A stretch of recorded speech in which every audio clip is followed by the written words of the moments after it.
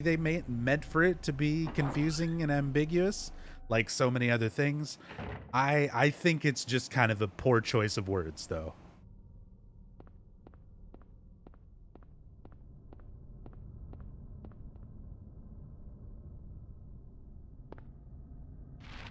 All right. That's our police station. We still got a lot of stuff to look at on this side of the town. Bunch more little signs and references.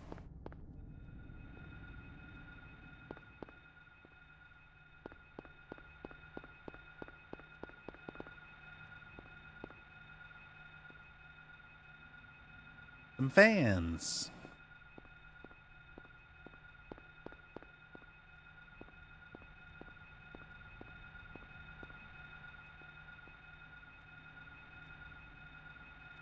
God, I need a cam hack for this game so bad, so that I can see some of these things clearer.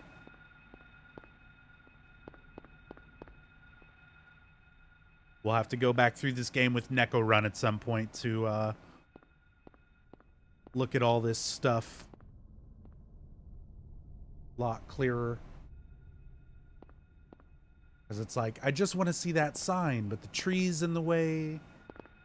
Angles, like, not quite there. It's rough.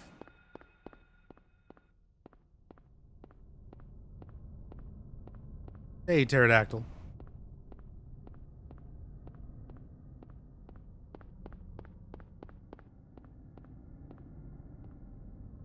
Buffalo Chief.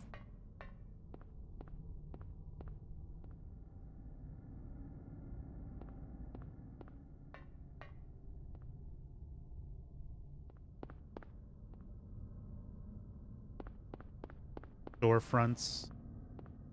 Again, I'm not sure if these are going to be direct references to existing properties. I guess take a look. Quick Google search on that.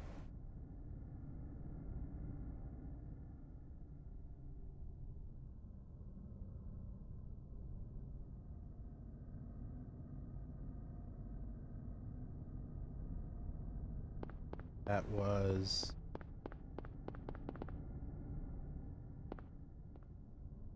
Buffalo Chief.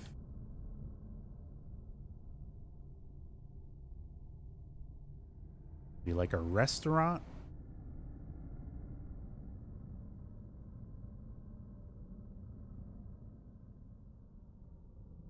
No. Store.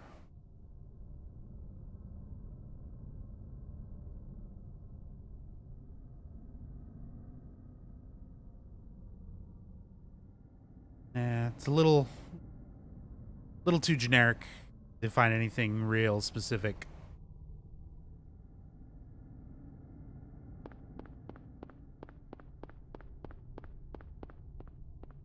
But there is some stuff that is very specific and obvious further down this way.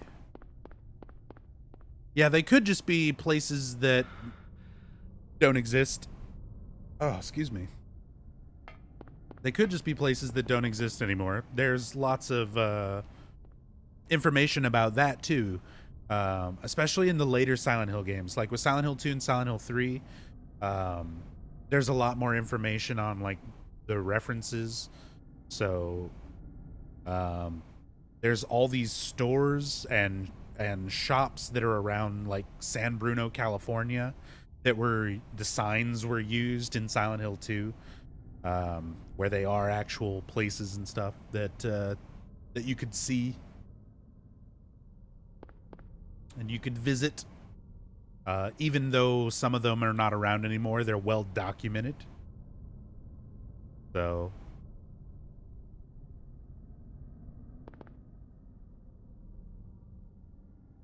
Marigold.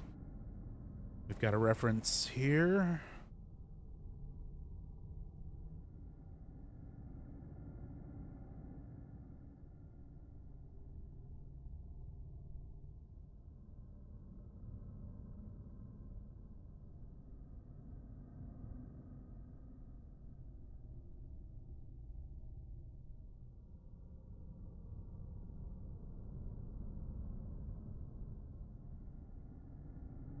So is this... I can't remember if there's more to this reference than just the marigold plant itself.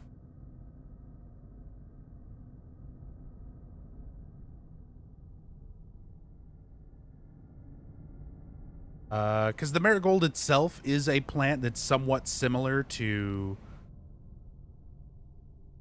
the description for White Claudia.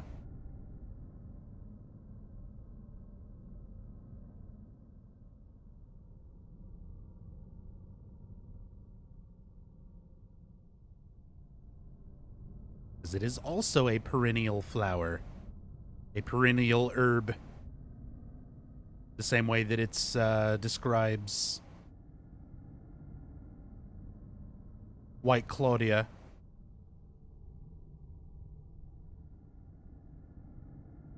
Looks like a music shop.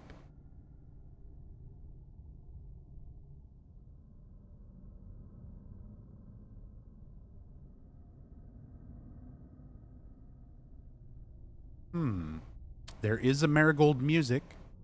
The different looking logo.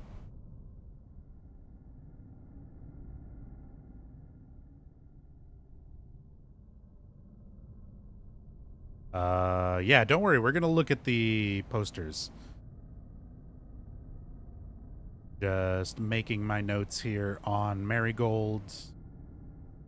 Things for me to expand upon in the future, do a little more research into. Find some of that reference. Maybe it's a reference to the band. The Swedish indie pop band called Marigold. But they didn't exist until 2010, so probably not.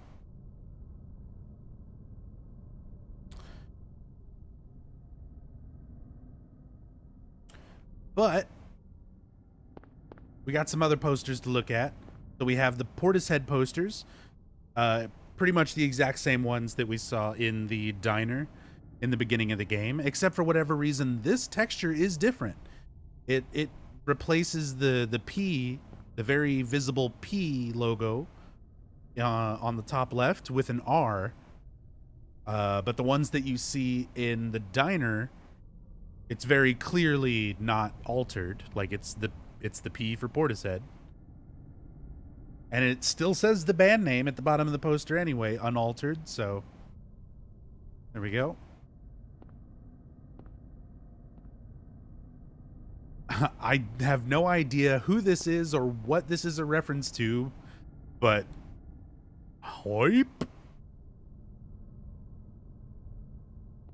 I just want somebody to run Silent Hill 1 at a GDQ again and spend a moment when you run over to Green Lion Antiques.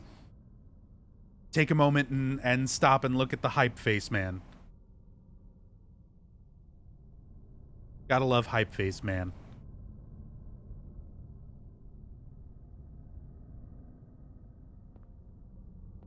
Do it, Andy. I believe in you. Another reference here, Mushnik's Florist. And I think there's even a note on the door. It's Little Shop of Horrors reference. And yeah, you can read, look at the fantastic new plant, Audrey Jr. So, Mushnik's, let me pull up those references. Nick's Florist.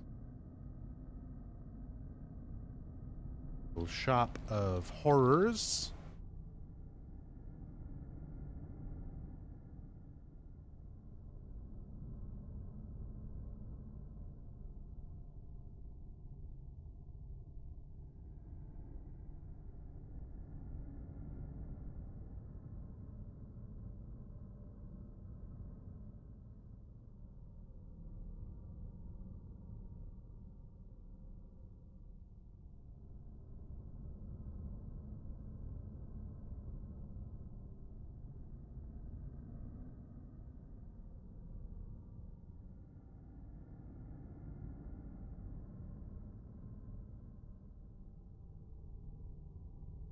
Save that.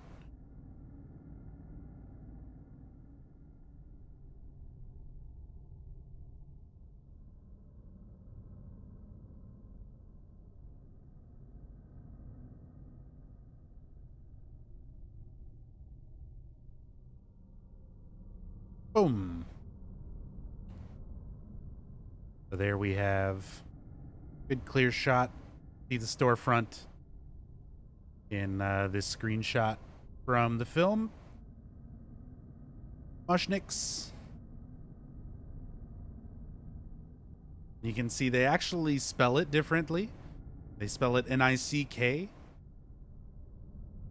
but definitely still a direct reference there, especially with the notes on the door referencing Audrey Jr. Audrey Jr., of course, being the monstrous plant creature in Little Shop of Horrors. Excellent movie, by the way.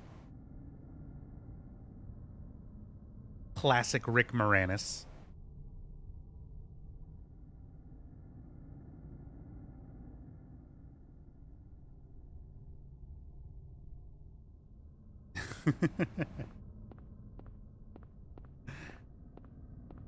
Reference to the original Little Shop movie, the black and white one. Does that one have the Nick spelling?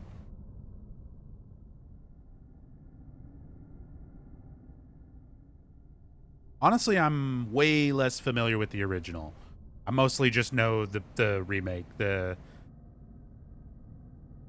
Rick Moranis movie.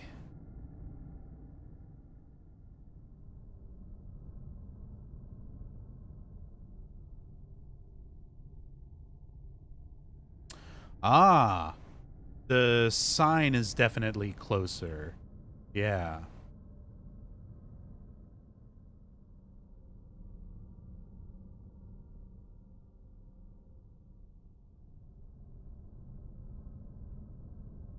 Yeah.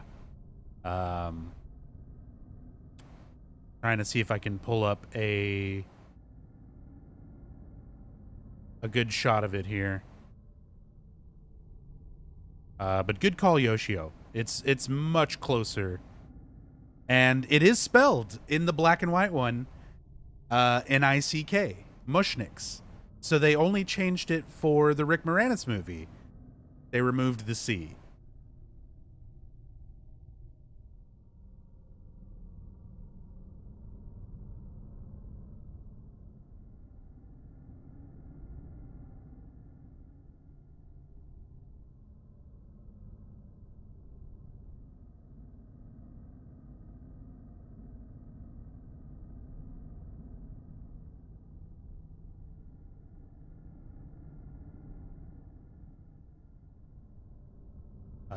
So I'm pulling all this. I'll have to get a better shot of this myself. I'll just pull up the movie at some point and get the screenshots and stuff that I need from the source material.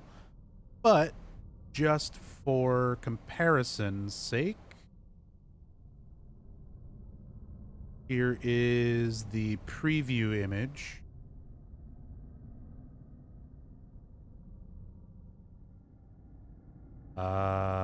Or not.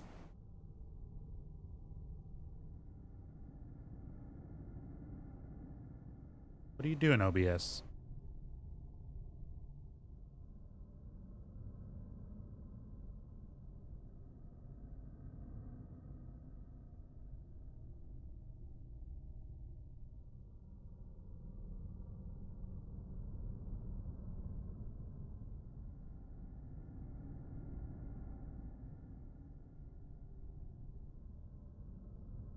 There we go.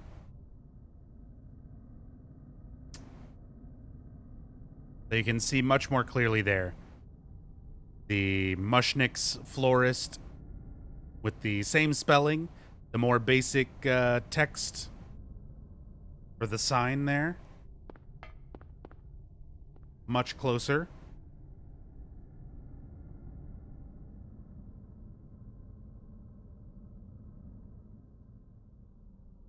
And if you look right there on the door, you can see the sign. It's kind of obscured by the crowd there, but look at the fantastic new plant Audrey Jr. right there, posted on the sign. And there it is. The exact same sign posted there on the glass. Look at the fantastic new plant Audrey Jr.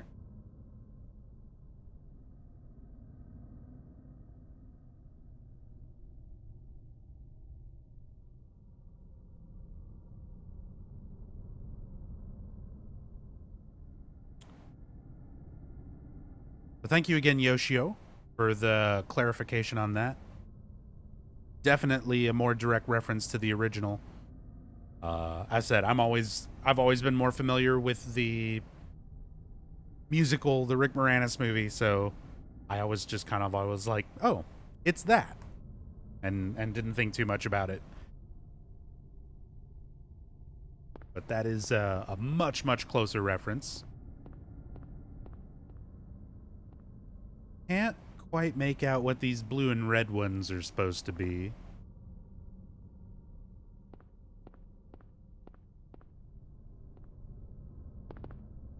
Also, I don't know if it's significant or not, but I love that pig.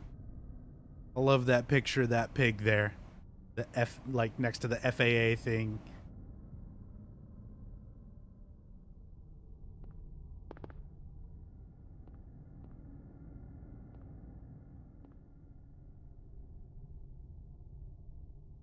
What is this movie again? Little Shop of Horrors. Andy. But more importantly, oh, is it Yoshio? Oh, this is a thing. 12 Monkeys reference. God, there's so many in this one little area.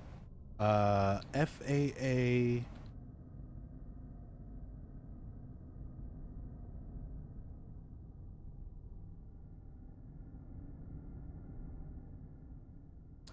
You are right.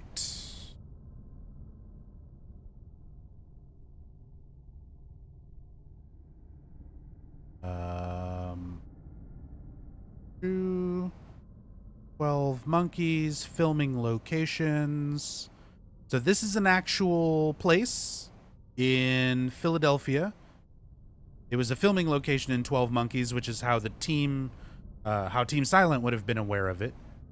But the address is 2802 Kensington Avenue, Philadelphia, Pennsylvania, the FAA headquarters. And I've got a great shot of it here. Save that. Put that in the notes.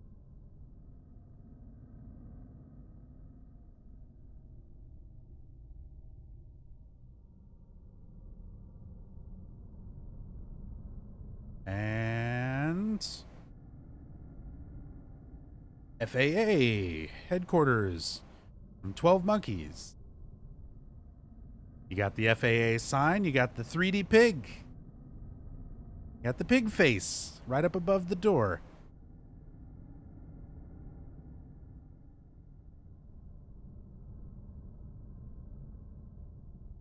So, reference to 12 Monkeys from Team Silent there.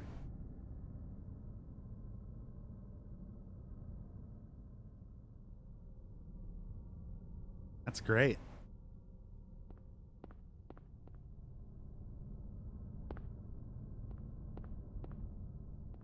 And of course, our Carrie movie posters right on the wall next to it.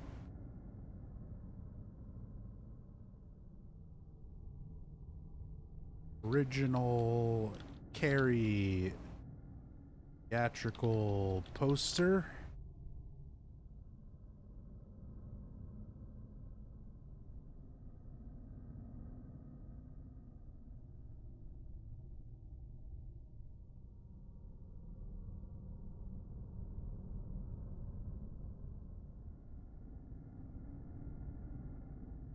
Go carry movie poster. Save that. That in the notes.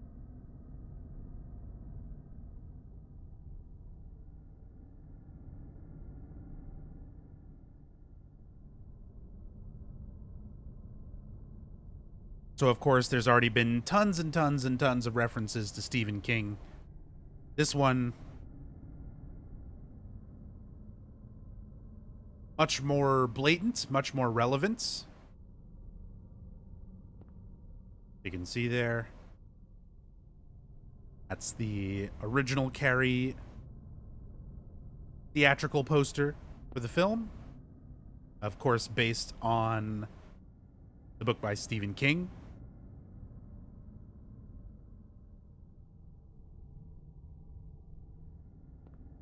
And it's about a psychic girl who has a very stressful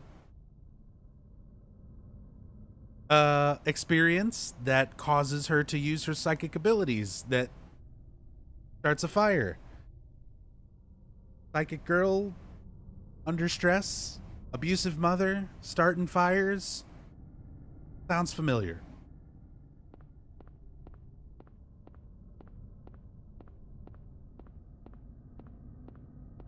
They may have taken more than a little bit of inspiration for this game from Carrie.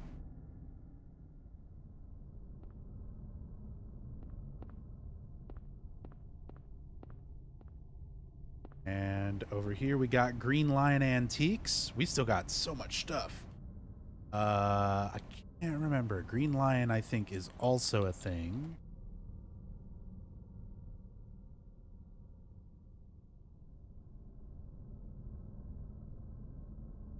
That's not a spoiler.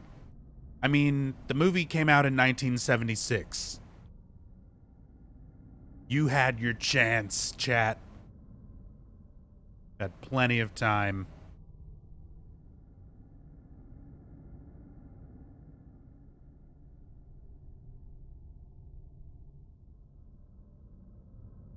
Lion.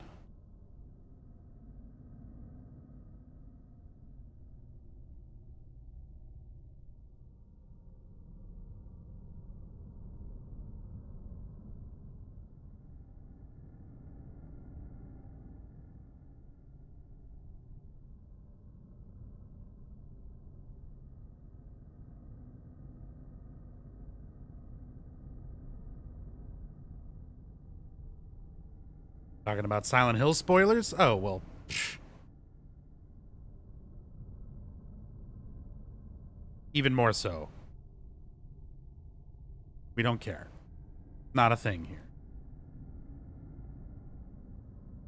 Constantly talk about the entire series in great depth.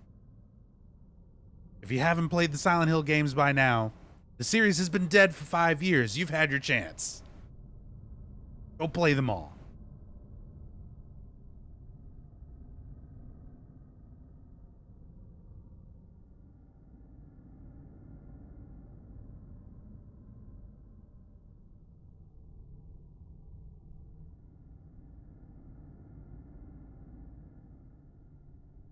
So this one is a reference to alchemy. So again, going back to Alchemilla, and there are various aspects of alchemy and like ancient religions and cult aspects and things like that that crop up and occur throughout Silent Hill symbolism all the time.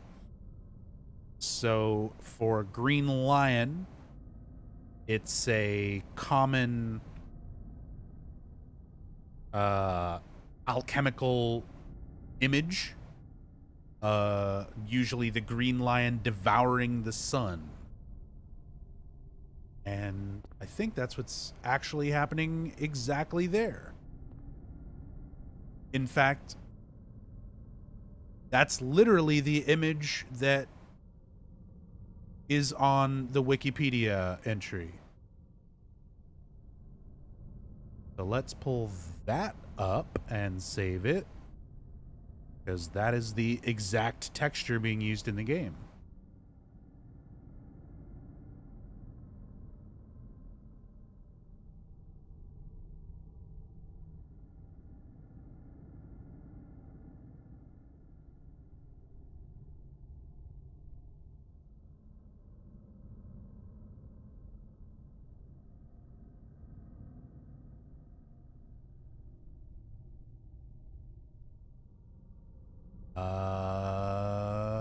Why does my stuff keep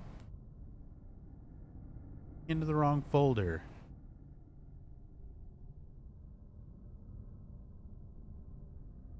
Yeah, Green Lion makes a reappearance in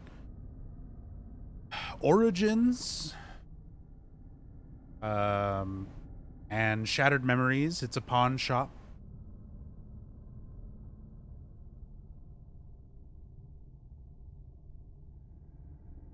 So it does show up.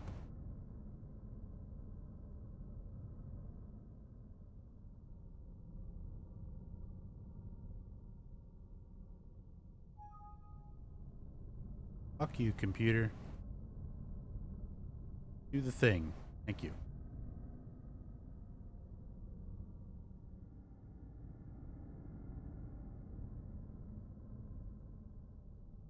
So here we go. Common alchemical imagery. The green lion consuming the sun. And I mean,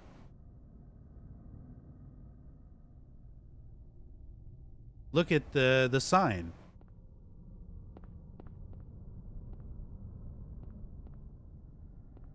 It's this exact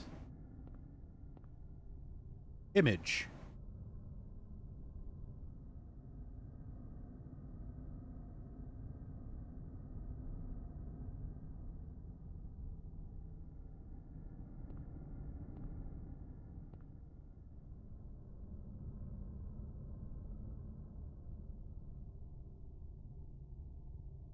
So there we go.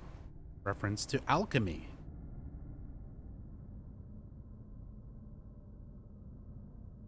So that serves even more of that question earlier about Alchemilla itself and sort of the name being a reference to anything.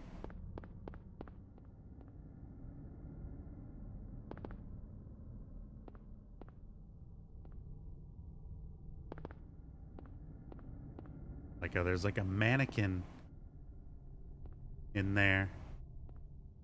Very flat. It's just a flat texture, but makes it look like there's something in there. Person watching from the window.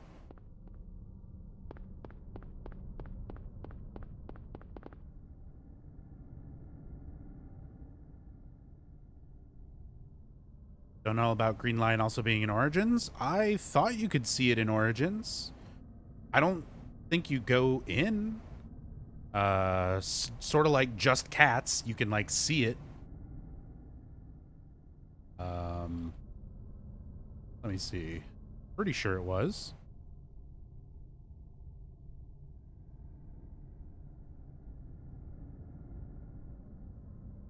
Oh yeah, it's at the very end of the game when you go downstairs to go punch Satan in the butt. It's like right there. It's Green Lion Antiques. It's at the very end of the game. That crawling section when Travis is on his hands and knees and he crawls, that long tunnel, that's Green Lion Antiques, him going to the back of Green Lion Antiques to the altar.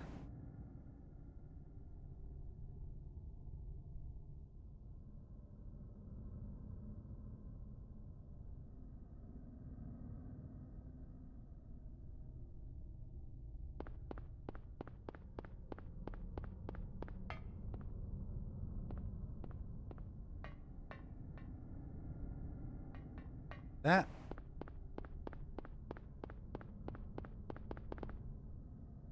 Another antique store. Antiques Old Town. And Andy Shop.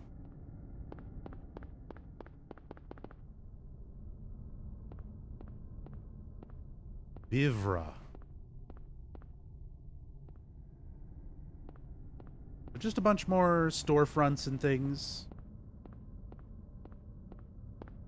Not all of them are quite so iconic or instantly, like, recognizable as references and things. Sign romantic journey.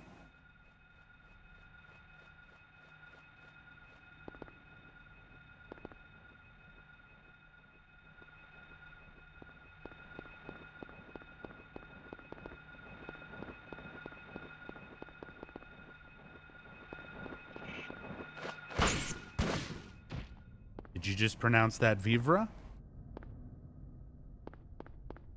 I mean, it's V-I-V, R with an accent mark above it, E. Am I incorrect? Not Viver. Vivra. How would you say it?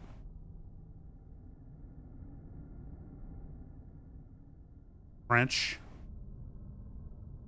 So it's just Viv. Vivre.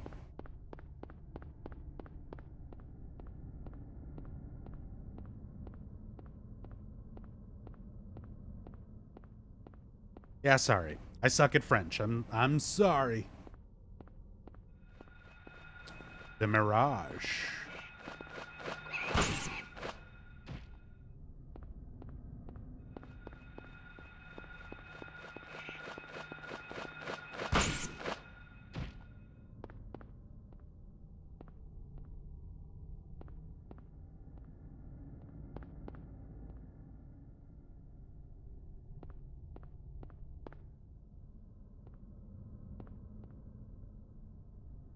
Grandmaster Bookstore.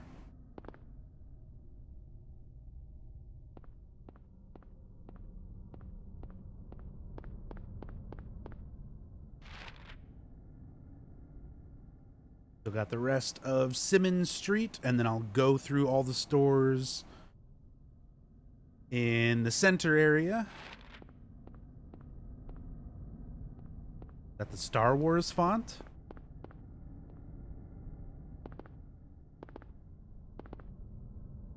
Like where it says Grandmaster? No, it's definitely not the Star Wars font. Looks like the Crash Bandicoot font. It's closer to that than Star Wars, but not quite that either.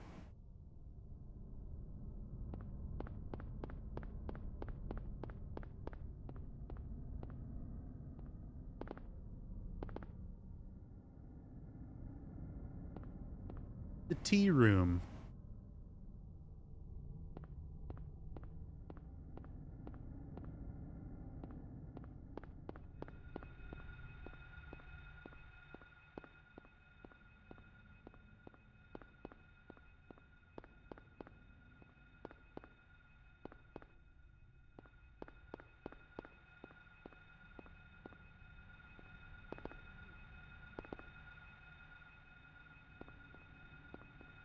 Dinah.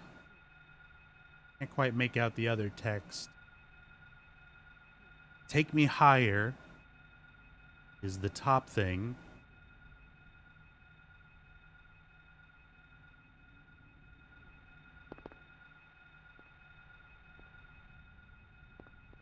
That I don't know if it's a direct reference or not.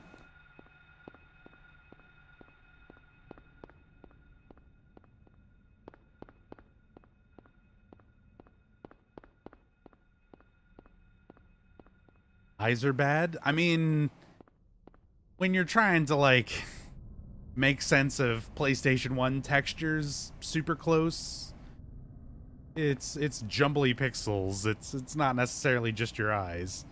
It's hard to see, even with like clear vision. Something top sales. Yeah, this is why I need a cam hack. I can look at that stuff a little closer.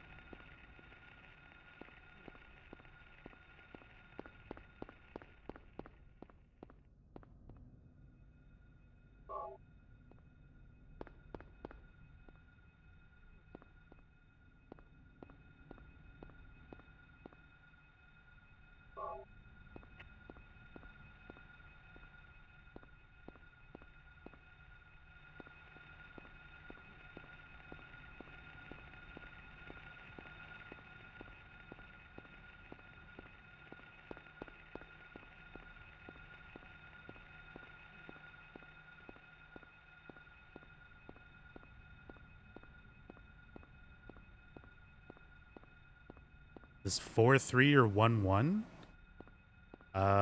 Like the overall aspect ratio? I believe it's 4:3.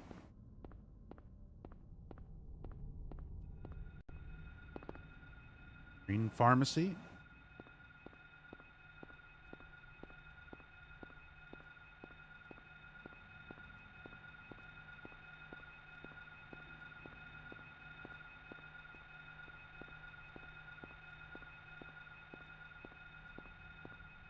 I don't know. I don't really mess with the aspect ratio. It's not skewed in any way. I'm playing this through I'm playing the PlayStation Network version of Silent Hill 1 via PSTV, which is how I'm capturing it through my capture card. So it's not being scaled or stretched or anything like that from default output.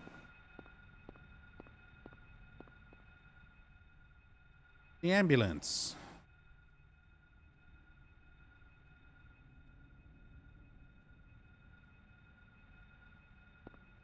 The good old ambulance ending that everybody knows about, right?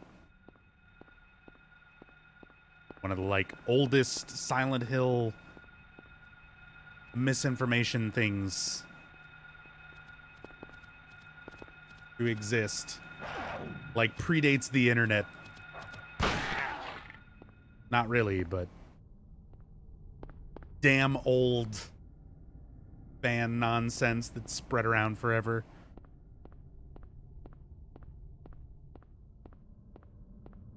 Don't most ambulances have it written backwards on the front? Yes. So that you can read it in rear view mirrors when they are behind you.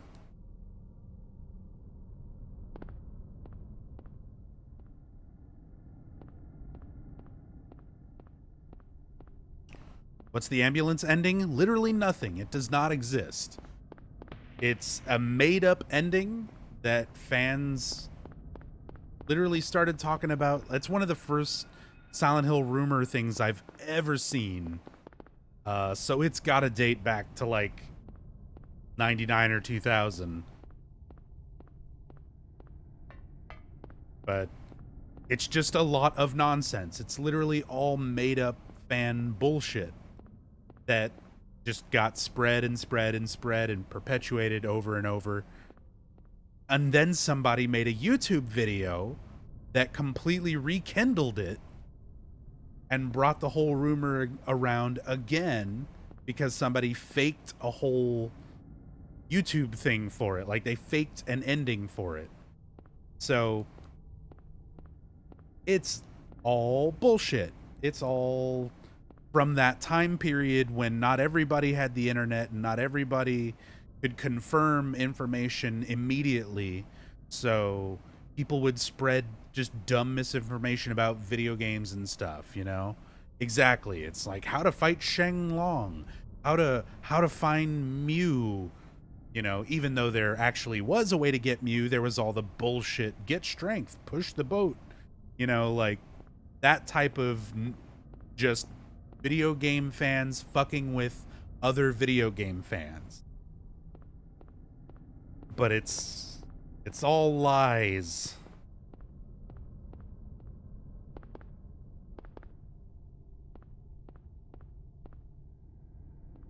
Lies and nonsense.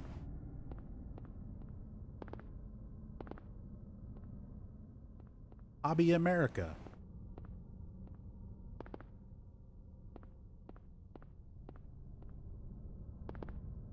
Supposed to be like a Hobby Lobby. Kinda.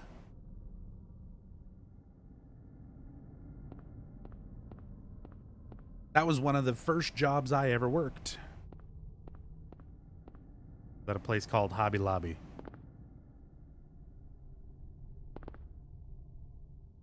Obvious play in the famous import mag Hobby Japan. See, Yoshi, I'm glad you're here. I'm not familiar with that supposedly popular magazine, Hobby America, so Hobby Japan, let me pull that up.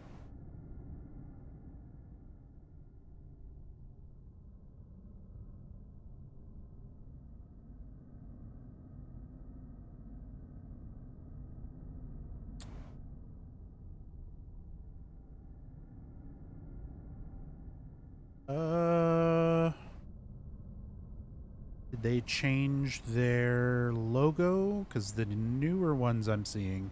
Oh, no, it is. It absolutely is. They changed their font over the years, but when you look at the older covers, yeah. It's got that same thing where the Y drops off. The Y in hobby, like, goes down to the lower row of text. Save that. Hobby Japan.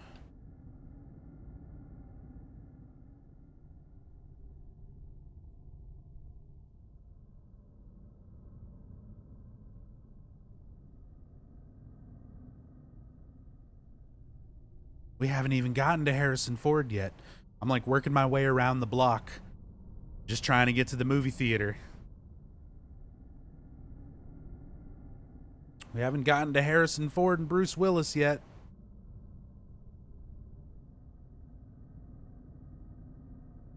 There's Silent Hill cameos. There it is. Hobby Japan. And yeah, you can see that font. I said the way the Y like drops down.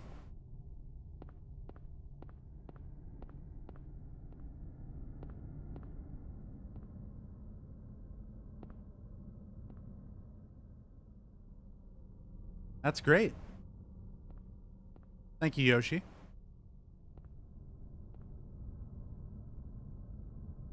Yeah, they changed it when I was looking it up. The font is different, but it used to look like that.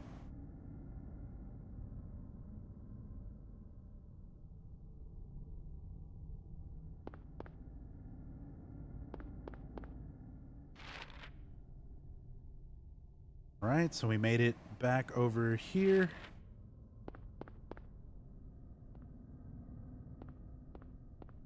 Wild's cool.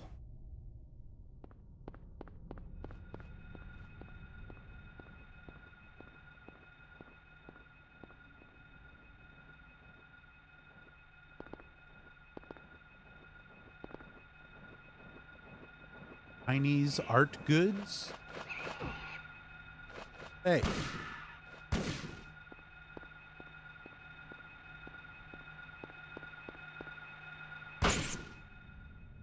Stop it.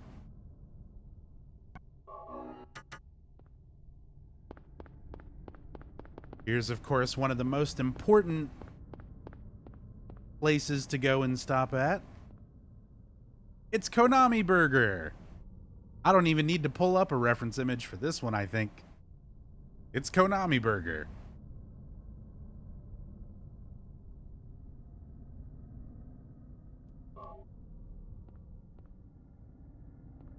So many good burger places around Silent Hill. You got Queen Burger, you got Happy Burger, you got Konami Burger. And we've talked about this in previous in-depth playthroughs, but from the standpoint of Japanese perspective, making an American town, if you really want to signify that a town is American to a Japanese audience, hamburgers. That is like the number one American thing you can do is hamburgers. Put hamburgers everywhere.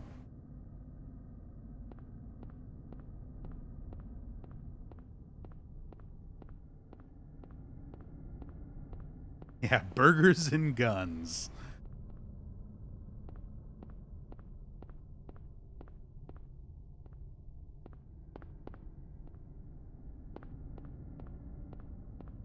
Use the payphone. Call Cheryl.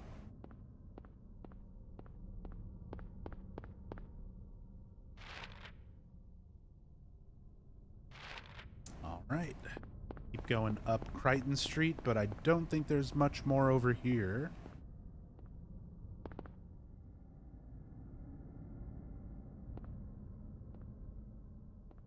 Free newsletters.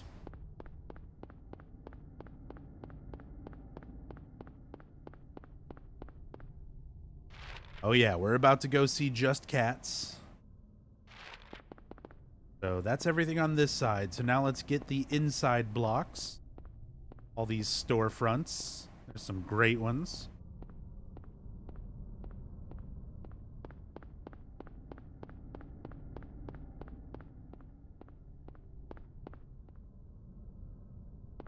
And this is the best one.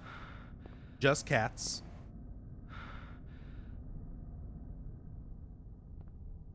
Nothing else. Not a pet store.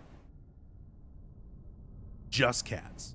Just cats. Nothing but cats.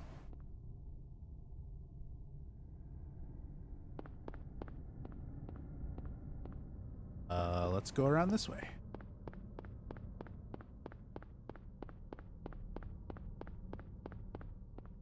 I started on that side of the block. Saw the police station, went around from there. This one always was interesting to me because the sign's in Spanish. Number 1, photo in una hora.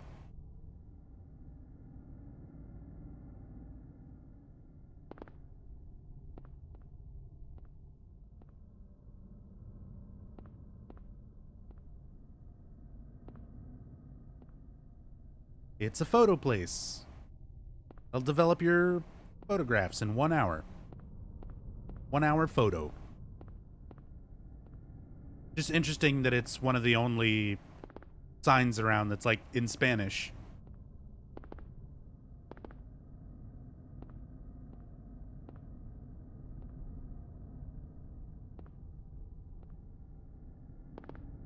Galaxy. It should be Ora with an H, yes. But, slightly misspelled. Galaxy. I like the way they split up Galaxy.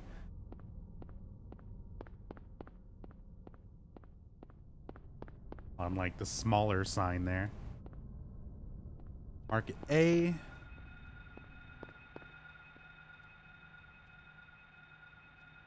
Car something. Just says the car.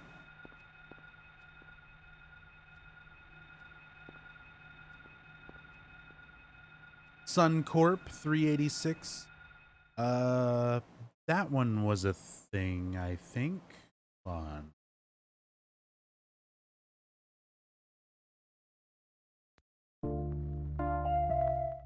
Oops. Don't worry, we're not sad. I just bumped my hotkey.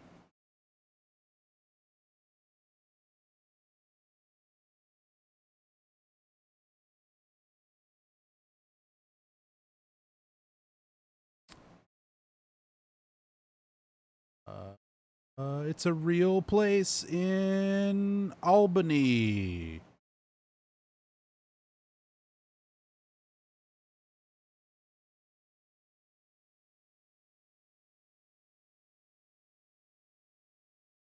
Oh, it could just be in Italian. I guess, yeah, it could just be Italian, not Spanish. Clarendon.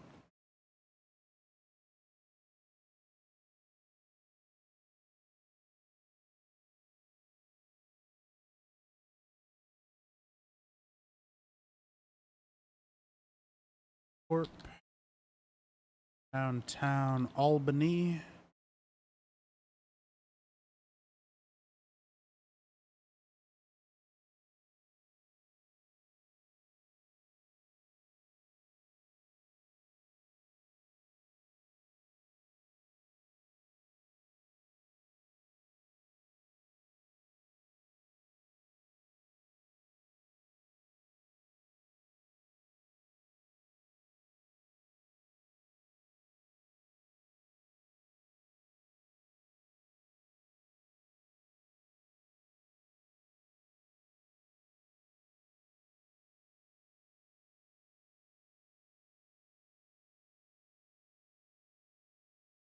That there. Save that. That.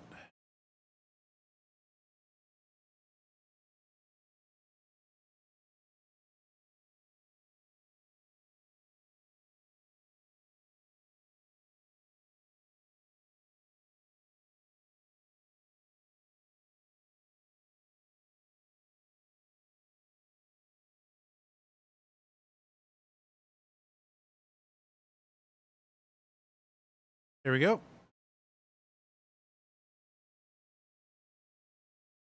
That whole top part of the building.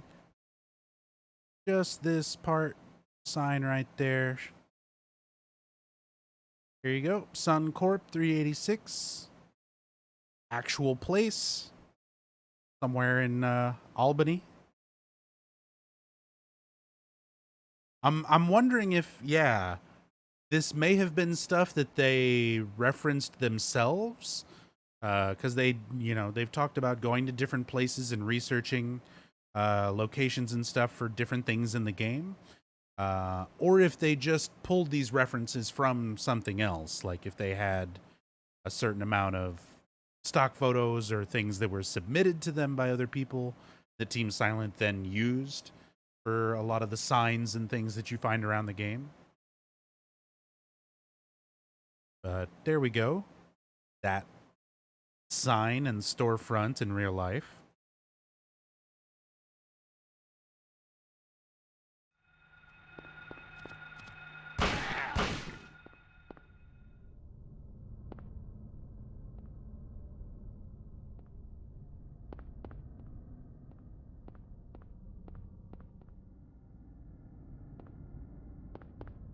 But I wish I could see these signs. I wish I could look upward.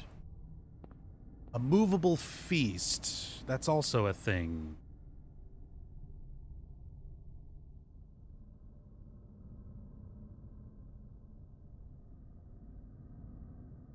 Full feast. Right. It's a book. It's Ernest Hemingway.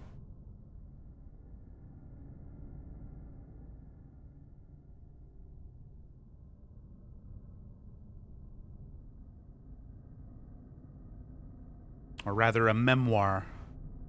Collection of memoirs from Ernest Hemingway. Provides specific addresses of apartments, bars, cafes, and hotels, many of which can still be found in Paris today.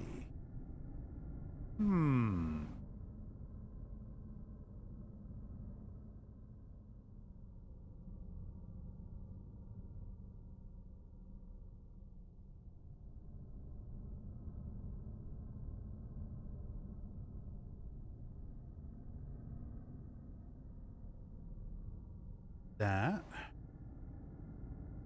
Pull that up. Movable feasts.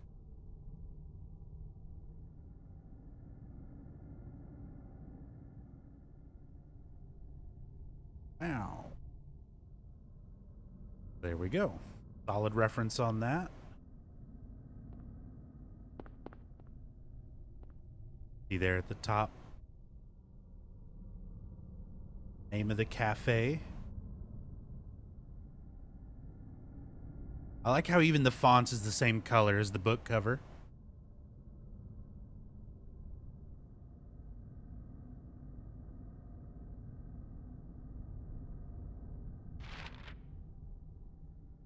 Hey, Cube Cowboy.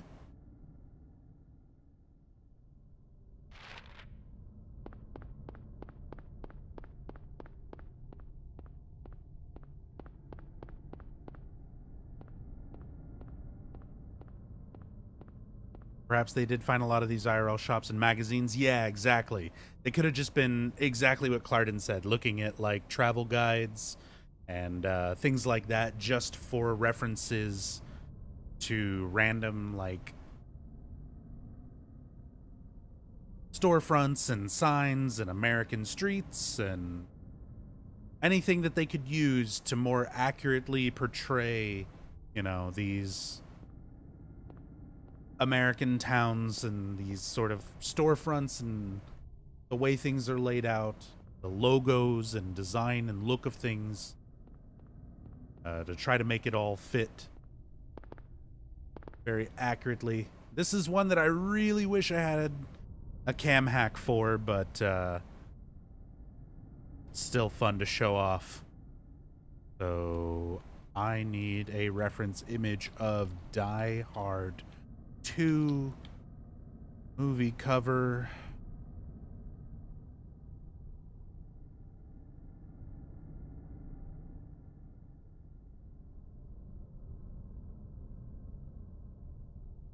Die Hard 2.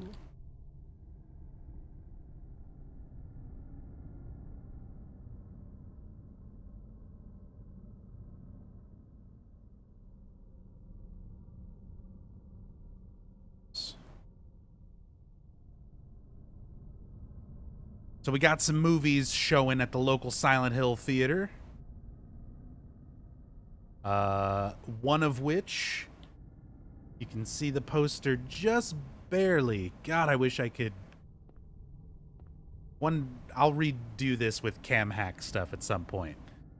But look up there. Look at the very top middle of the screen where this is the Silent Hill movie theater. They're advertising movies on either side of this sign. This one in Silent Hill is a movie called Crusher Dan. But you look, it's just Bruce Willis. It's just the cover of Die Hard 2. They put a little bit of MS Paint hair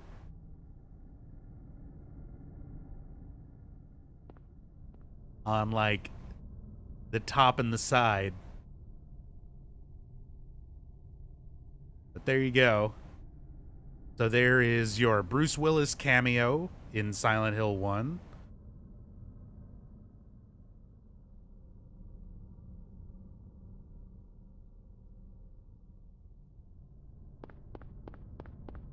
And on the other side, one's a lot harder to see. Oh man, it's so faded. But that is Raiders Lost Ark cover.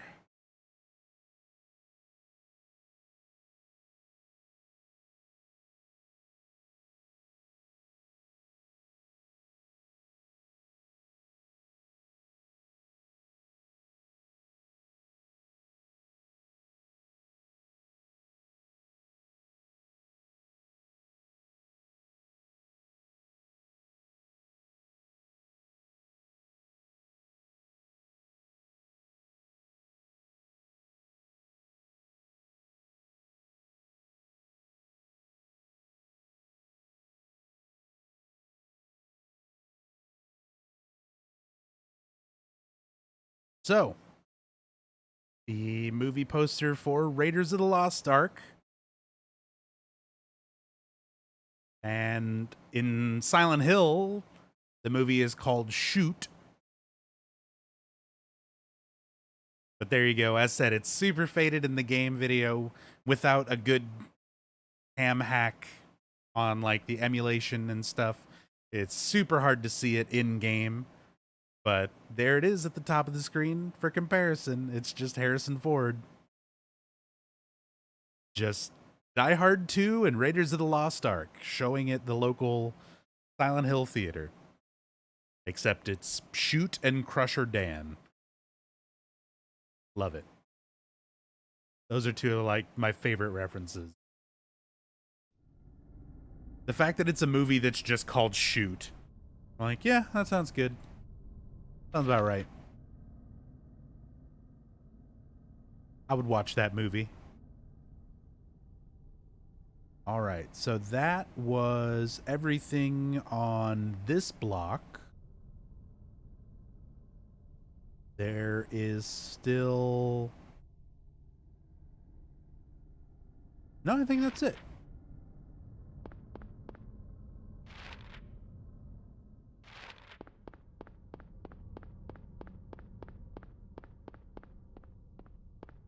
Got that. Came from the cafe. I got that side. Did I get this side of Wilson Street?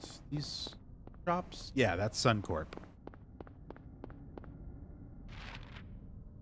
So there we go. That's everything in New Silent Hill. Holy crap, there's so much stuff. So many little references and things on this side. There's the Carrie posters, Raiders of the Lost Ark, Die Hard 2, Green Lions Eating Sons, Little Shop of Horrors, all the street names themselves. Like, even though it's a smaller section of town compared to, hot dog. Even though it's a smaller section of town compared to the first part, before you cross the drawbridge,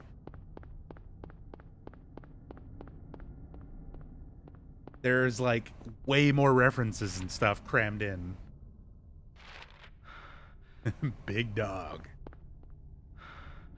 Oh, yeah, a couple more things here. I didn't get this side of the block. Restaurant Die-Dye. Think that's a thing? A real place?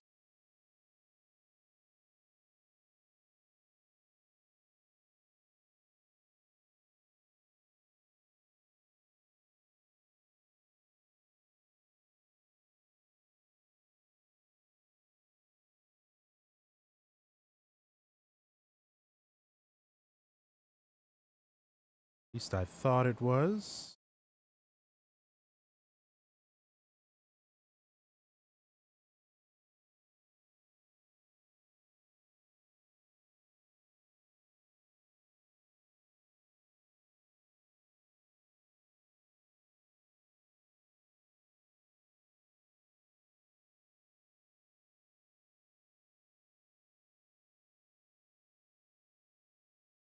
Die-Dye is an orange.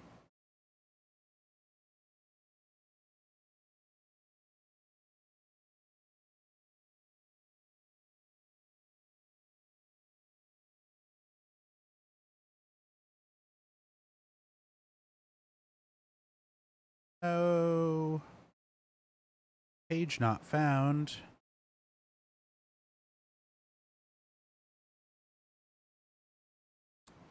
There was a counterpart to this, but none of the links or information still connects to it.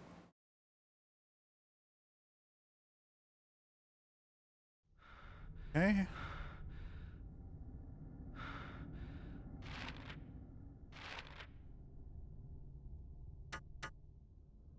Hey, Monopoint. Woke up and found you were given a gift sub. Yeah, had a huge gift sub bomb earlier from Mehmet.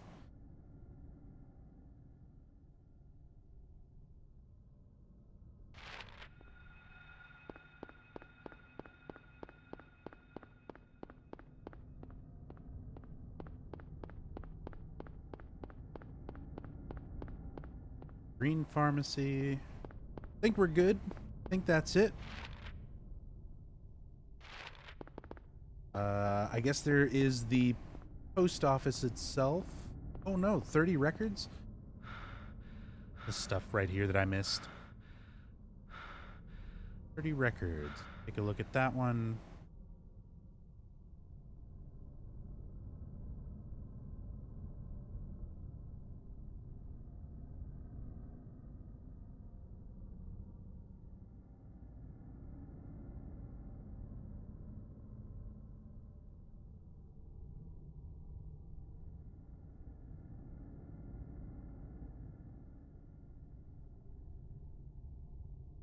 The Records Music Store.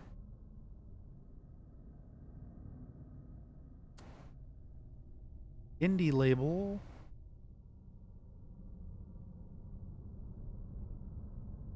This one might be a thing.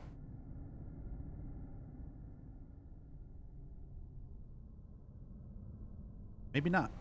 A lot of these I'm not finding too much information on. They may have been real places at one point that just don't exist anymore, and there wasn't any real easily found archive of them. So a lot of these I'll probably have to go back to, spend a little bit more time digging, see if I can confirm and fill out my notes a little more.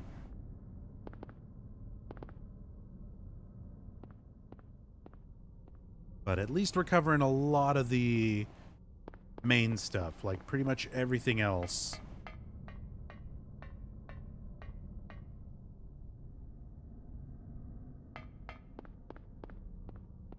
Just for the sake of coming up here. We'll be back up here later. But it's not too often that I come check this out before the boss fights. Isn't Pyramid Head in this game? Pyramid Head's in Silent Hill 2. This is the first one.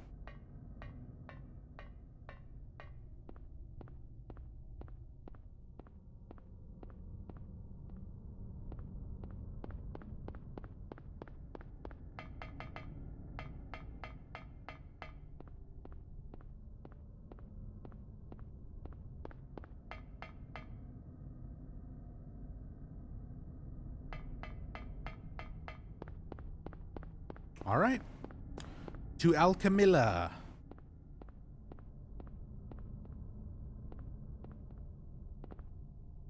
Alchemilla Hospital.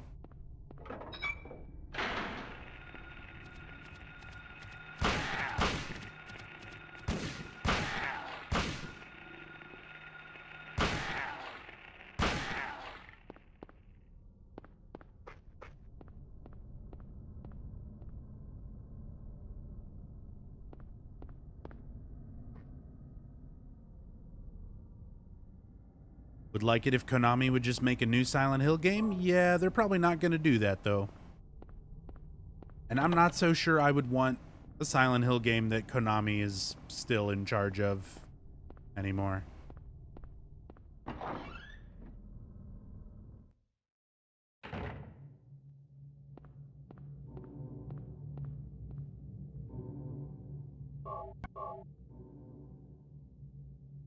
When does Pyramid Head first show up in Silent Hill 2?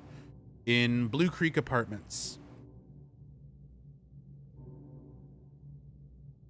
When you're going through the Blue Creek Apartments, there's a moment when there are these metal bars in one of the hallways outside of the clock room. And you see Pyramid Head just standing there. It's not a big cutscene. It's not a big dramatic entrance. There's not any, like, theatrics around it. You just walk through the hallway to this room, and he's standing there watching you. And he's on the other side of the bars, so you can't get to him. He can't get to you. And he's just standing there, and he's, like, glowing red. Like, such a great introduction for such an iconic character. Just being creepy and standing there.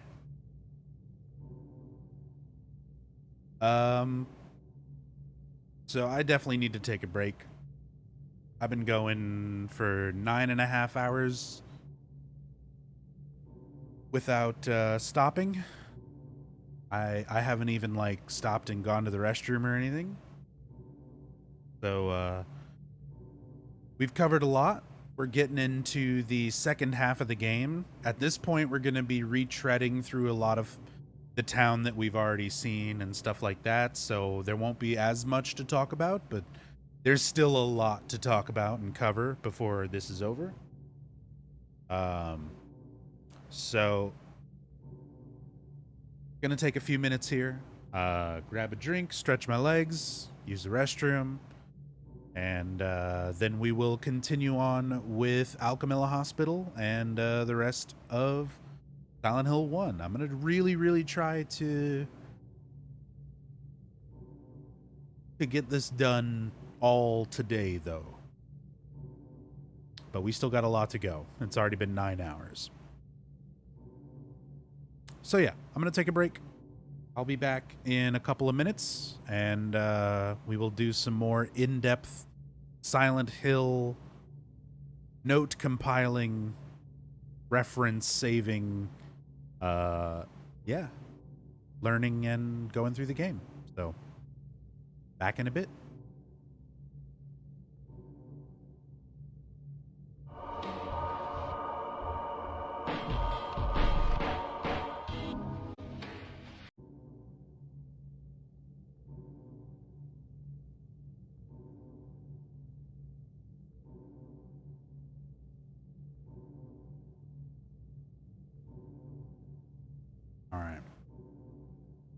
I'm not quite ready to move on just yet. I'm just gonna idle here in the Alchemilla lobby for a bit while I sip on some tea. Got a couple of bites worth of cake. And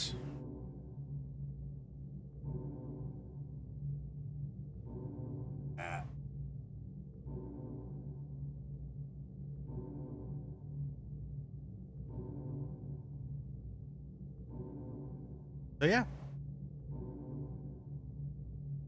Hope everybody has been enjoying the stream and stuff. Again, I really appreciate everybody coming by, hanging out, enjoying the game, enjoying the stream. Oh, Tutu, please. I just turned it on. Huh. Go over there.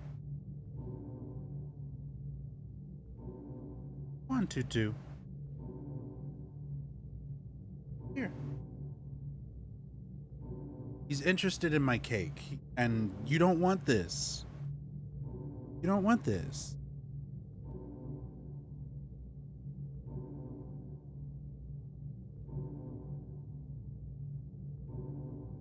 See?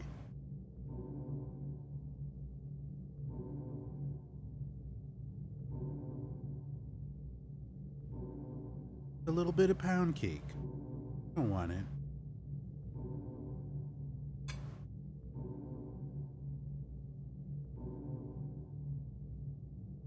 I will. However, how about some of these? How about some catnip treats, huh?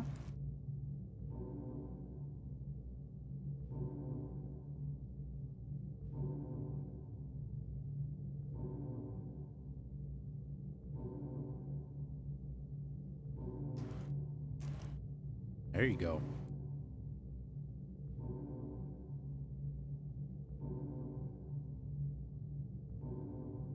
There you go.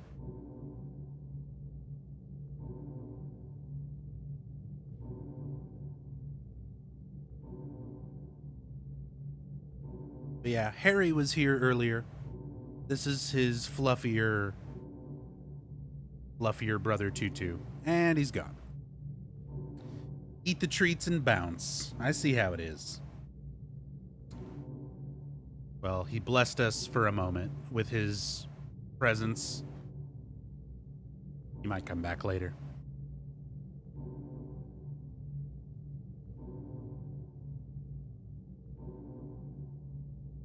But yeah. Thank you guys for coming by, hanging out, enjoying the stream so far. Been very educational. I've learned new things. Hopefully you have learned new things. So many details and little inspirations and things all throughout this game. It's so fun to just kind of go through, and don't realize how many there are until I'm actually cataloging and making notes and doing all that for all of it, you know?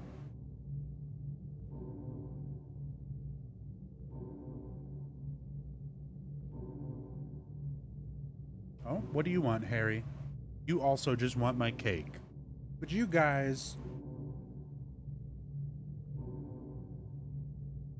Hey, no, Harry. You can sit right over there. Go sit in your spot. You sit in your spot. That means you're awesome. Then everybody can look at you.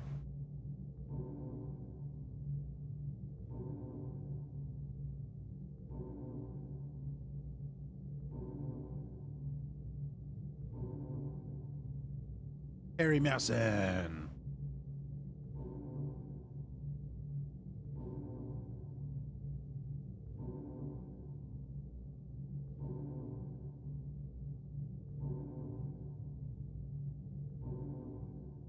Good boy.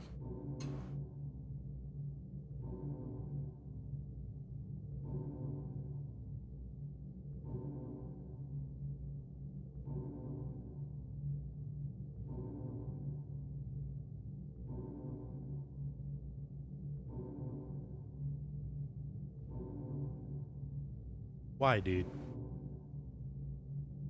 You were in the perfect spot. He's like, no, I want to sit over here where your mouse and keyboard and everything important is so that I can get away. Come on. Don't eat cake, trust me.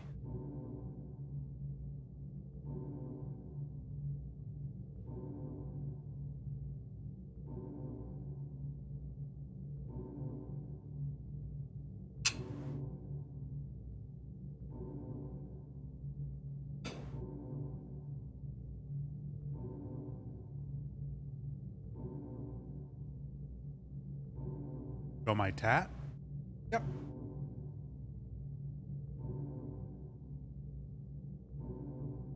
One sec.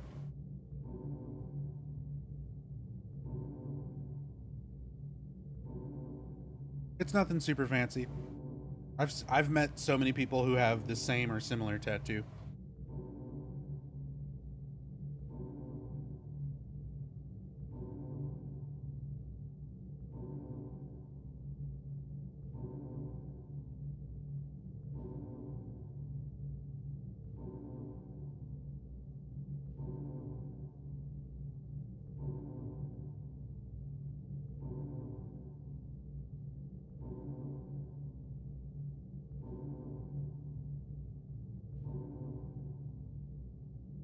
So I got my Triforce. Because there's been a lot of video games throughout my life that have impacted my life in a serious way. Silent Hill, Metal Gear Solid, Final Fantasy, Dance Dance Revolution. There's been a lot of games that have had major impacts in my life and the people who I am like friends with now, and all of it goes back to the original Legend of Zelda.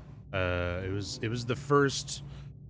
It wasn't the first video game that I ever played in my life, but it was the first one that like we owned and that I had on my own system, like on the original NES, the very first Zelda. Because I've got a sister who's a little bit older, so I played like stuff on the Atari 2600, and it was like the Empire Strikes Back on Atari 2600 and stuff. But those kind of games didn't really like stick with me. It was just kind of here's a thing to play, you know, like as a kid. But the first Legend of Zelda, when I had my own console and time to play it and everything, it was the first game that I really sunk myself into.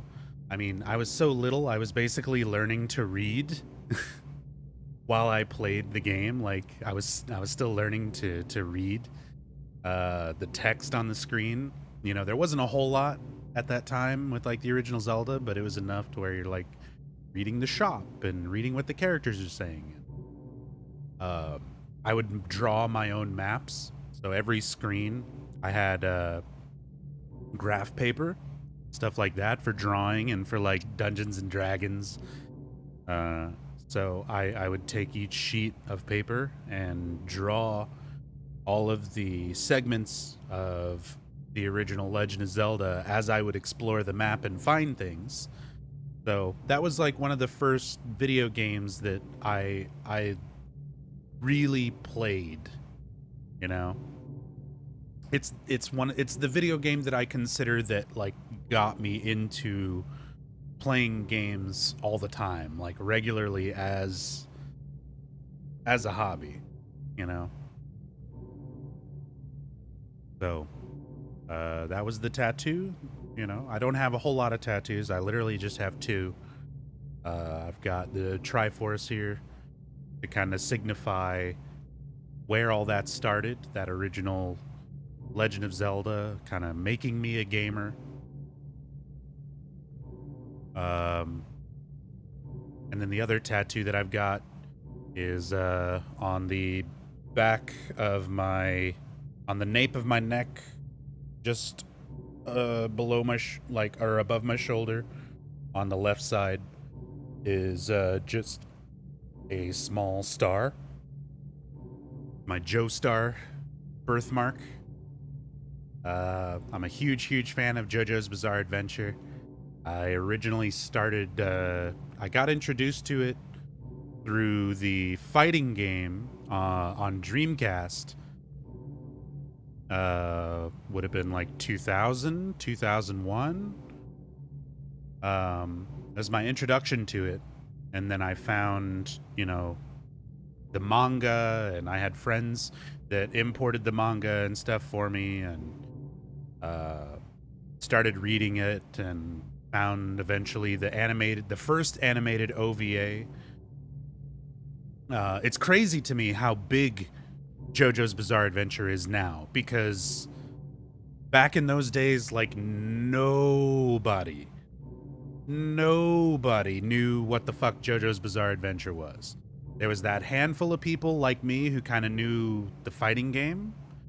But I mean, this predates the memes and stuff, like and all of that kind of made it start getting more popular through internet memes. And but yeah, I've been a huge fan of JoJo's Bizarre Adventure, and have been pretty much for like almost 20 years now, almost as long as Silent Hill, you know. And it's through that I've met a lot of people who are still very good friends in my real life, so it's one of my favorite manga, anime, etc. of like all time. So those are my two things. Those are my two tattoos. My Joestar and my Triforce.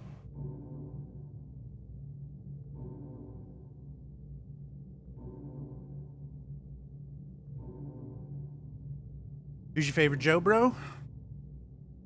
It's tough, you know.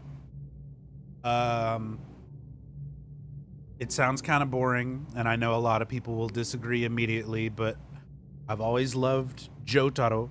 Jotaro has been one of my favorites ever since the very beginning. He was like the first character that I really enjoyed, you know. Of course, Dio. I've always been kind of more of a fan of the villains. But then Josuke is also really great. Higashikata Josuke. Not necessarily Jojo Leon Josuke, but Part 4 Josuke. But Jotaro is he's still up there. He's a whale biologist, man. He calls them like he sees them.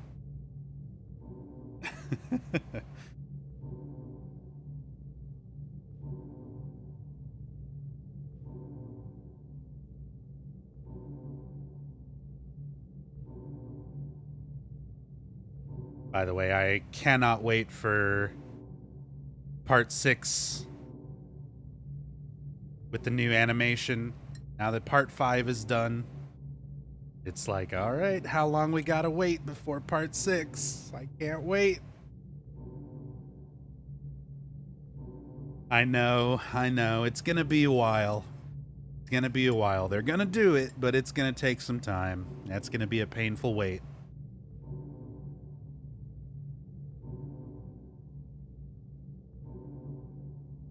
And then we get Steel Ball Run.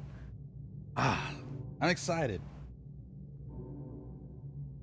I said, nothing pleases me more than to see JoJo's Bizarre Adventure blow up in popularity the way that it has. Because it used to be such a niche kind of weird, lesser known thing, and now it's like one of the most popular anime around, so that's awesome to me.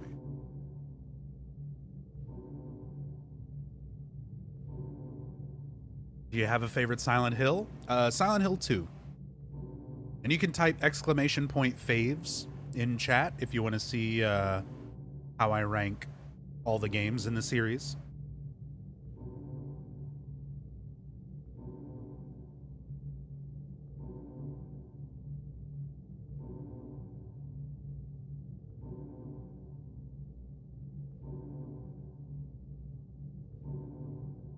Oh yeah, it's an excellent. The new anime has been excellent, Andy. It's really good, very fairly faithful representation of the manga. You know, obviously some things are a little different, a little changed, but that's to be expected. Not all of it's going to translate to animation and stuff too well, so.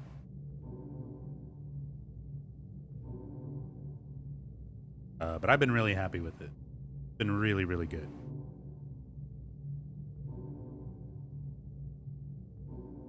Now all we need is Arxis to make like a competitive 2D JoJo's fighting game.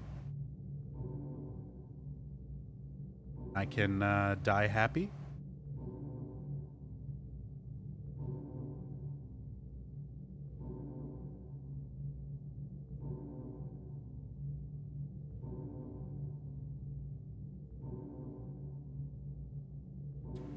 It was awesome to see the dance part animated. Oh yeah, for part 5.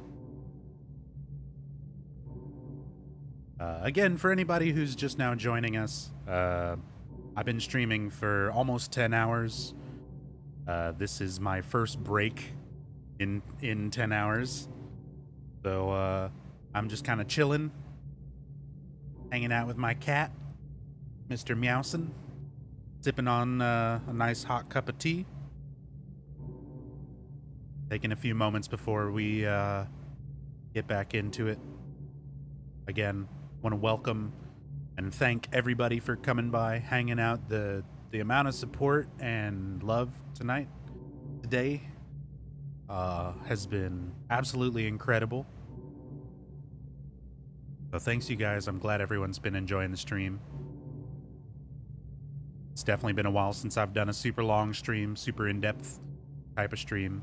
And as said, today it was such a different thing. I'm always nervous. I'm always super anxious whenever I'm going to stream in something kind of different. And I was like, man, if I spend all this time looking up references and just kind of going over this stuff instead of just playing the game and talking about it like I usually do, people are going to be like, oh, it's so boring, you know? But everybody's been super receptive. Everyone's been really enjoying this, so it's something that I'll try to do some more of. As I said, I'll eventually cover all the games in the series with this same kind of format. Slowly going through them, looking at everything, pulling up the references, making notes. One of the best ways to really break down and understand how much there is to these games. So, yeah, as said, it's been a lot of fun so far, and I really appreciate everybody hanging out and supporting the stream and enjoying it.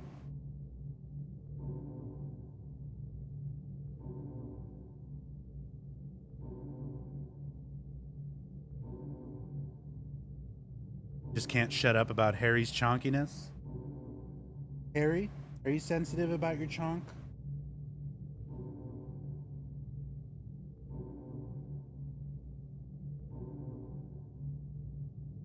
I think he's okay with it.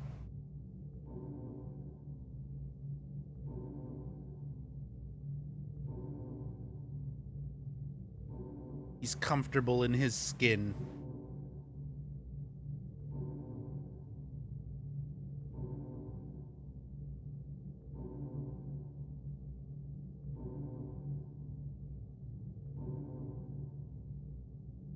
Oh yeah, he's a unit.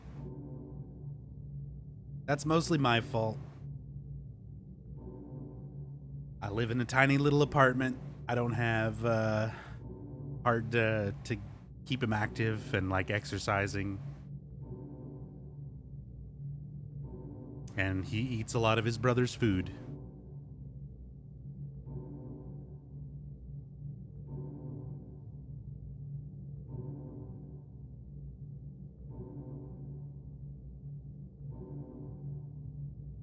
It's okay, right? Right, Harry.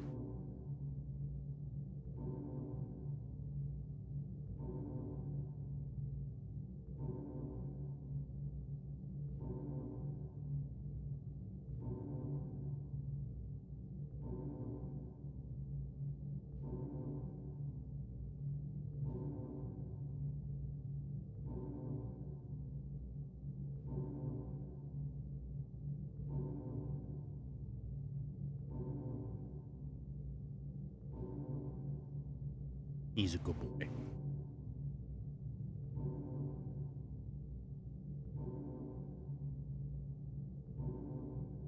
Ever owned a male cat? Are they any different from lady cats? I mean, I've had both male and female cats throughout my life. So, I mean, so long as they're spayed and neutered, not really, not really, not super different. Because I've had male cats that are much more aggressive and active. But then I've also had female cats like that, and I've had male cats and female cats that are super chill, that just want to sit in your lap, and So, I think there's more to say about like the breed of cat that affects it more so than the gender.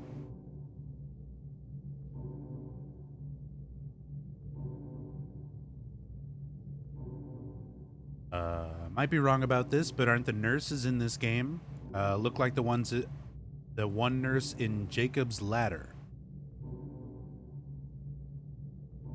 Oh, yes, I know what you're talking about.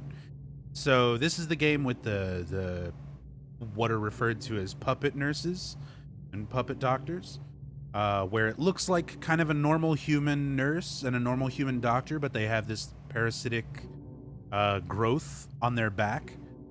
And there's the scene in Jacob's Ladder. There's a nurse. She like leans, and her hat falls off, and there's like a parasitic growth thing on her head. Yeah, that was an inspiration. That bit from Jacob's Ladder, a bit of an inspiration for the way that they appear.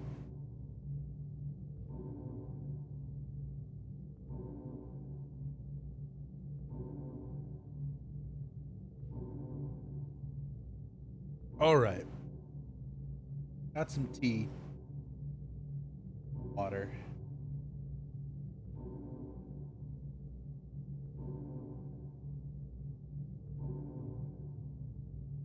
Wonder if puppet nurses and doctors were real people taken over by manifested parasites. What do you think? No. They are not real people that are just infected with a parasite. They are just like every other creature that is created by the town. They are completely manifested from the mind of someone. In the case of Silent Hill 1, everything is manifested from the mind of Alessa. So that is the nurses, the doctors, the parasites in them, Lisa Garland, like all of that is coming from Alessa's mind. So the puppets themselves, the fact, or the puppet nurses themselves, the fact that they have the parasite is meant to be more symbolic, probably showing that they are infected and puppeted by somebody who's in control, aka Michael Kaufman. But they themselves are not normal people who are just infected with a parasite. They're still manifested creatures, just like anything else.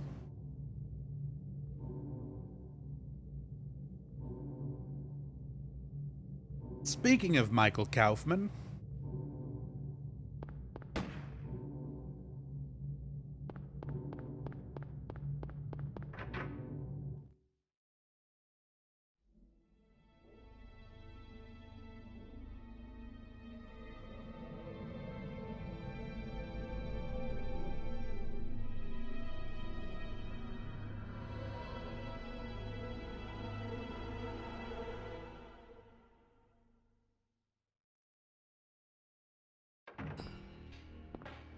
Hold it. Stop. Don't shoot. Wait. I'm not here to fight. My name is Harry Mason. I'm in town on vacation. Thank God. Another human being. Do you work here? I'm Dr. Michael Kaufman. I work at this hospital. So maybe you can tell me what's going on. I really can't say. I was taking a nap in the staff room. When I woke up, it was like this. Everyone seems to have disappeared. And it's snowing out, this time of year. Something's gone seriously wrong. Did you see those monsters? Have you ever seen such aberrations? Ever even heard of such things? You and I both know creatures like that don't exist. Yeah. Have you seen a little girl anywhere? I'm looking for my daughter. She's only 7, short, black hair. She's missing. I'm sorry. But with all those monsters around, I highly doubt that she's... Sorry, I didn't mean to alarm you. Your wife, she's here with you? She died 4 years ago. Now it's just me and my daughter. I see. I'm sorry. Well, I'd better be going. I can't just sit around here doing nothing. So long. Good luck out there.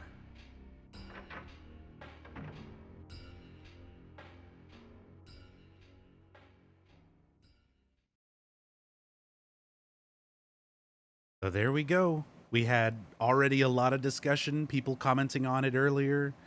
You know, it's one of those long-running things ever since the movie came out. It's ash falling from the sky. It's ash falling from the sky. And then somebody earlier in chat was like, hey, maybe it's White Claudia, you know, being stirred around in the wind. It is snow. It is out-of-season snow. Michael Kaufman says it right there. It's snowing out this time of year. Again, I'm going to shamelessly plug myself and my shop. I've got a store on Design by Humans. Got some original artwork done by my amazing emote and channel artist, Trina Wolfe, including t-shirts and mugs and things like that with the this time of year infamous Kaufman line with a great snowy Seal of Metatron background to it. It's all done up in the in-game Silent Hill 1 font. So, trying to put money together. I'm trying to afford health insurance for the first time in like 6 years so that I can stop having so many health issues and stream some more. So, seriously, I know it sounds shameless, sellout, plug, whatever, but this is how I support myself. This is how I get by. It's thanks to the generosity of you guys, so all of that help, any purchases from the store, subscriptions, bits, all that good stuff, literally helps me stay alive. It keeps me going. So, thank you guys so much. Yeah, we got our out-of-season snow comment. Yeah, Katrina, that's my boy. That's Harry Meowson.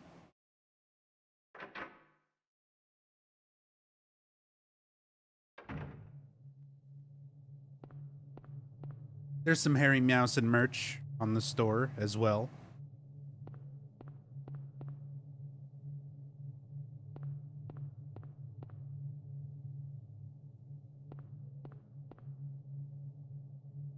Oh my God, America, heal your people? Yeah, I mean, they will as long as you have enough money.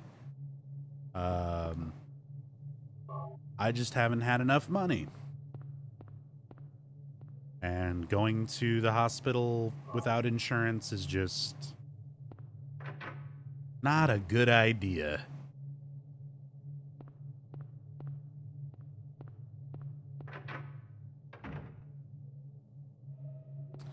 But anyway,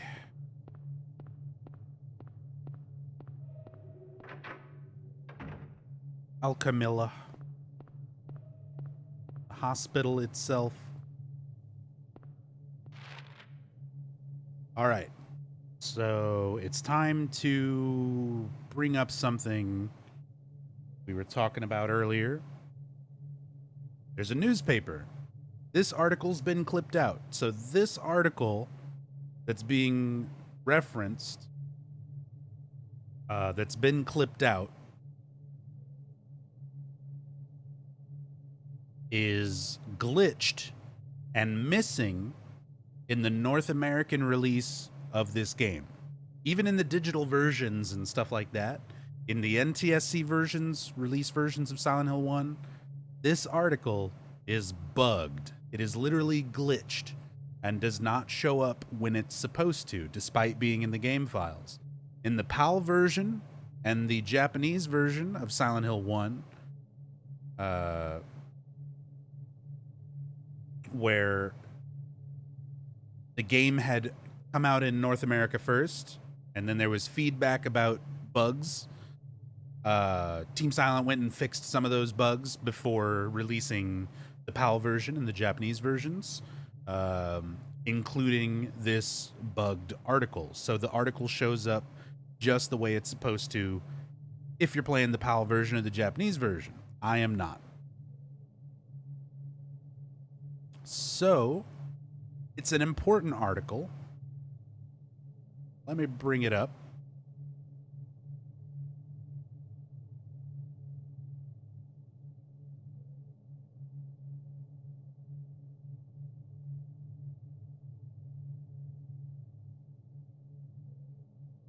Hello, when you started game. Hey, Johnny boy, about 10 hours ago.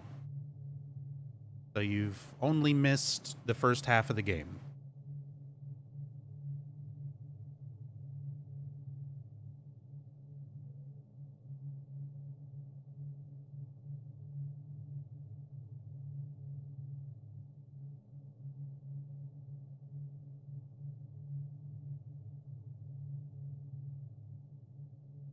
Come on, where is my article?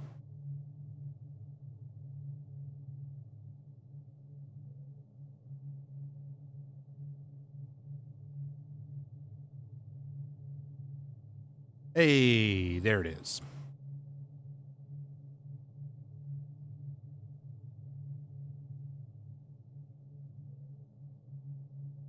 So, yes, Clarden. So normally the article itself is not here. You don't see it until nowhere at the end of the game. It's the same article, Andy. This is the newspaper that you have to read that alludes to that article. This is the paper that it's been clipped out of. And then at the end of the game in nowhere is where you would find, normally you would find the actual article itself. But since we've already talked about it earlier, and this is a good point to bring it up, this is the paper that that article was clipped from. So if it was not bugged in the North American version, once we got to nowhere, we would be able to read this. So I will read that note for you. Here's the article that's been clipped out. Investigation stalled. PTV dealers still at large. Suspicious deaths continue. First, the anti-drug mayor. Now, a narcotics officer dies of a sudden heart failure of unknown cause. So we'll read these articles that this line is referencing a little bit later, where it mentions the death of the mayor, and we already read the article in the police station about the narcotics officer, Officer Gucci, who died of heart failure. Harry then says, "Are there others? It's pretty old." And then there's a continuation of the article. Fire broke out in town. 6 homes destroyed. Charred body of Alessa Gillespie, 7, found in aftermath. Cause of fire currently under investigation. Investigation shows source as basement of Gillespie home. Blaze now believed caused by malfunction of antiquated boiler. And then Harry comments after reading this, the date of the blaze, it's the same day we found Cheryl. So earlier we were reading the article titled Manifestations of Delusions, which was an excerpt from a book that we found in Midwich. So that's what sets up the idea that Alessa's psychic abilities are triggered by moments of intense stress, and once her abilities happen, it's out of her control, but it has a physical effect on reality around her. So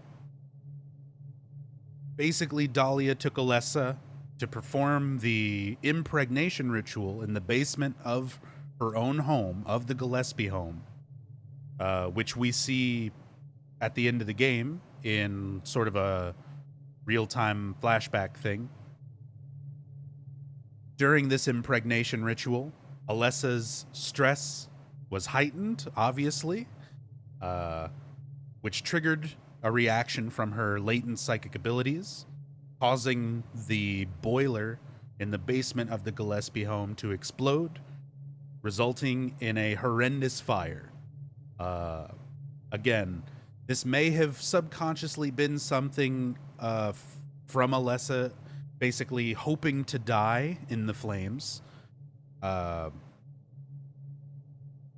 in order to prevent the ritual from being performed. She doesn't want to birth a god.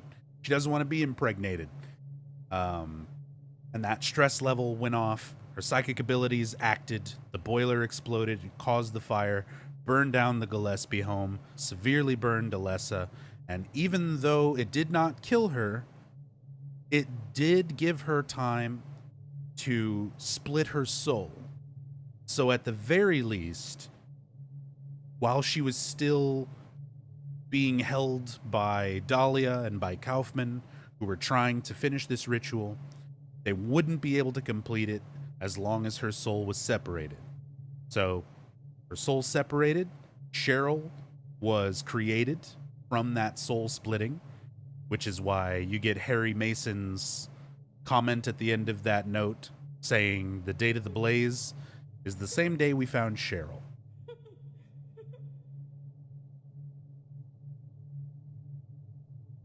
So a lot of backstory there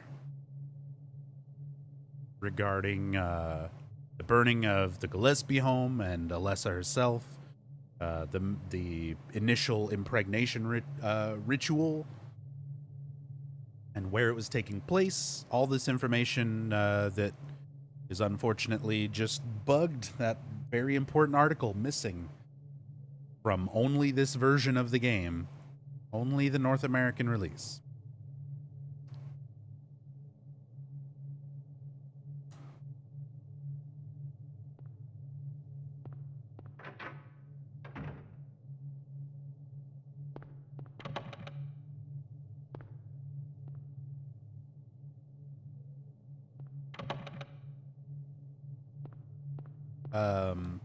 Also, T-Chen and Spooky Trevor, thank you so much for the hosts.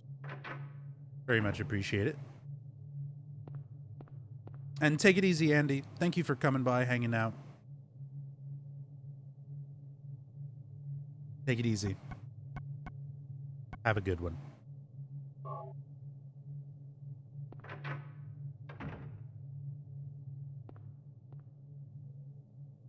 Special. An unusual. Phone's out, can't get a dial tone. So we still have some stuff to kind of look at. A lot of stuff to discuss, some references and things to pull up. But we've gotten through the majority of it, because a lot of it is just the stuff that's spread around town. That's what most of the last 10 hours has been, is all the references that are spread around town. And just kind of meticulously going through all of that. Once we get into some of the more like straightforward stuff like Alchemilla, that stuff kind of slows down, so we'll be able to progress through the game at a little bit more reasonable pace, at least for now. There's still going to be a lot of stuff, though, that comes up.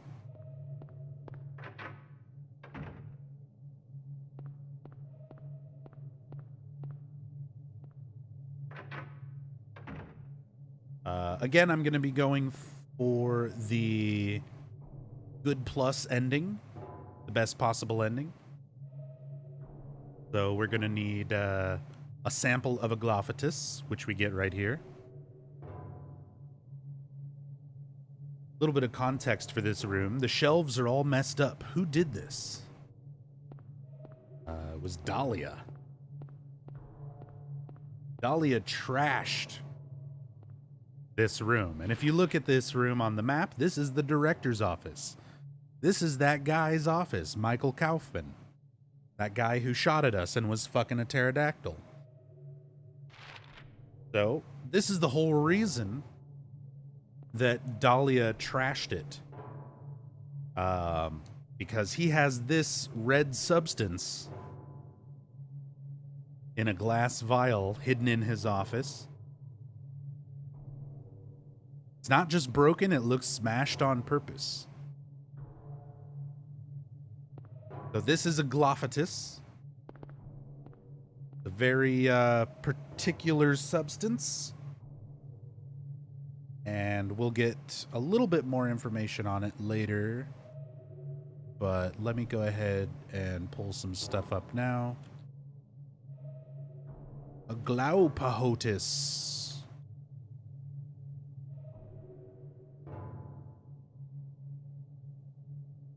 So again, this is something that is used very predominantly throughout the game, but is also based on something in real life.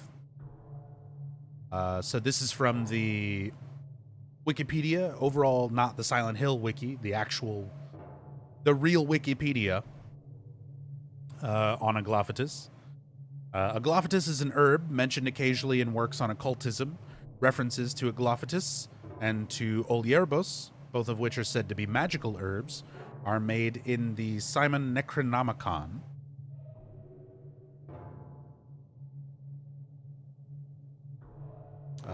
Historic uses. The Greek doctor Dioscorides named a Glophatus as a member of the peony family. It has been speculated that the species Peony officinalis, or the European peony, is the source of a Glophatus, but there's little evidence for this theory to be proved. According to Dioscorides, peony is used for warding off demons, witchcraft, and fever. And that is exactly what it is used for in Silent Hill as well. It is used to ward off demons. It's actually for exorcising demons out of people, which we will see it used on Alessa herself at the end of this game in order to force the god out of her.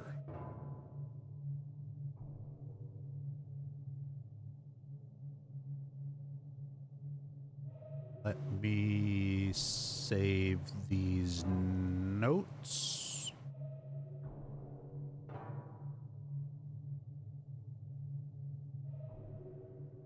Glophatus notes.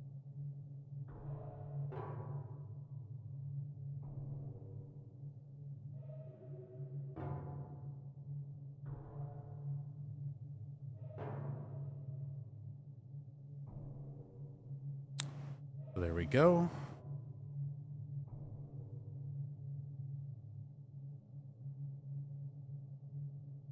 And we will take some of that for ourselves. The remaining liquid is emptied into the plastic bottle. Now, what have we here?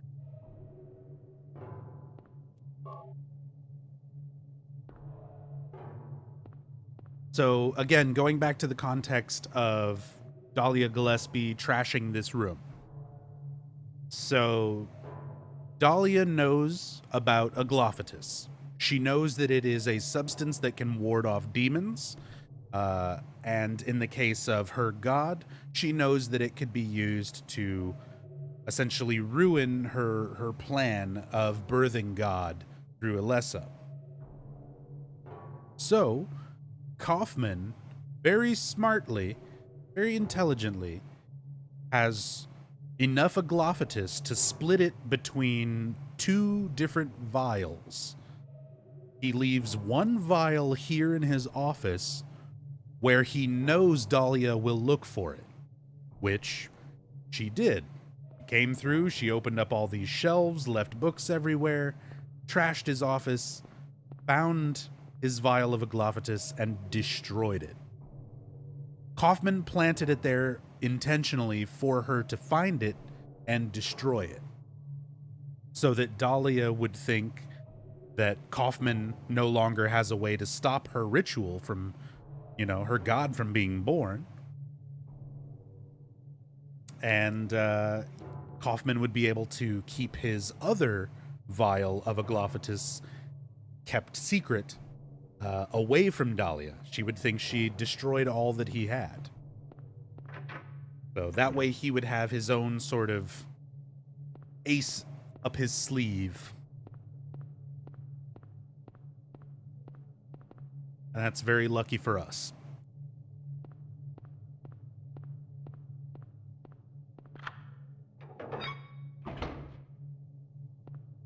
And all that information, it's all in the game. It's all in the final cutscene. The dialogue between Kaufman and Dahlia. Kaufman pulls out some agglophatus. Dahlia's like, I thought I got rid of that, referring to this bottle that was smashed in Kaufman's office.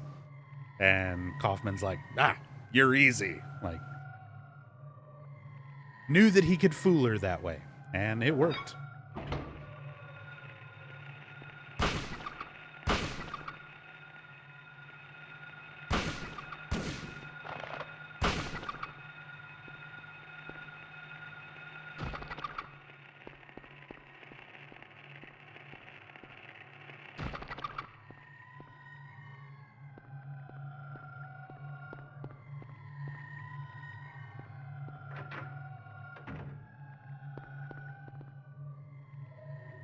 In-house generators power elevators, ICUs, and operating rooms only. Do it. Need that elevator. Some more really good sound effects. I love the sounds, similar to when you power up the boiler in Midwich, and it makes that monster growl. I love these sort of animalistic machine noises.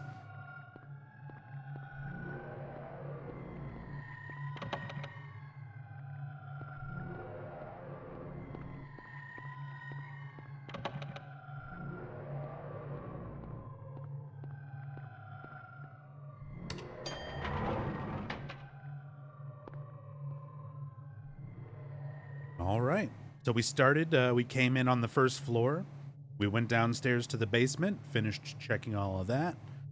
So only floor 2 and floor 3 to check.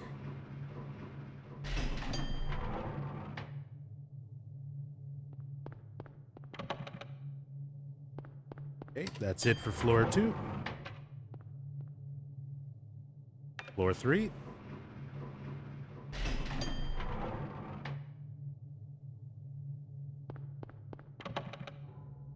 And that's it for that.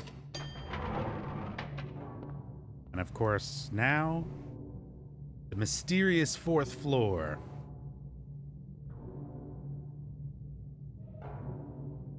So, here is an example of thinking too hard about Silent Hill, and looking for symbolism where there isn't actually any, even if it makes sense. So for a very long time, many fans, myself included, looked at the appearance of this 4th floor as being a little bit more significant when you take into account Japanese superstition. In Japan, the number 4 is considered unlucky. The pronunciation for the number 4 in Japanese can be pronounced as shi, which is also the root for the word death.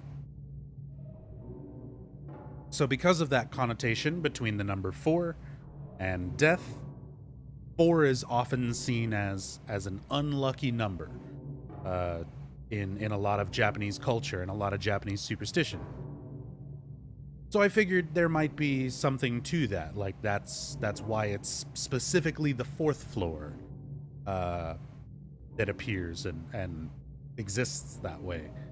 Because that would be something a little bit creepier to somebody familiar, Japanese audience familiar with Japanese superstition. It would be similar to like a 13th floor, or like a Western equivalent, you know, where 13 is usually viewed as like an unlucky number. I actually asked Masahiro Ito about this personally on Twitter, because he was talking about Alchemilla, designing aspects of the hospital, the other world, and he mentioned the transition and the appearance of the 4th floor. So I asked him, you know, if there was any sort of relation to that, like, was that intentional? And he said no. He said he didn't understand, like, when I was asking him about it. He was like, nope, that wasn't something that we intended. So it's one of those things where in context, it seems like it makes a lot of sense. A lot of fans talked about it for a long time. It's still mentioned on some Silent Hill wikis and like fan pages and info pages and stuff out there. But it's one of those things. And there's a lot of stuff like that in the Silent Hill series. There's stuff that is put there that people try to find symbolism in, and they think they have accurate, you know, ideas about what something means or represents or why it's there. And sometimes the answer is much more simple, and it's just coincidence. It was just put there. There's a lot of videos from a lot of YouTubers that I see that do videos and series on Silent Hill symbolism and mythology and things like that. And they go through the Silent Hill games, very similar to this, where they talk about a lot of the symbolisms and stuff, but without naming names. A lot of those channels in particular overthink, over-theorize, and present as fact.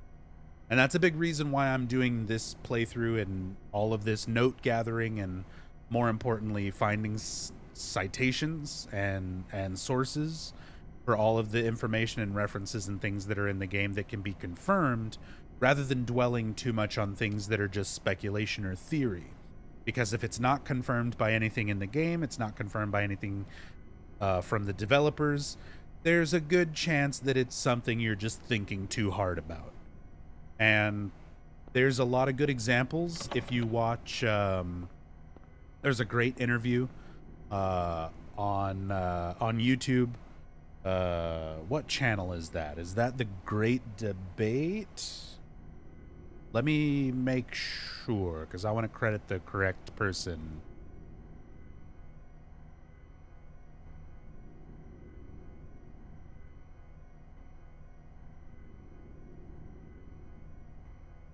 Yes. So here I will link in chat. I would go through here and just play all of this, because it's like an hour long, but it's so much good information from Jeremy. Jeremy Blaustein, by the way, is the translator, localizer for the Silent Hill games from Silent Hill 2 onward, pretty much. So they did a really great interview with Jeremy on a channel here called The Great Debate on YouTube. Highly, highly recommend it. I'm not going to sit and play it because I want people to go and watch it. I go support the channel because they've got some great interviews with Jeremy and Guy Seehee and Tom Hewlett, and it really clears up a lot of information, misinformation. Specifically, I love the Jeremy Blaustein interview because there's this other, again, I won't name names, but there's another YouTube channel that does a lot of in-depth Silent Hill videos, and they do character-specific ones. So they'll be like, here's a video that's just about Laura. And they have this whole video about Laura, and they start off and they're like, the name Laura comes from this, and here's the history of the name, and it has these Celtic or origins or whatever, and it means beauty and strength and blah, blah, blah. They break down all of these little elements of the names of the characters and things like that, and how those things are supposed to be symbolic of the characters themselves. And then you watch that interview with Jeremy Blaustein where he's like, yeah, I just named them. It's just names. I named it off of people I know in real life. I named them off of places that I grew up around. Like, you know, he lived near a town called Braintree, which is where Richard Braintree's name comes from. He lived near a town called Sunderland, which is where Sunderland and James Sunderland comes from. So those videos where they're breaking down all of these, minutia, the origin of the names, and here's what this means, they're thinking way too hard about it. They're just names that the localizer came up with, you know? And that's the distinction that I want to make when it comes to a lot of the content and stuff that I put out there. I don't want to focus on the over theorizing and the stuff like that, because most of the time it's wrong. You're thinking too hard about it, and you're wasting your time thinking about that kind of stuff, when ultimately at the end of the day it's a video game, and sometimes some people just made some shit up. It doesn't always have to be every little element, every little syllable in a name has, symbolism to it. Sometimes it's there, but a lot of times way too overthought, way too over theorized, and it just winds up spreading more and more misinformation regarding the series. So highly, highly recommend watching the Jeremy Blaustein interview there with the Great Debate, because it puts a lot of those kind of things into perspective.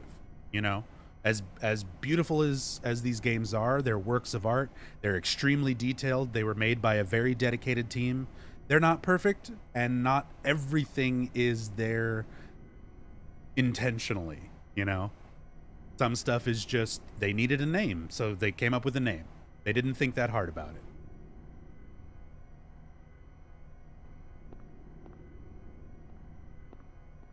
Yeah, exactly. It's like, what could the bugs possibly represent? So it's like, there's references to the bugs.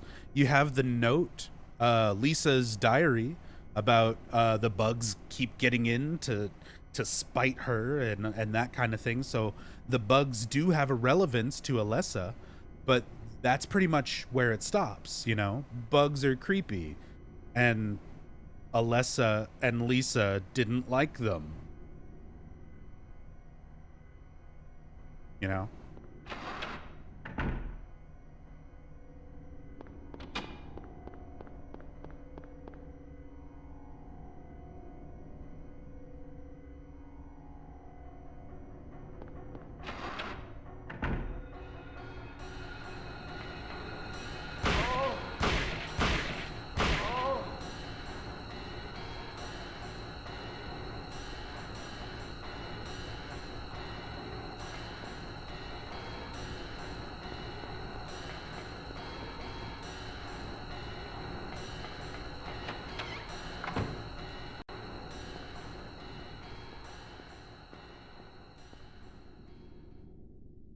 Here we go. We got some more good stuff.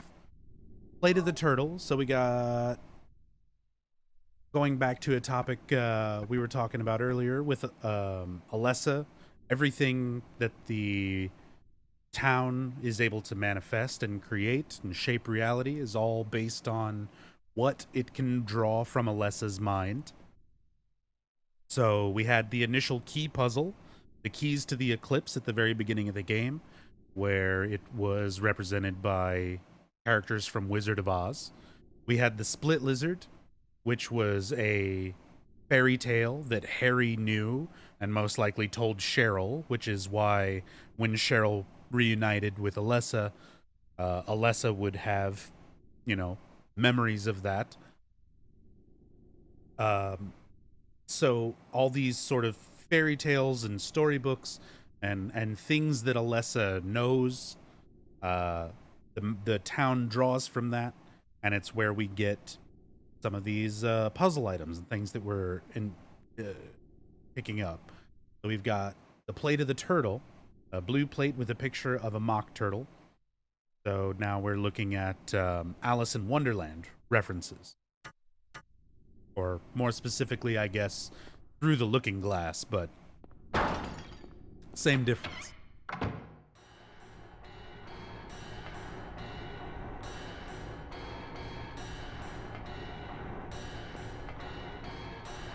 Gonna do this for Silent Hill 2. I'm gonna do this for the whole series, Bustin'. But I do not have a schedule or any idea like how often I'm gonna do these. But yeah, the plan is to do this exact same thing for every game in the series, every single one. Including Shattered Memories, Origins, all the Western games, everything.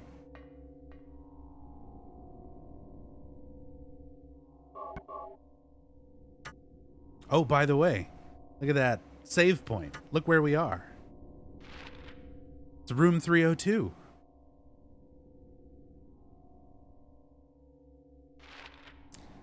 Again, it's so funny thinking about these kind of things where it's like, now that that this whole series exists, when we're looking back on it, we're like, oh, that's cool.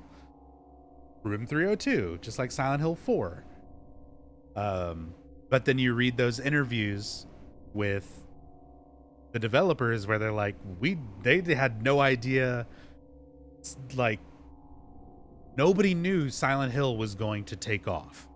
Nobody knew that it was going to be a good game. They didn't know if it was going to sell, so they did not have any plans for sequels. They did not think anywhere near that far ahead.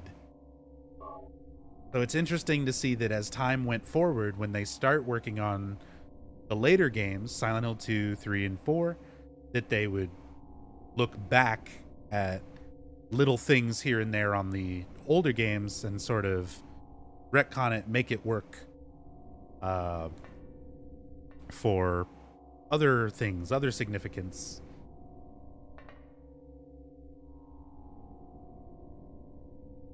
They are totally usable.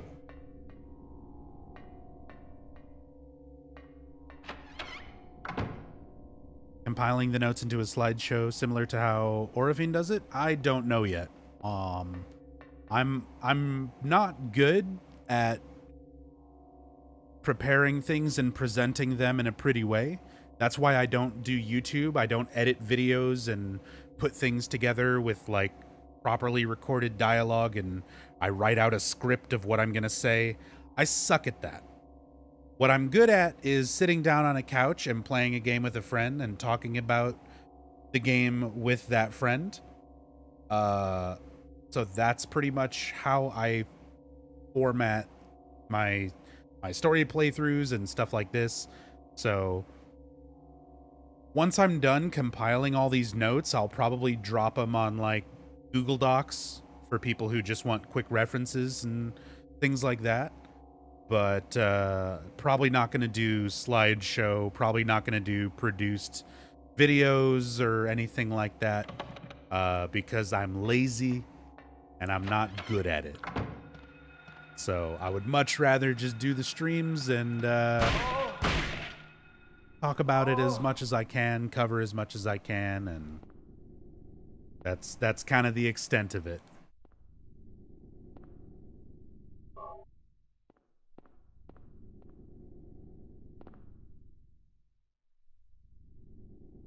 Steel plate through to the wall.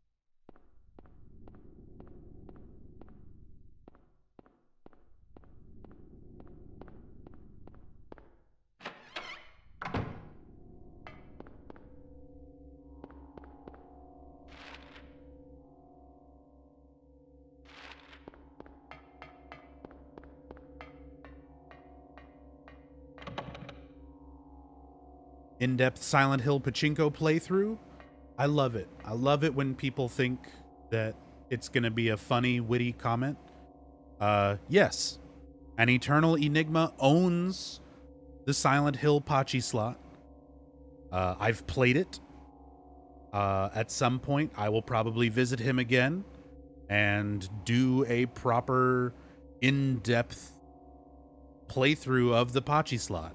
Show as much footage of the game as we can. Talk about the construction of the machine itself, because there's a lot of detail on it.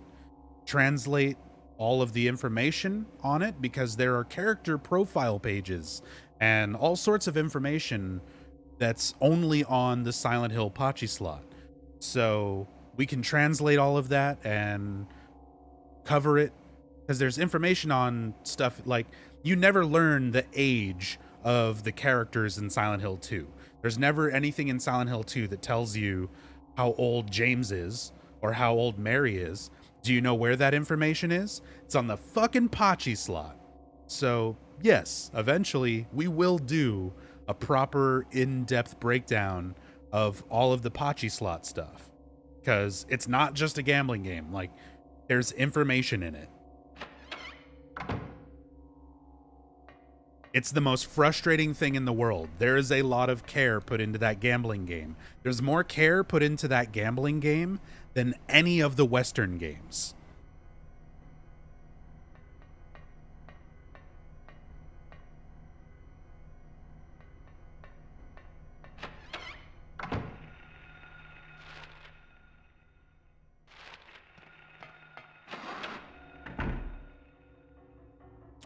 Do your Enigma speaker read Japanese? I speak and read a bit of Japanese. I'm not fluent, not even close.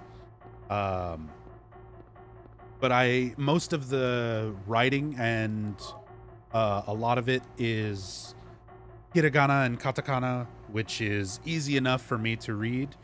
And then contextually, I can usually figure out the kanji, which is how I've already translated some of the menus and stuff in the Pachi slot game. But we've also got friends who are fluent in Japanese that can help us when it comes to translating that stuff, making sure that it's all accurate.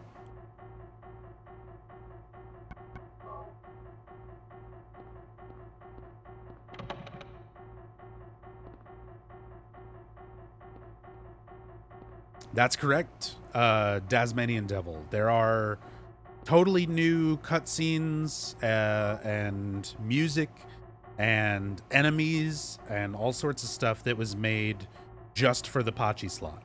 They had to reuse.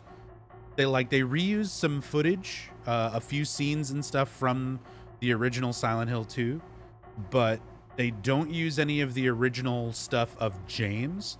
They had to make a completely different James model that didn't look like Guy Seehee for reasons.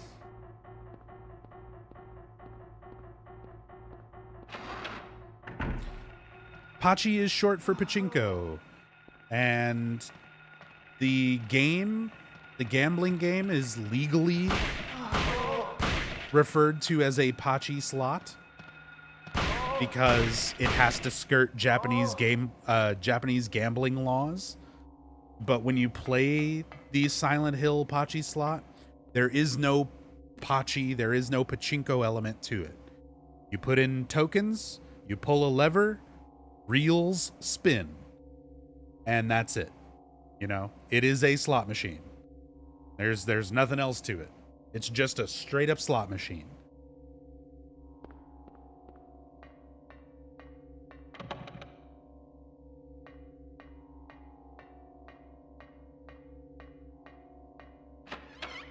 Is Session 9 an influence? More so on Silent Hill 3 than this game.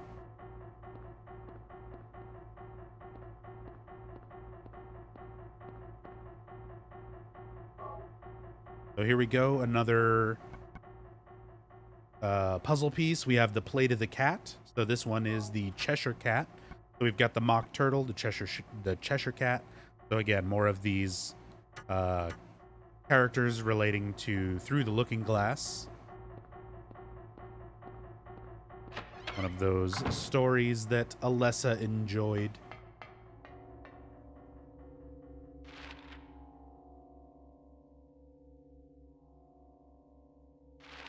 Room 307.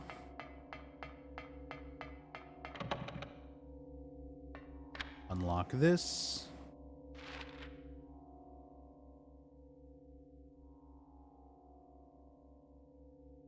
Cool.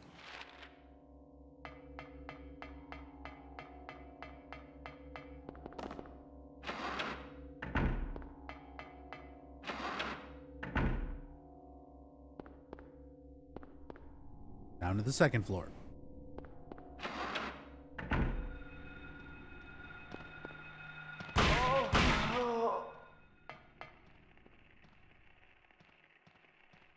Oh, look at him. Hold on.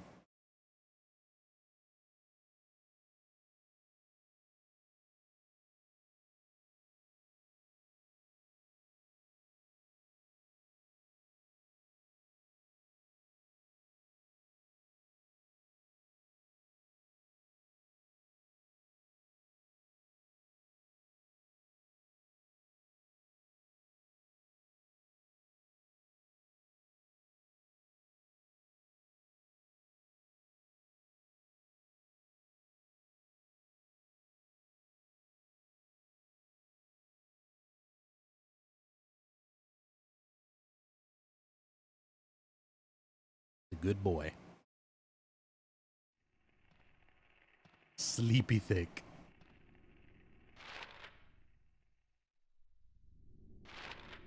All right. Clear the second floor.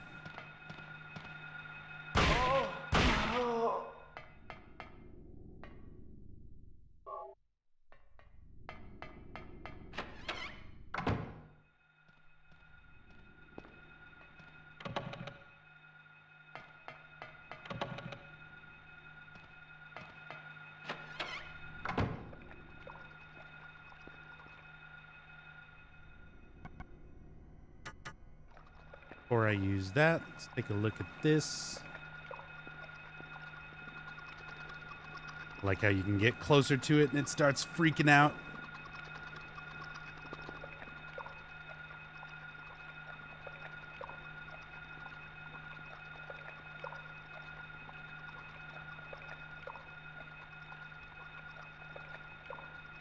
And I always have to wonder if they used this for a bit of inspiration for like the tentacle monster in the sewers in Silent Hill 3.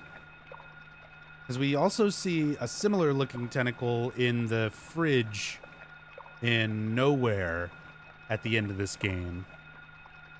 So, might just be one of those things that's coincidence, might be a direct kind of reference to the same thing.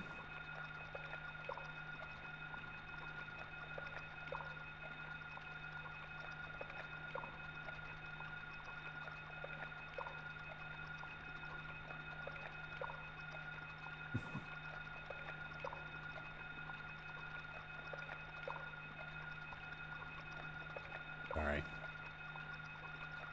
My cat's too cute. All right.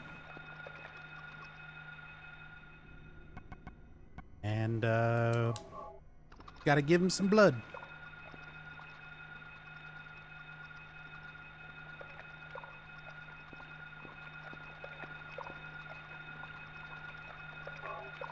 We get our plate of the Hatter.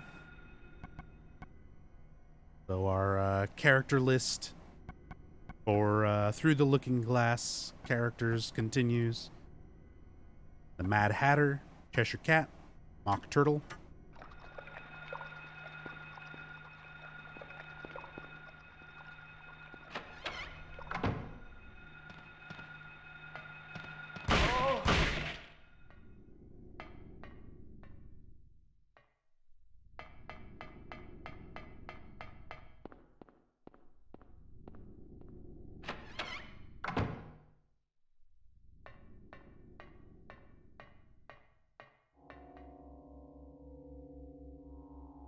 We got a puzzle here, but we need one more tablet.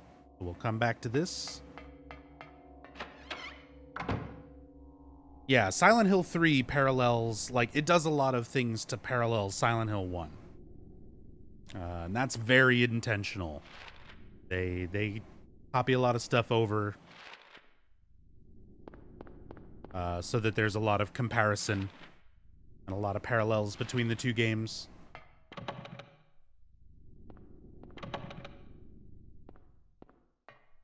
All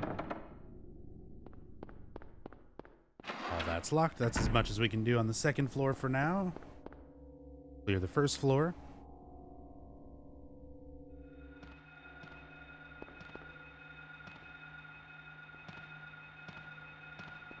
Puppet Doctor.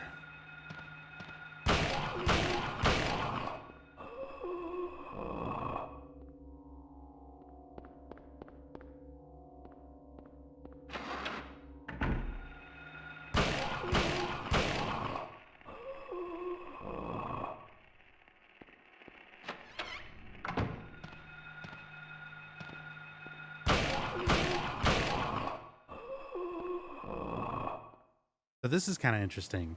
If you visit this area, which is the room where Lisa is, if you visit here before you get the key and examine the door, it's locked. And you can kind of hear like a shuffling noise for a second. Someone's on the other side. A sound is heard from beyond the door.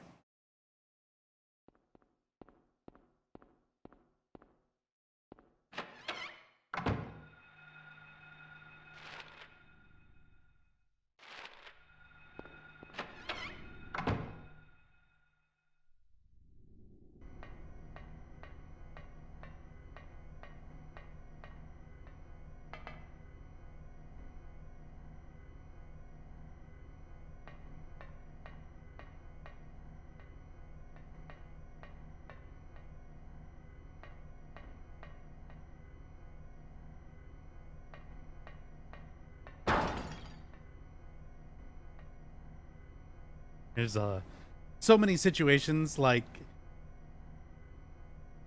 I gotta go and like talk about this because when we were in Midwich, I spent all that time talking about the locker and how good of a jump scare that was. How they have all these layers to setting it up, where it's like you go in the locker room the first time and you hear the banging and you're tense and you don't want to open it, and then you open it and it's just a cat. And you go to the other worlds, you go to the locker room again, the same banging is there, you open it, this time there's nothing in it, and it sort of does like a fake out, but then when you walk away from it, it has the loud noise and the body drop, so that by the time you've given up on the jump scare, then it hits you with it. They stopped putting that much effort into it for a lot of these rooms, where it's just like, you walk in the room, a loud noise plays. Like, that's the extent of the scare. Like, come on. I realize they can't all be multi-layered,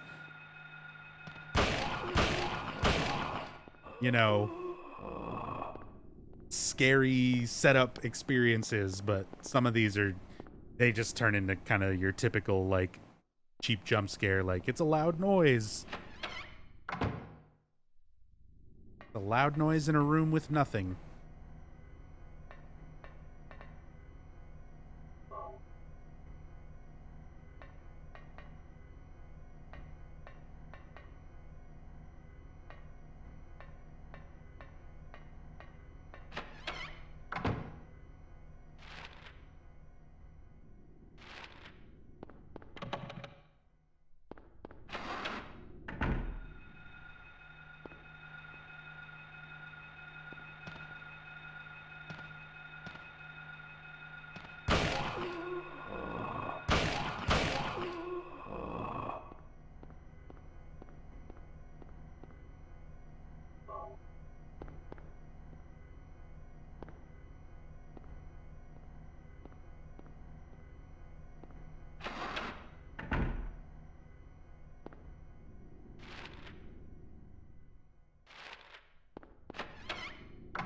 Otherworld director's office.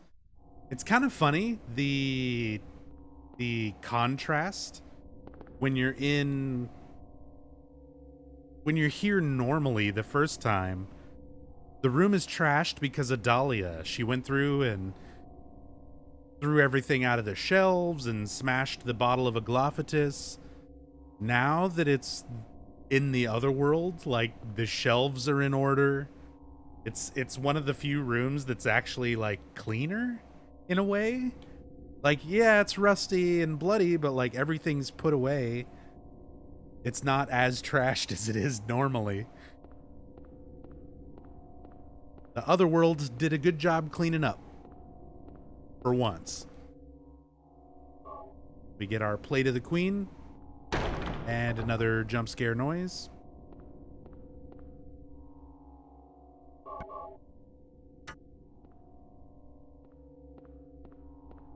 I noticed these troll rooms in a lot of Japanese games. Is this an inside joke in the Japanese gaming industry? Not really. It's just kind of a horror trope in general.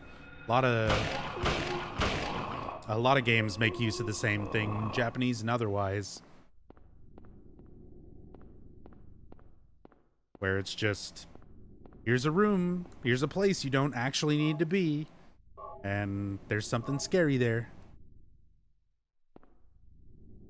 A loud noise or, you know, whatever.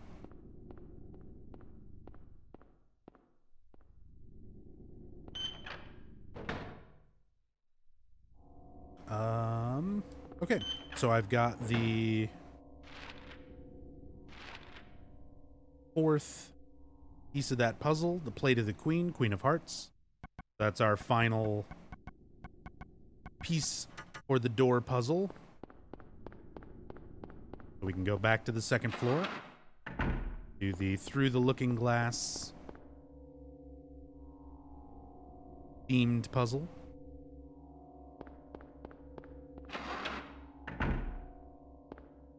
One of the easier puzzles to actually do in this game.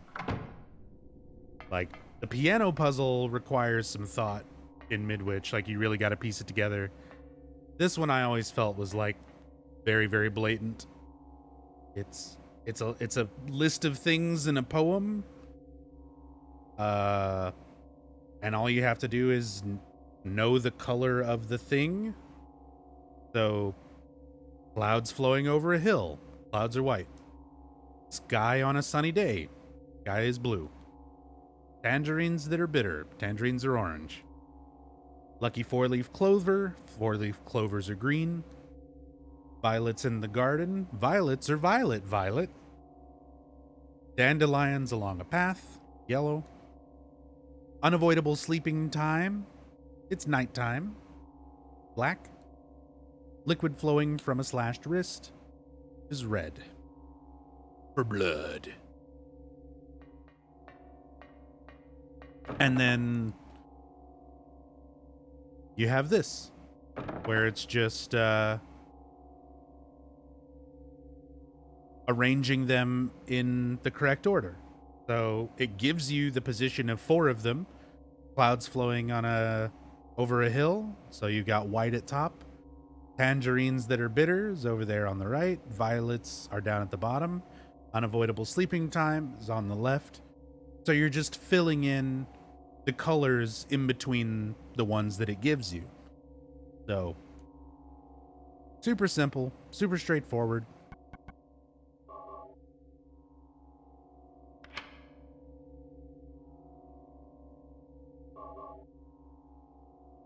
Yeah, exactly. The piano puzzle's like one of the first puzzles, and it's one of the hardest in the whole game.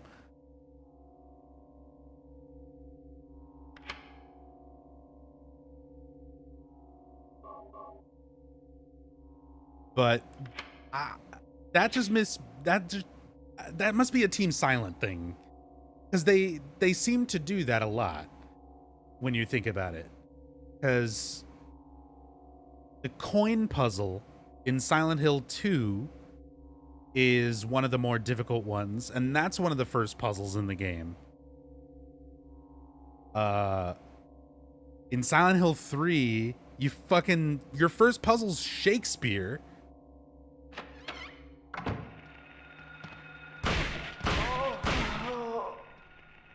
And then they made Silent Hill 4 and they forgot what puzzles were.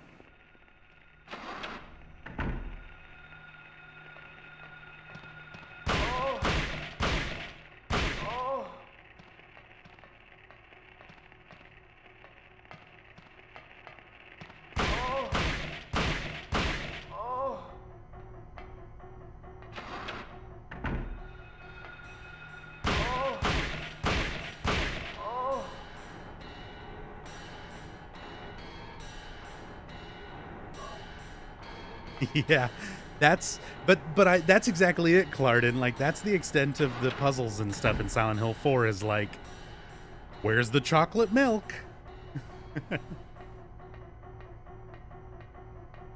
It's more practical things, you know? Oh, I'm stuck in an infinite loop if I'm holding this key. I guess I'll go back to my room and put the key in a box and then come back, you know? That's Silent Hill 4 puzzles. It's very rarely like, here's a bunch of things and you've got to read a note and then figure out what to do with the things. They don't do that very much. Pretty much just like the tablets. When you have like the tablets for opening up the second hole in the laundry room. And even that one, the note like spells it out for you, so you don't have to think about it too hard.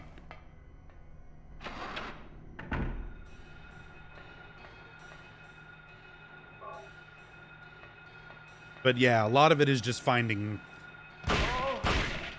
the thing is the extent of the puzzle. No like critical thinking required.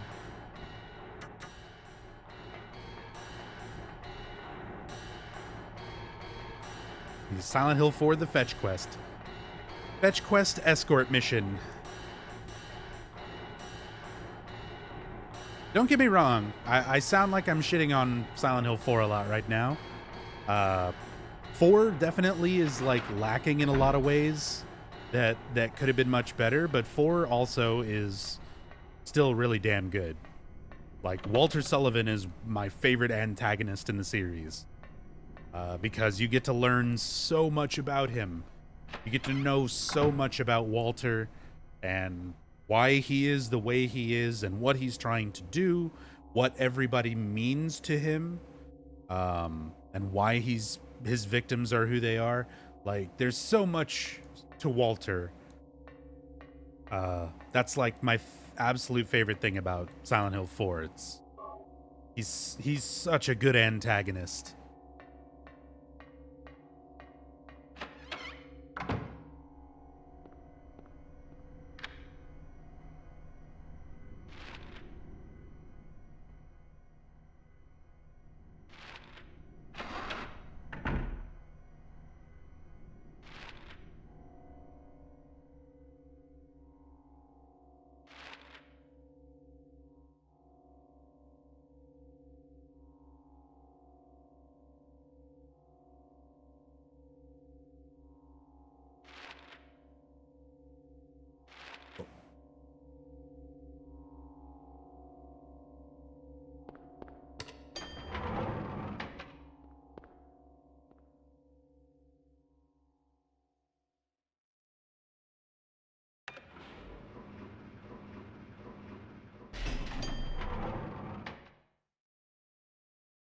Oh yeah, Yoshio, the building world puzzle. But even that is, again, it's just, you're just collecting stuff. You're just collecting stuff, put it in the place. And again, it's not exactly critical thinking. Like, gee, I wonder where the volleyball goes. There's a sports store with a basket of volleyballs. I better look up a walkthrough.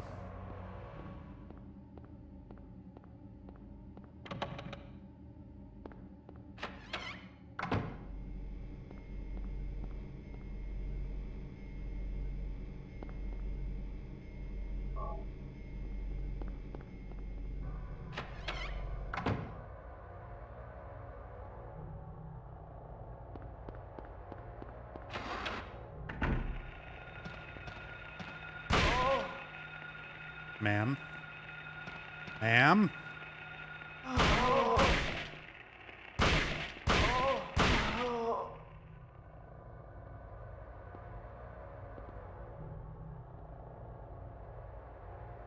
Health drink. Body's laid out on the bed. Don't feel like checking this out now. This room, when I very first played this game, well, not when I very first played it, but like when I played this game to this point the first time, these rooms freaked me out so hard. Because up until this point, like, we've been seeing the bodies on gurneys, like, every once in a while, like, oh, there's one in the alleyway, and it's like, what's this doing here? The very beginning, but they're very scarce. They don't put a whole lot of them together. And when they show this kind of setup, where you've got, you know, they're lined up on either side, and there's like an item in the back of the room. Like in this case, it's the healing items, and then later there's another room like this with the star item that you get for nowhere, the door to nowhere. So I always had this feeling of like they want you to walk past them and pick a thing up, and then they're gonna get up and like be monsters. It's gonna be nurses under there, or it's gonna be, you know, some kind of new monster. So these sections with like these laid out corpses really really messed with me when I was younger, just because of that expectation.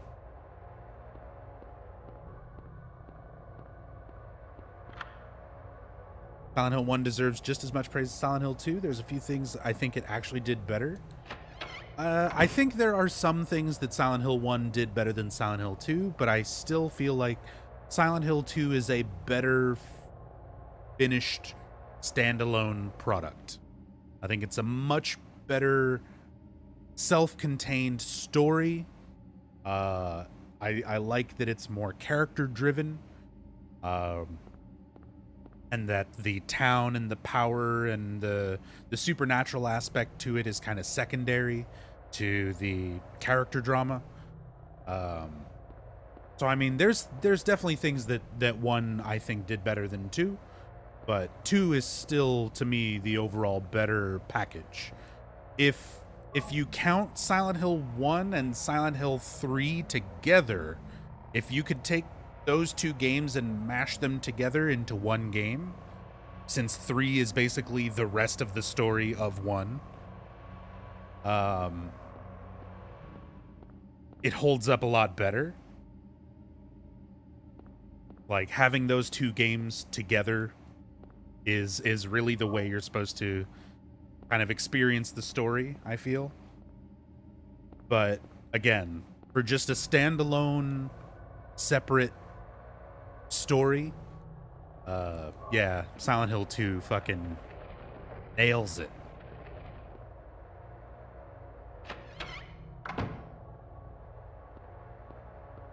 Yeah, that's a good way of putting it, Cheery Psycho. Silent Hill 1 is about Silent Hill, and it's about Alessa. It's about kind of the town itself, and Alessa. So everything else is kind of secondary to that. But Silent Hill 2 has that focus of the characters and what they're dealing with. It's much more personal. And because of that, it winds up resonating with me on a more personal level. But then again, that is a thing that is totally subjective, you know? Not everybody resonates with things the same way. A lot of that's based on life experience. So I have a lot more things in my life, as far as my life experience goes, that relate to Silent Hill 2. With James and his sense of loss, and the dealing with like terminal illness and these kind of things. It's stuff that I'm a lot more familiar with in my own life, so those things resonate more with me. Rachel, thank you so much for gifting a sub to Sign Zero. Very much appreciated.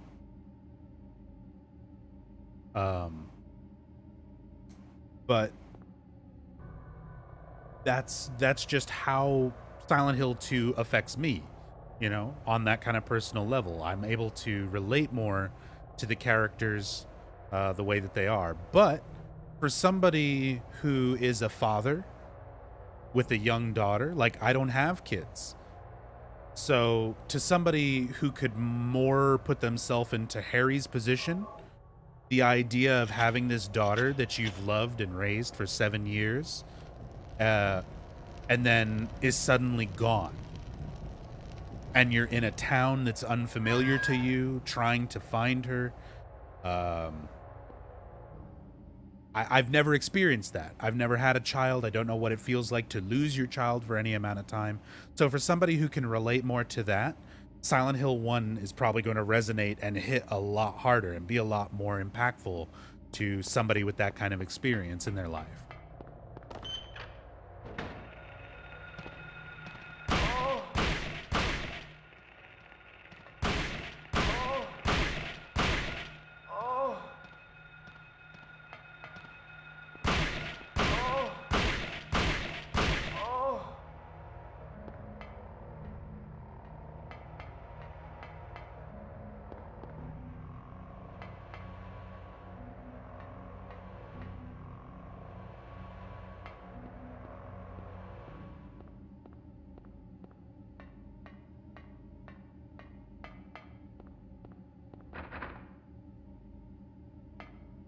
Something can't be opened.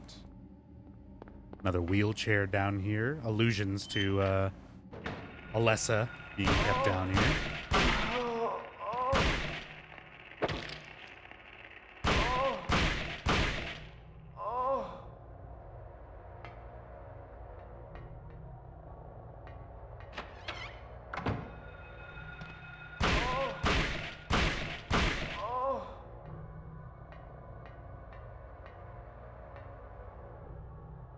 Videotape.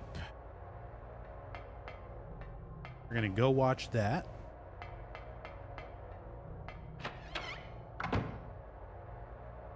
I bet it's some recorded from the TV episodes of Night Court.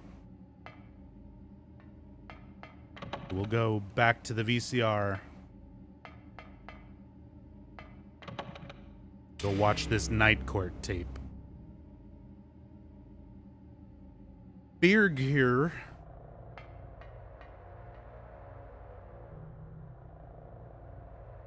Berg here? Berg her? I'm sorry. I pronounced it wrong at least once. Maybe every time. Thank you so much for the brand new sub. Very much appreciate the support.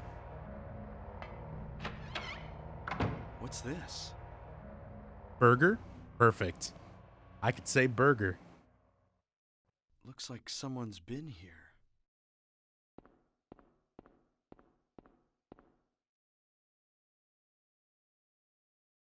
Alessa. Oh. Reference time. Let me pull that up, because that's something that I didn't really, bring up earlier. The appearance of Alessa. Her clothes, her hair. Your face, your voice. Just your hair and clothes are different. It's based on a character from a movie. Let me pull that up.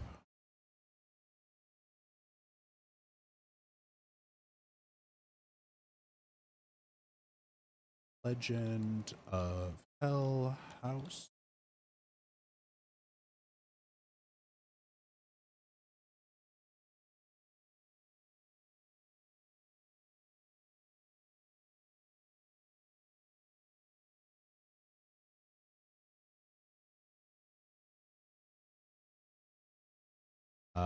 So there is a character in the film The Legend of Hell House who is a psychic, a medium, named Florence Tanner, who was very much the inspiration for Alessa.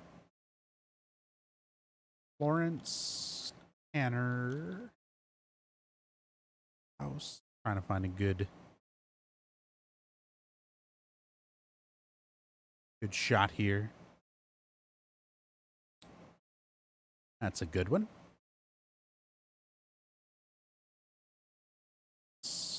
Tanner. Save that.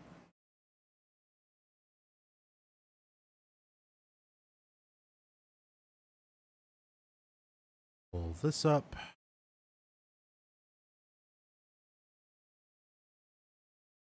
Bow. So from the film Legend of Hell House, psychic medium named Florence Tanner. Slight resemblance? Maybe, if you squint. Yeah, it's exactly the fucking same.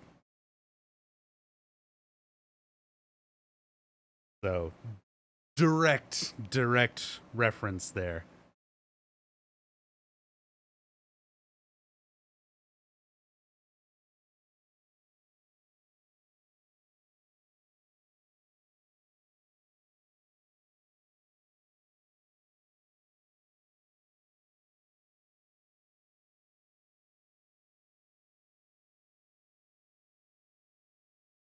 There we go. Make my note. Save that.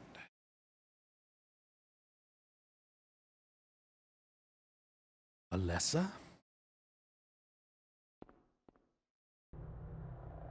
Got our examination room key, so we can go check out the exam room. Go talk to Lisa. But first, we got a night court tape to go watch. A bed. What's it doing here? Who would? Trails off.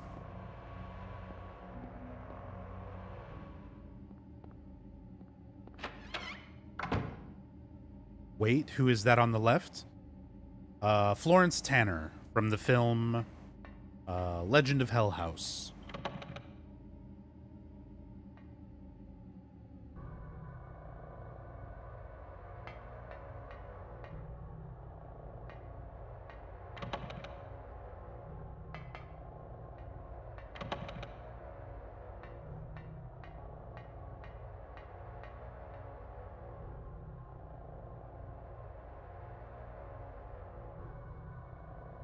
I mean, that's true, Serial. There is definitely still that psychological element, but it's different when it's approached in the way that Silent Hill 1 goes about it compared to how Silent Hill 2 goes about it.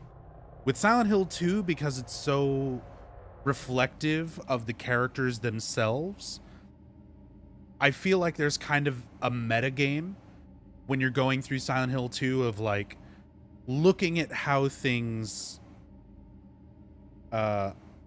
appear to your character, to James, or to the other characters in context, and then piecing together like the symbolism of it, because things could be coming from anybody's mind. You know, it's not necessarily just James.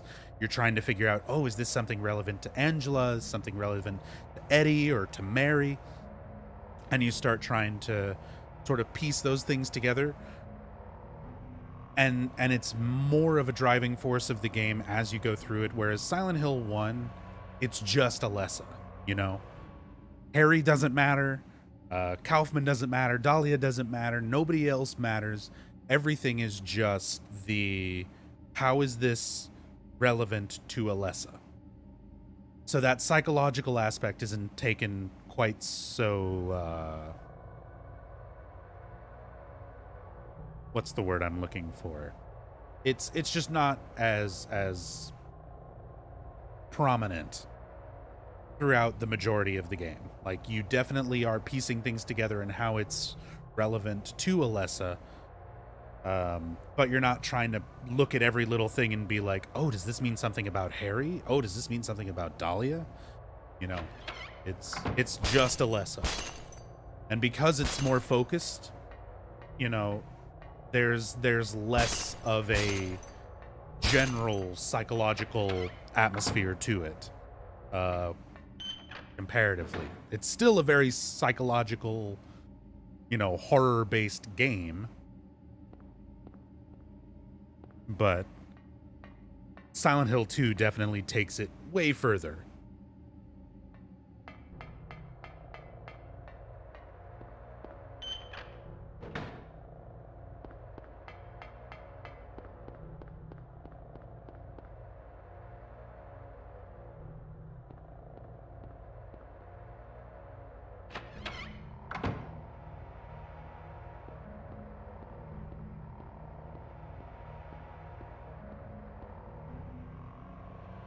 Think you can argue that one had more of a meta about how much backstory in general there is to piece together from the symbolism? No, because I mean, even then, you're only piecing together the backstory of one character. You know, it's piecing together the psychological aspects and symbolism of one character versus playing a game where you're piecing together the psychological aspects and symbolism of every character. James, Eddie, Angela, Laura, Mary, Maria. It's everything is relevant to somebody. And it all has many more ways to be approached and viewed. Because you're not even sure necessarily that the reality that you're seeing as a player is accurate, and many times it is blatantly not. So, in this, everybody's distortion of what they're viewing reality as is all the same. The nightmare that Harry sees is the same nightmare that Kaufman sees. It's the same nightmare that Dahlia sees. So, you're not, again, playing that what does this mean game for multiple characters. It's all just applying to one. Keeps it a lot more focused. That it's just an easier thing to piece together from like a symbolism and a psychological standpoint.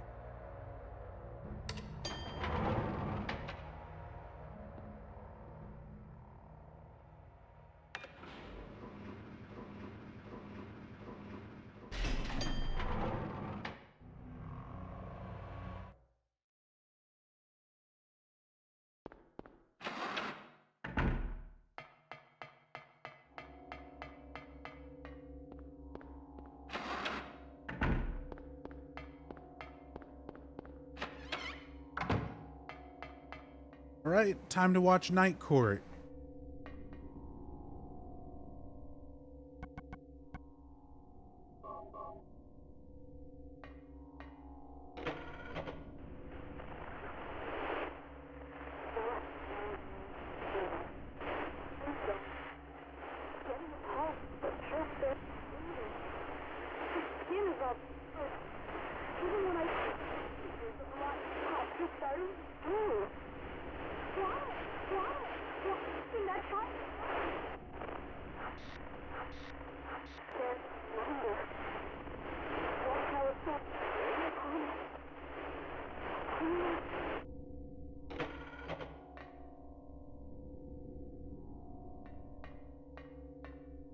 Still, it's one of those things that like it's still such a creepy tape, but now being familiar with the game and knowing what is on that tape, especially when we'll get to see it without all the distortion later. Like, it's still really creepy, but it's also really sad.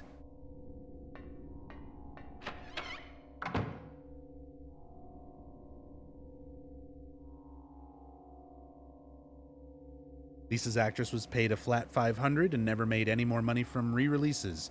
But she did get a couple grand from Konami settling out of court for them using her voice in Silent Hill 3.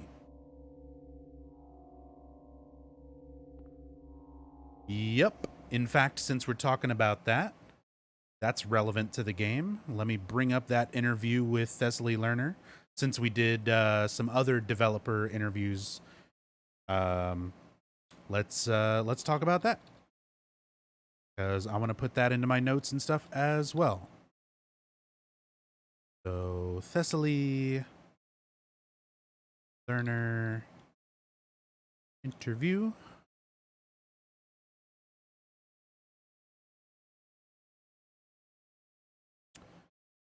So again, I'm going to shout them out over and over and over and over. All this great information archived on SilentHillMemories.net. If you ever need to look up info and stuff on Silent Hill, fuck the wiki. The wiki's awful. SilentHillMemories.net has pretty much all the accurate archived information. So, this is an interview with Thessaly Lerner, aka Lisa Garland, for Silent Haven. This was November 27th, 2010. So, Silent Haven asks, what was your work prior to Silent Hill? Thessaly Lerner answers, I have done hundreds of Leapfrog Toys products, probably prior to and after Silent Hill. So, a little bit of a, let me digress before I get more into this, because funny story about that. For many years, I was a manager in a video game store here local in Texas called Game Over Video Games. Game Over Video Games focuses on retro and classic video games, everything from like the old Atari 2600, ColecoVision, really obscure older stuff, that collector stuff that they tend to focus on. Super cool store. I loved working for them. And I remember we got in a trade of a whole bunch of original Leapfrog things. And I remember, because we have to clean them and test them and make sure all that stuff works, I remember going through and playing some of those Leapfrog toy things for the sake of like testing them and taking them in trades in my store and being like, this voice is really familiar. And then later on, reading this interview and being like, oh, no wonder, it's Lisa. Oh, it was Lisa Garland telling you the cow goes. Like, that kind of stuff. It's so funny. Anyway, Thessaly Lerner. I have done hundreds of Leapfrog toy products, probably prior to and after Silent Hill. After Silent Hill, I was cast as Teen Girl in the Sims 2 franchise.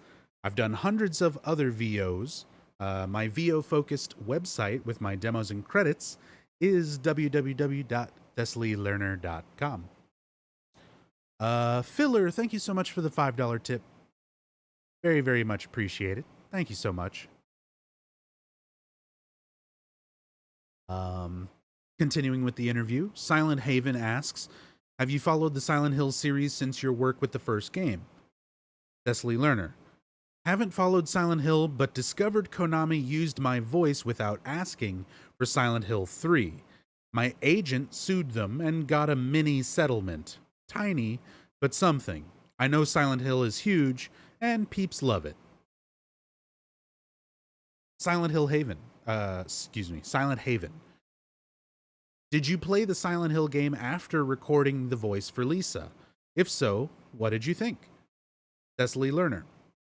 Never played Silent Hill. Have only seen clips on YouTube. This is the kind of stuff that makes me sad. If I could get people involved, like voice actors who've never played the games, to play them for the first time, that would be so cool. I would love to see that. Somebody help Thessaly Lerner make a Twitch account. Silent Haven. Has your work with Silent Hill been significantly different than your other work with The Sims or any of your other work? Thessaly Lerner. Silent Hill is different in that it is amazing how huge it got. It was a very low-paying voiceover job. No hype in the project. Just another job to help pay the phone bill for a month. It's remarkable how beloved it is. Sims was ongoing, 7 years. Silent Hill was a one-time gig for 1 hour. She did her shit in 1 hour. All the wonderful Lisa dialogue and everything that's in this game. One-time gig, 1 hour, flat rate. Silent Haven. Lisa had a very innocent, soft, sweet sound in her voice. Was this a character that was hard to voice? Cecily Lerner. Character was a little hard to voice, as I have a pretty high voice, and they wanted me low, which I am in the mornings, but not after I've warmed up. I think they pitched me down a note or two. I think they did pitch her down in some scenes, but it's kind of noticeable which ones. Like when you hear the dream sequence, when she's like, I'm sorry, I'm rambling, I'll shut up. It sounds artificially pitched down slightly. Whereas when you hear some of her other dialogue, like during her final scene, before her big cutscene, with the bleeding and all that stuff, it's her more natural voice that's not altered. Silent Haven. If requested by Konami, would you be a part of something Silent Hill again today? Cecily Lerner. I love to work, love doing voiceovers. I would love to do anything Konami requests.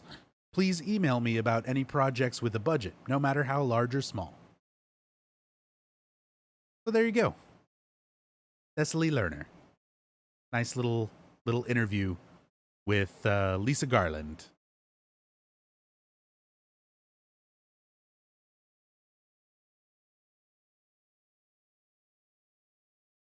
Super talented lady.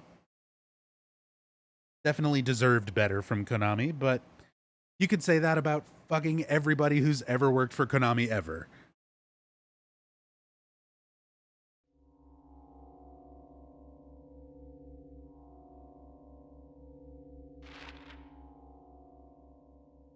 All right, so we watched the tape. Let's go talk to Lisa.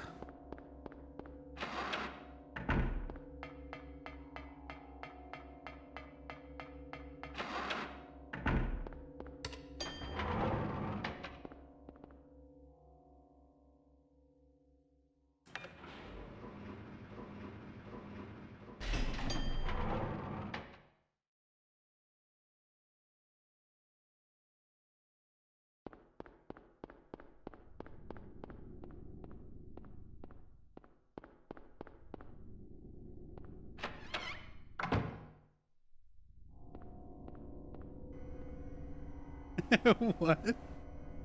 That's a joke, I'm sure. Regulus. I don't know if you're being serious, but that is not true. No wonder some unpaid interns stole the master codes of the OG games.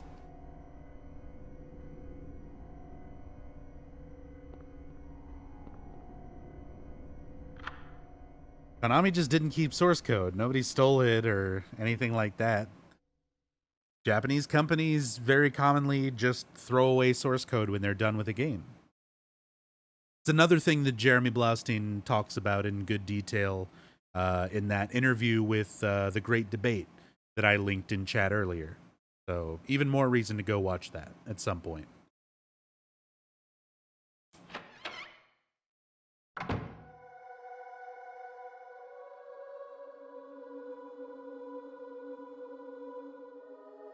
So let's hear Cecily Lerner's amazing voice talents that she did for Konami in an hour.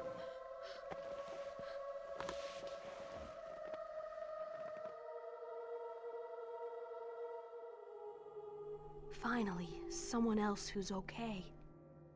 Who are you? My name's Lisa Garland. What's yours? Harry Mason. Harry, tell me what's happening here. Where is everybody? I must have gotten knocked out. When I came to, everyone was gone.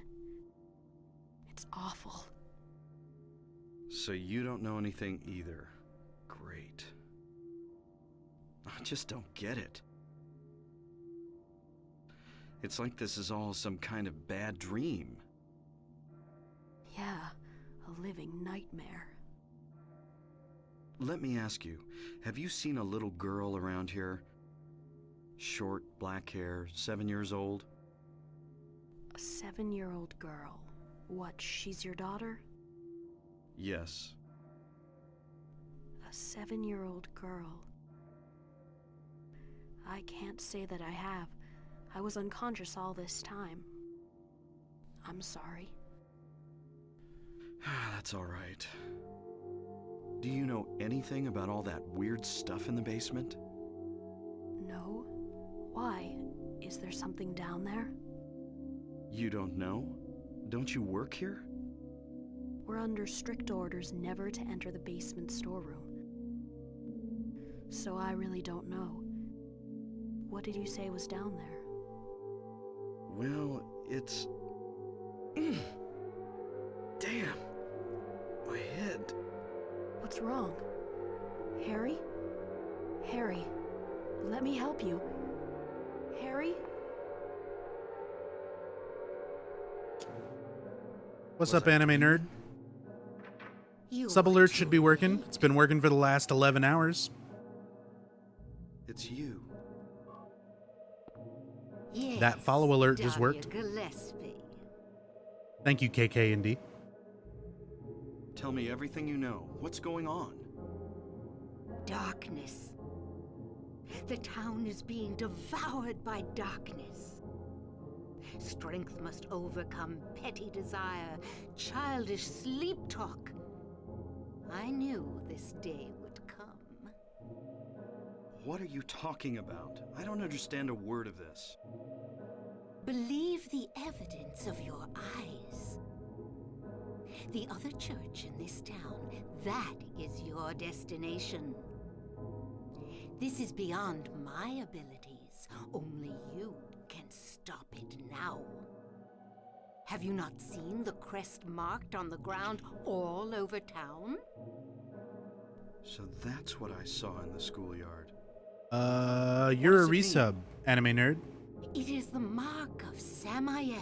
You gotta refresh it, Don't let it be. and it'll give you a thing that you can click in Hey, chat. wait! It gives you the option of letting a resub alert go through or not.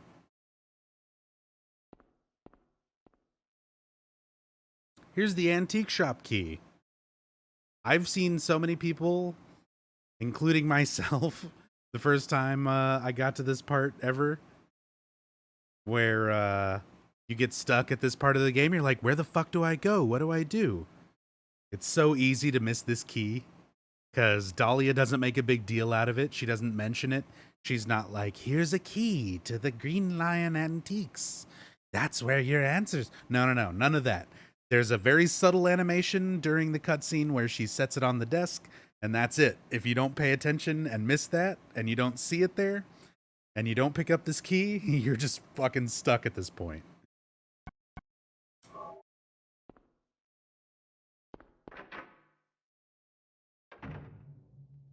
All right.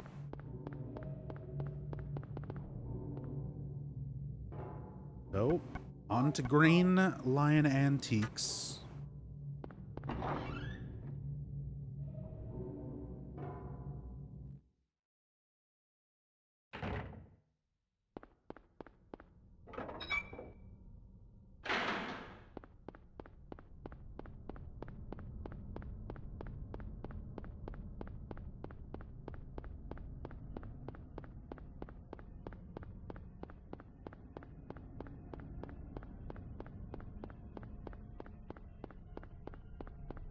This sound is so freaky.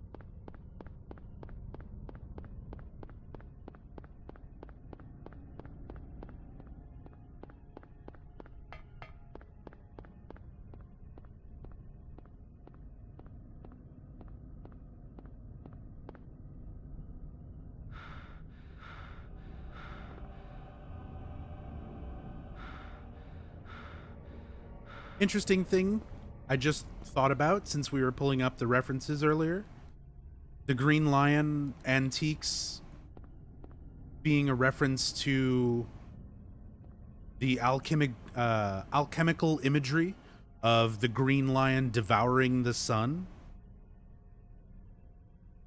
Well, it's daylight, and then we go into Green Lion, and when we exit Green Lion, it's going to be the other world. It's going to be dark, as though the sun were devoured.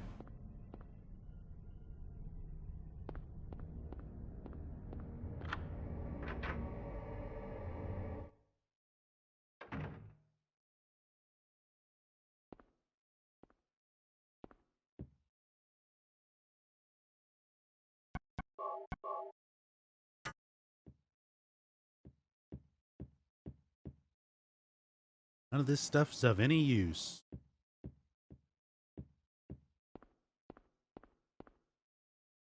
There's a trace on the floor that somebody moved the cabinet. Push it out of the way.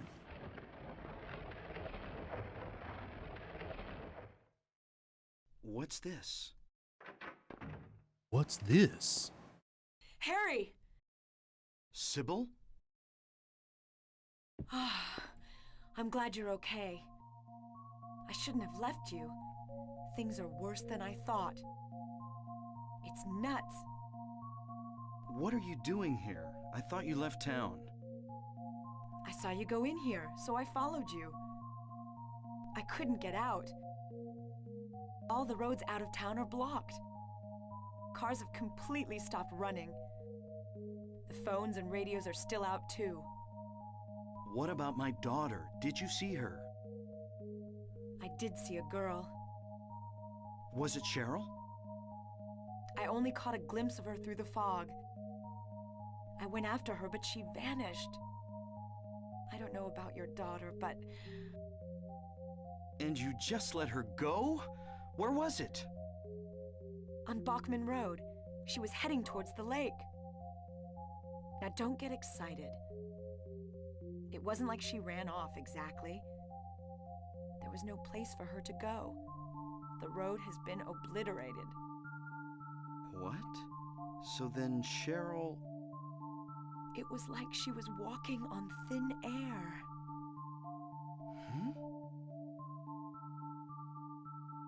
What about you? Anything? Yeah, I met this bizarre woman. Her name's Dahlia Gillespie. Do you know her? Dahlia Gillespie. No. And? She said something about the town being devoured by darkness. Gibberish like that. Any idea what it means? Darkness devouring the town? Must be on drugs. They sell them to the tourists. The force still can't figure out who's behind it. None of our leads have panned out, and the investigation is stalled. What could drug trafficking have to do with all this? I really don't know. But maybe that's the darkness she was talking about. Drugs. That's all I can think of. I don't need drugs to get high. I get high off life. What's this? Just discovered it. Maybe there's something back there. Let's have a look. Wait.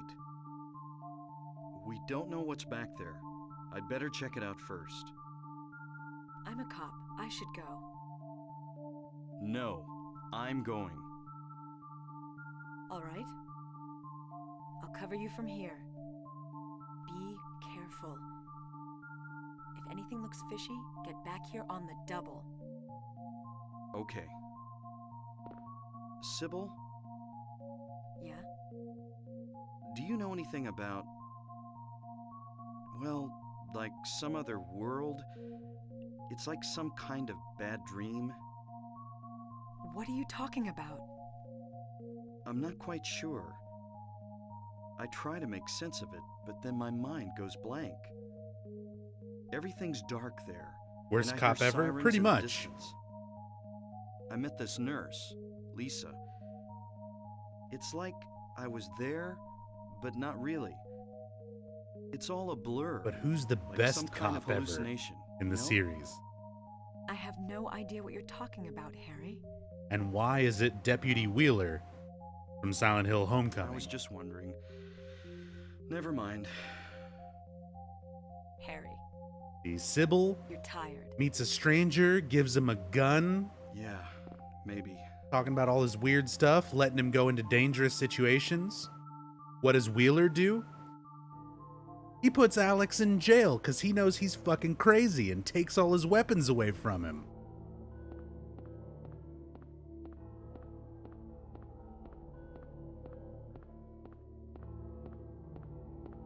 He's the only competent police officer in the entire series.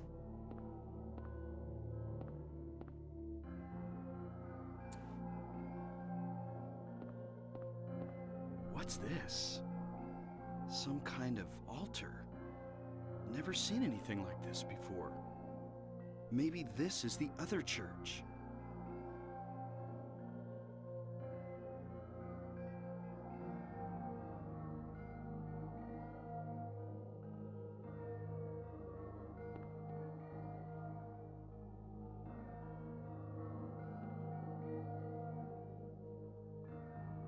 Good image there.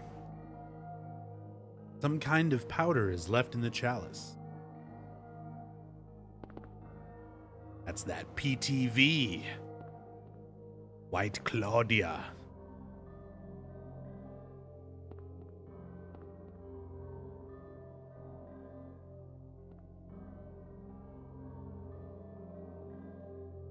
You remember when they recreated this little part at the end of Silent Hill Origins, except it's like 9 times bigger?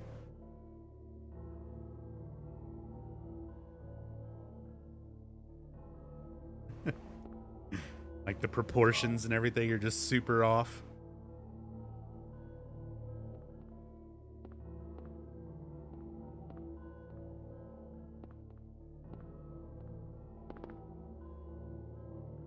No God.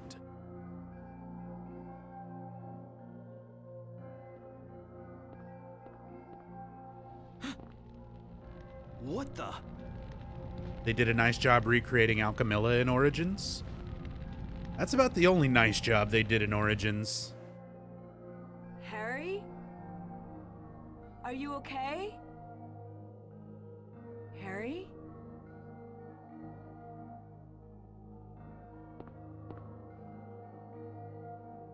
Harry?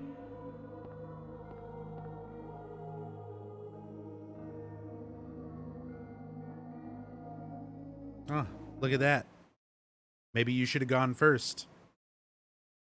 Shit, maybe you should have gone together. Where am I? Harry. Lisa? Then I'm in the hospital? You were having a bad dream. Was I? Hey, you don't look too good. Are you okay? I'm fine. See, listen to Lisa's voice Nothing to here. worry about. Well, if you're sure. Especially if you're on like decent headphones or something. Do you know a woman named Dahlia? Her voice sounds artificially pitched down for this Yeah, scene. that crazy Gillespie lady. She's kind of famous around here. She never sees anybody, so I don't know that much about her. But I heard her kid died in a fire, and supposedly she's been crazy ever since. Well, she says the town is being devoured by the darkness. Do you have any idea what she's talking about? The town devoured by the darkness. Yes, I think I do. Before this place was turned into a resort, the townspeople here were on the quiet side. Everybody followed some kind of queer religion. Weird occult stuff, black magic, that kind of thing. As young people moved away, the people figured they'd been summoned by the gods. Evidently, things like that used to happen around here all the time. Before the resort, there really wasn't anything else out here. Everyone was so flipped out, you gotta blame it on something. Then a lot of new people came in and everybody clammed up about it. A cult. Last time I heard anything about it was, gosh, years ago. When several people connected with developing the town died in accidents. People said it was a curse. Oh, I'm sorry. I'm rambling. I'll shut up.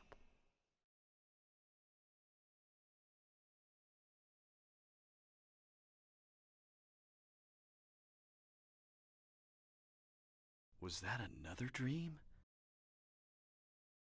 Did I pass out again?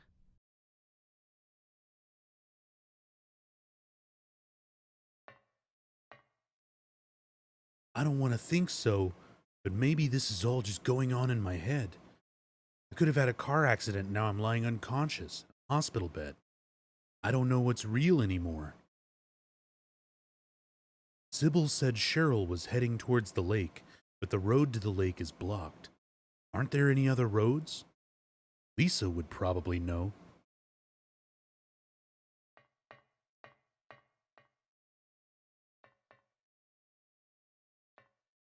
Again, safe space, no monsters, seal of Metatron. Alessa, once again, evidence she's doing what she can. Spread the seal of Metatron, prevent the nightmare from spreading, but it's losing, fighting a losing battle, being overpowered.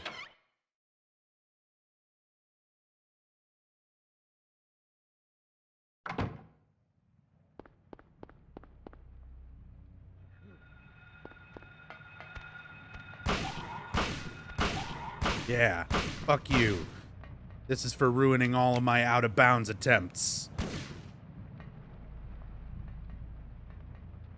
Ah.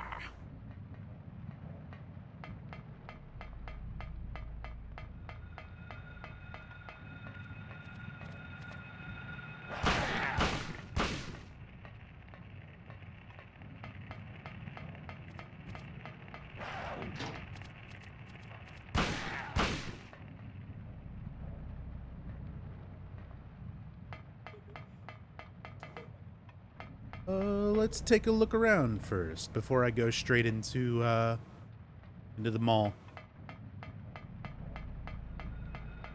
Won't be able to do too much because everything is collapsed and fallen away. But just want to take a look around. Enjoy this nice rain effect where the rain is falling and gathering on the metal grates and dripping off of it. That weather effect, attention to detail, especially for a PlayStation 1 game at that time.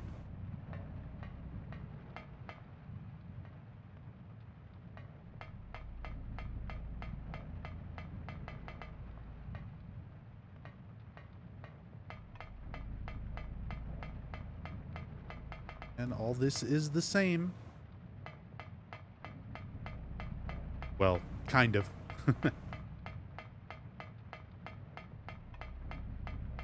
Little more rusty and dark and metallic, but otherwise the same.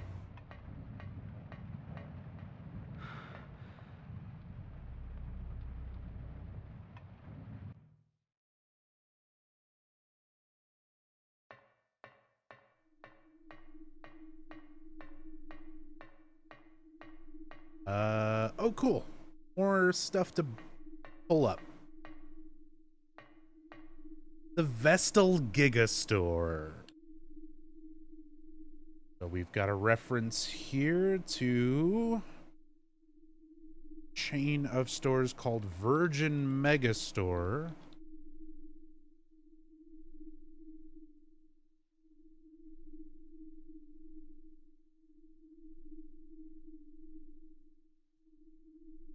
See.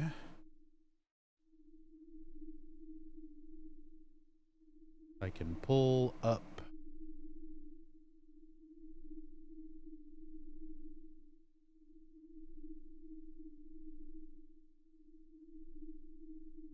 There's a good one.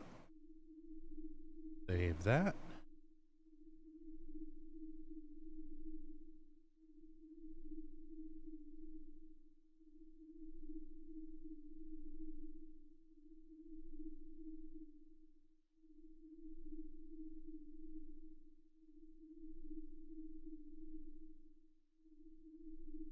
Ah.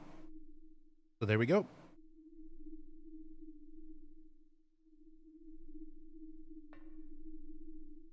You can see the style of the font and everything for Vestal is like exactly the same.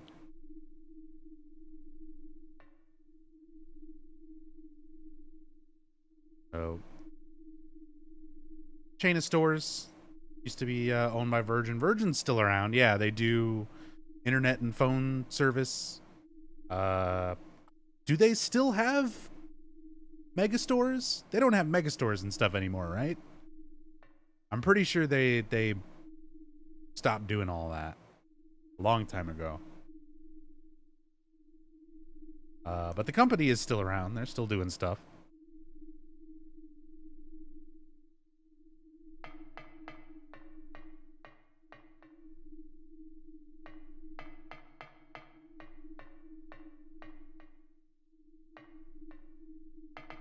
Silent Hill Town Center.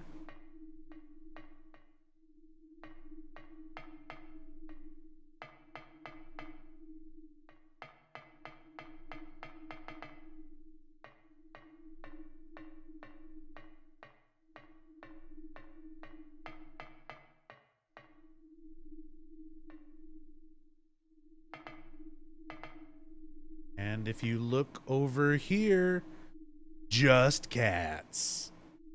Because one standalone Just Cats store in Silent Hill is not enough. Gotta have one in the mall, too. Just Cats.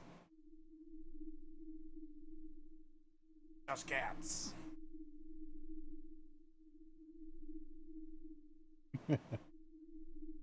I'm sorry, Harry.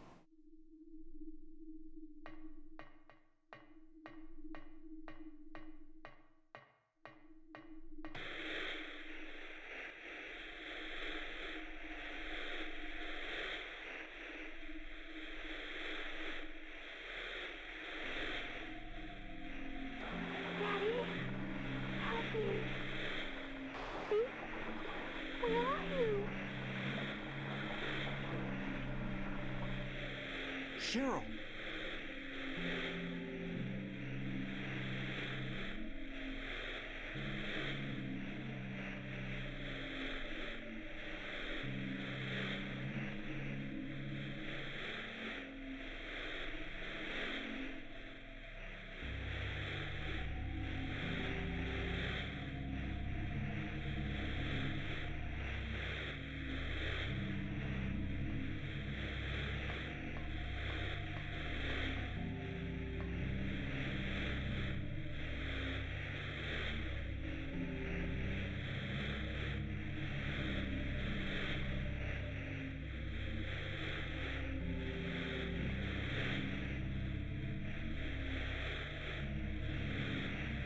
Those symbols are creepy. All the doors in nowhere. Yep. So we get to see these symbols representing all those doors, Haggith, and so on and so forth once we're in nowhere. And I'll pull up those references here. But among those symbols, we also see the seal of Metatron and the images of Alessa.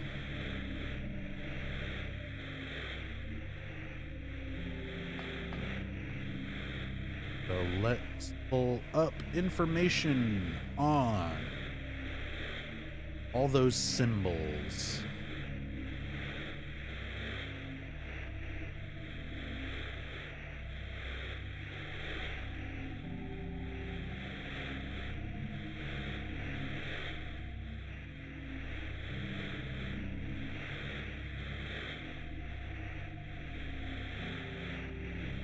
So,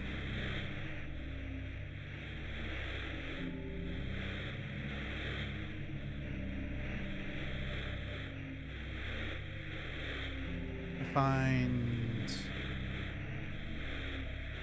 a good source of it. The Olympian spirits refers to 7 or sometimes 14 spirits mentioned in several Renaissance and post-Renaissance books of ritual magic and ceremonial magic, such as the Arbatel de Magia Veterum, the Secret Grimoire of Tyrael, and the Complete Book of Magic Science.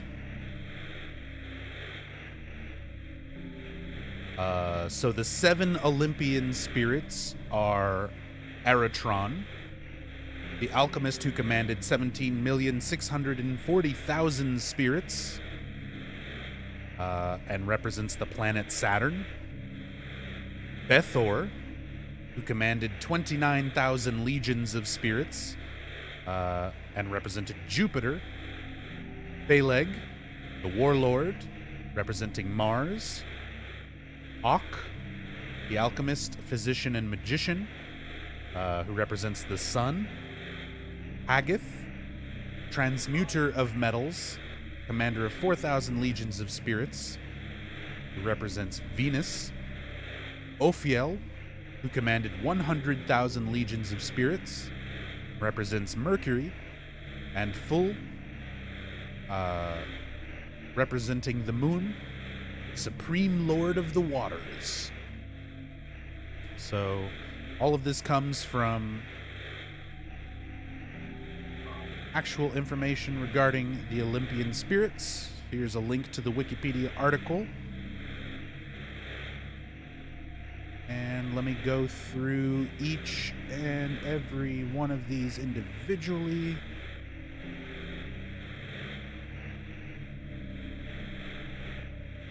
Because when you see the symbols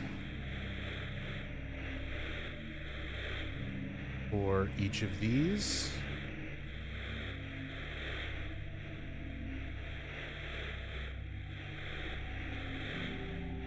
they are exactly what we see in the game.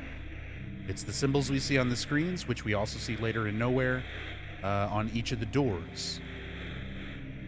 Just going through, grabbing all these images real quick.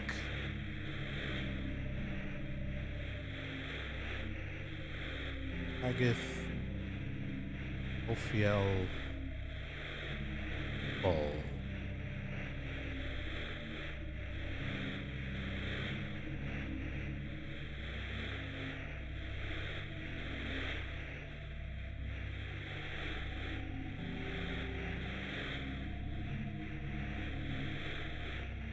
But yeah, it's the exact same symbols that you see represented on each of the screens and each of the doors later in Nowhere, representing the 7 Olympian spirits. So again, all of the more of the sort of real world sources for where they pulled a lot of this symbolism from.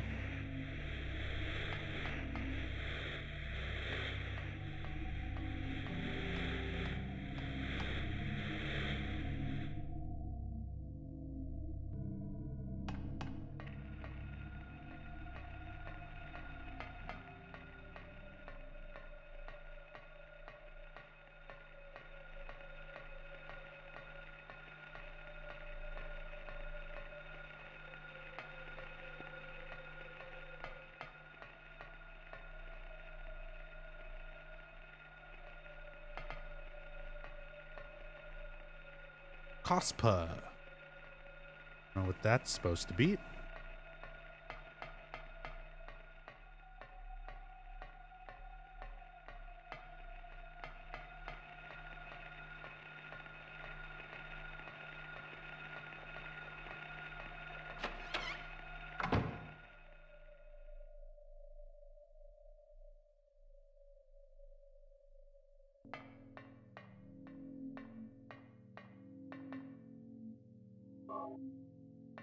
We have the jewelry store here in the mall. which we'll actually revisit once we're in nowhere at the end of the game. We'll actually get some critical puzzle items in this room when it's revisited.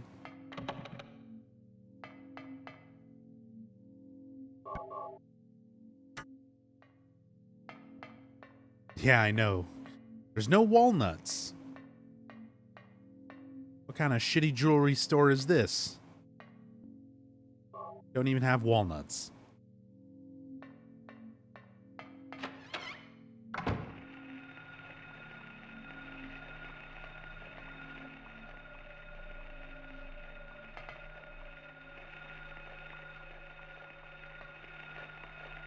Where's the rifle?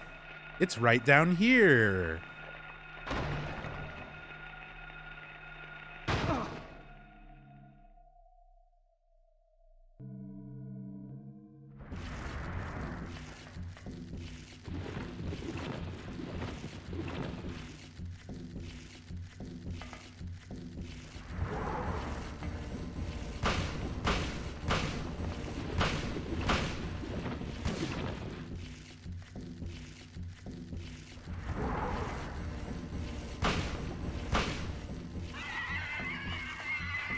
Here it is.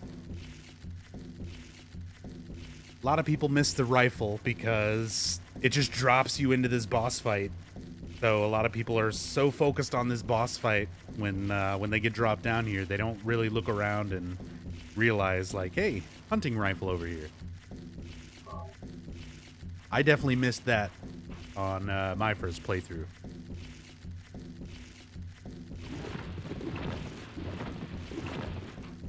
So that's the twin feeler.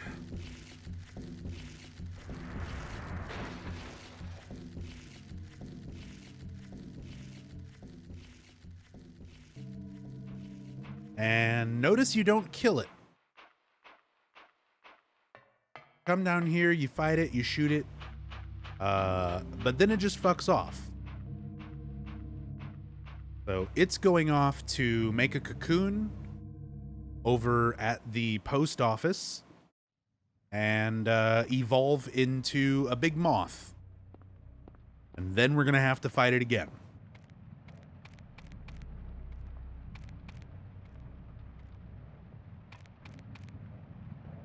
Talked about it earlier.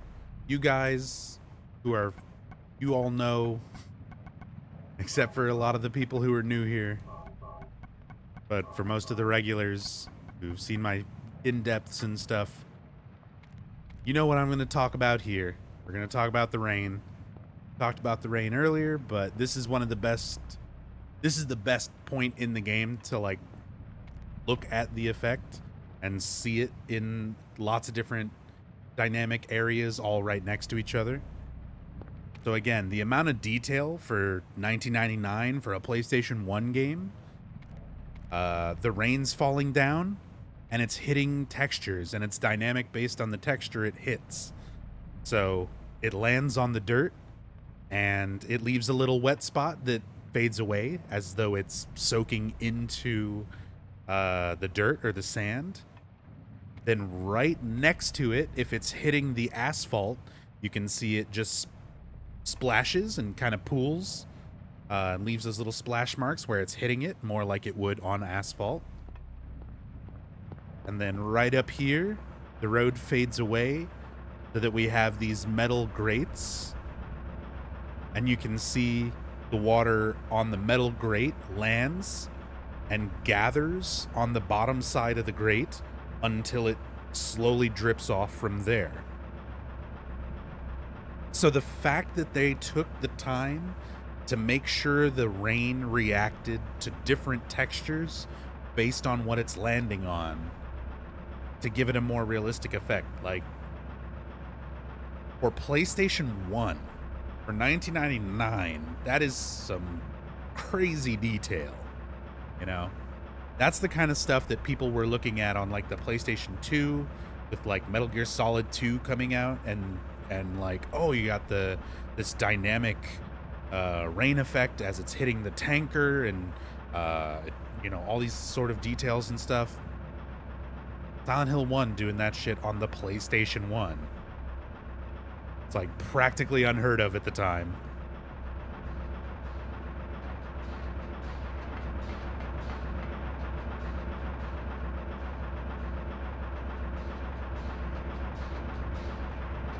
Also big spooky windmills.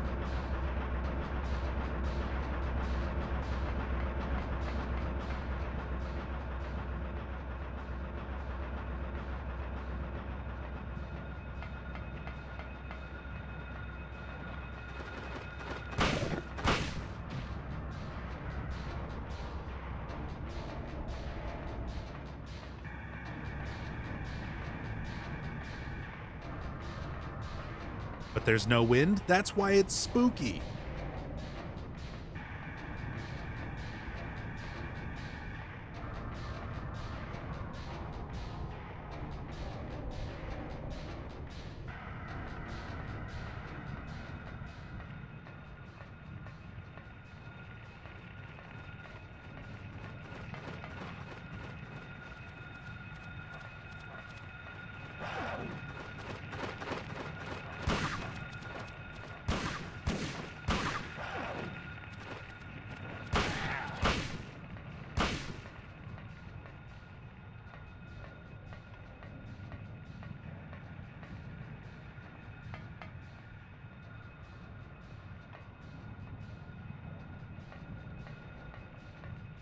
Air Screamer's still around there somewhere.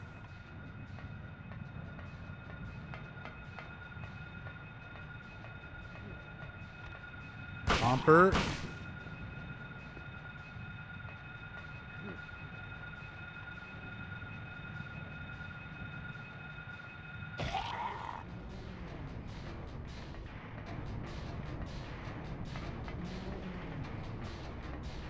There's Old Town Antiques. You can see a lot of these places that we were looking at earlier where there was nothing here before. Now there's more seals of Metatron that start cropping up all over the town. But you can see there's creatures present.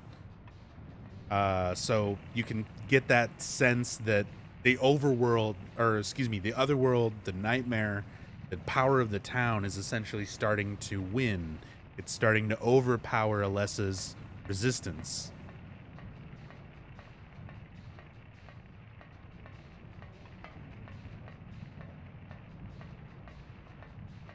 That's correct, Sean. There is slight changes to the creatures in the other world. So the air screamers become night flutters. And the groaners, which is the dogs, also get a different name. Let me pull this up real quick. Make some more enemy notes. Yeah, the dogs are wormheads.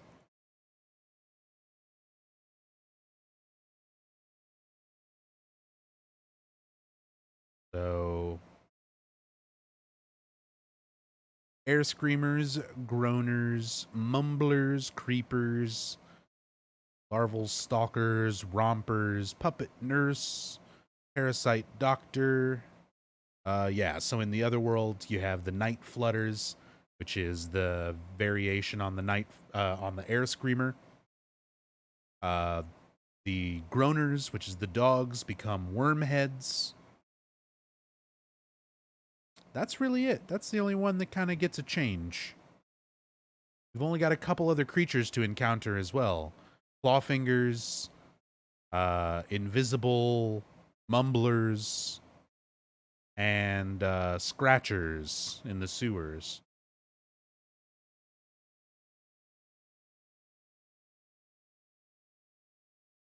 Plus the bosses, so...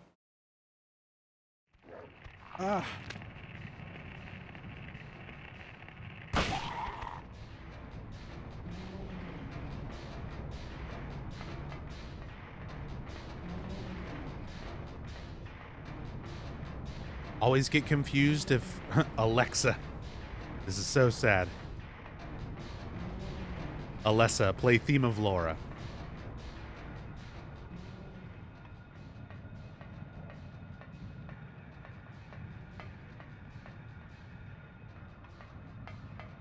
No, Alessa does not want to kill Harry. She spent, part of her soul spent 7 years as Harry's daughter. She loves Harry. Alessa is not bad. She is not evil.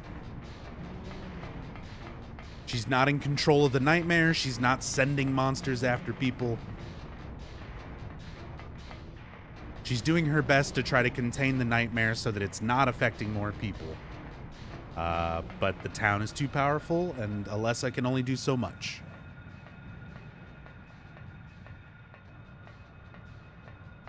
But she does not want Harry dead. Far from it. Harry is the only person who can help her. What was that? Who in the hell was that?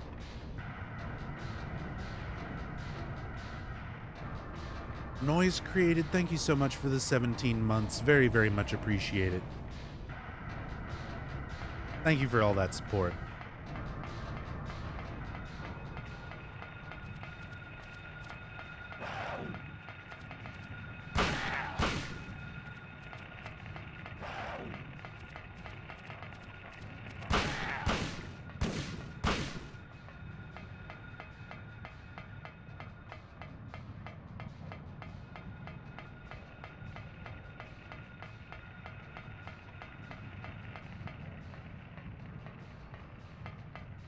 What would have happened if Alessa completed the seal around town? Would it have annihilated the town to stop Dahlia and the cult's plans and kill herself in the process? It's not really clear. It's not made clear. Like, the ultimate goal for the seal of Metatron is to do just that. It's a seal. It's to keep something in this case, the nightmare. But I don't think it would have destroyed the town. I don't think it necessarily would have killed her either. But even finishing it, like, there is no finishing it. She spread it everywhere, but the seal can only do as much as its user's strength, like psychic strength and their faith, you know. Silent Hill, the way it works is it's pulling from people's minds and making things real. For the sake of the cultists, as well as Alessa, it draws from their faith. The way that the gods they believe in, the deities they believe in, that shapes what is in their mind, you know, what they believe in. So the stronger your faith is, the more powerful these seals and things are. And at this point, Alessa's not exactly the most faithful cult member. So as that faith wanes and Alessa herself dies, the town overpowers her. Noise, thank you so much for the 5 gift subs to the community. Very, very much appreciated. Thank you so much. Evil Kuja, Hobo Joe, Kreba Gamer, Kazbats, and Derparn. Enjoy the subs. Enjoy the emotes, courtesy of Noise Created. Thank you so much, dude.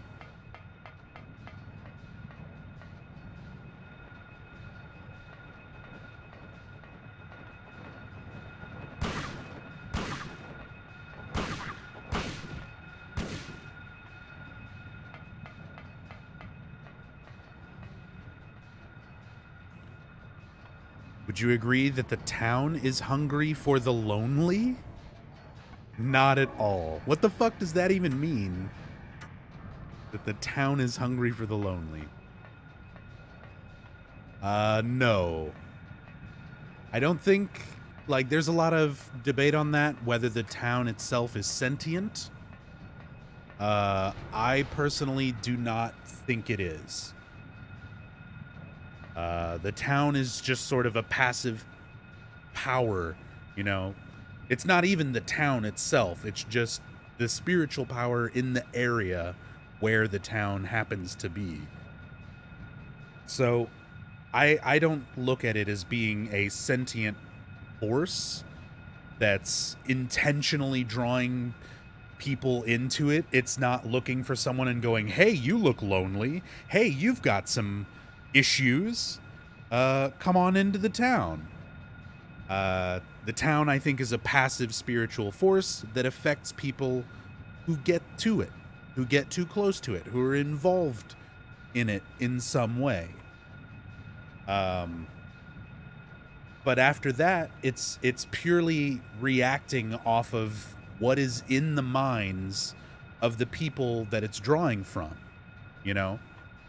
Because when they talk about the spiritual power in the sense of the Native American tribes that were here long before Silent Hill and everybody else and the cult, it was viewed as a good thing, you know? They saw the spiritual power as their ancestors and the spirits in the water and the rocks and the trees. It was only when the cult and its influence and its beliefs in devils and demons and gods sort of twisted it into what it is. I don't think it's drawing people into it as a conscious entity. But that's totally speculation, you know? That's totally for whatever anybody wants to believe on it, you know? Because there's nothing confirming that or denying that either way. It's just how I personally see it. Considering they have draw a lot of references and inspiration from stuff like Twin Peaks and elements like that, you know, I kind of view it more like that. It's a place of spiritual significance, similar to the Black Lodge or the White Lodge in Twin Peaks. So it affects reality around where it's based, but it is not a sentient force of itself.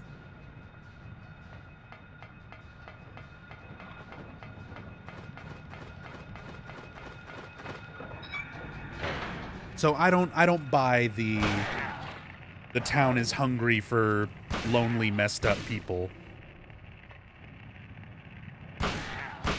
Sybil's here. She's fine. She doesn't have any issues, and she's still going through all the same shit. You know? It's not always just drawing messed up people. There's a lot of normal people who get fucked over by the town just as much. So, yeah, I don't buy it.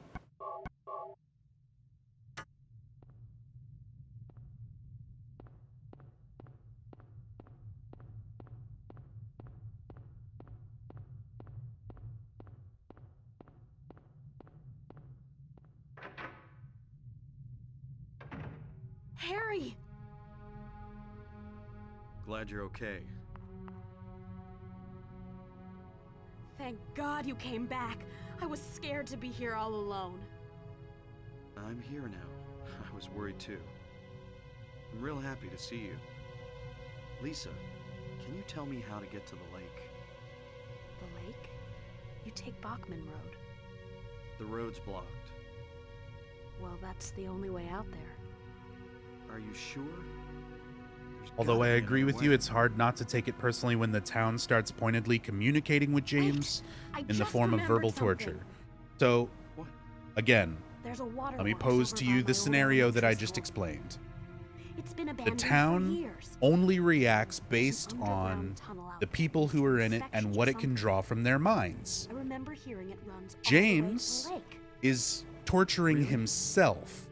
You think I can get to the lake from there?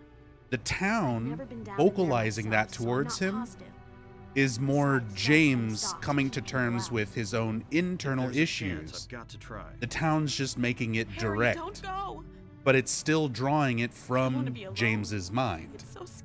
It's not going out of its way to do that as an independent entity.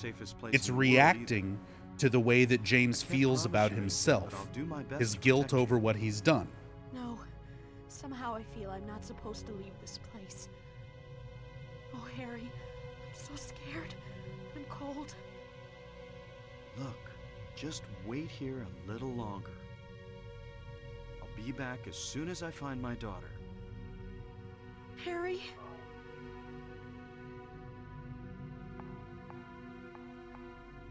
Hey, Fizzy.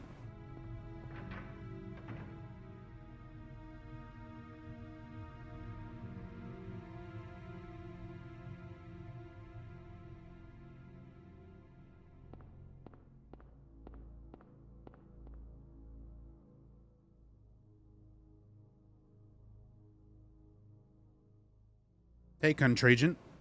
Quality's 720 by 60 for what? You're playing games which run in 30 FPS?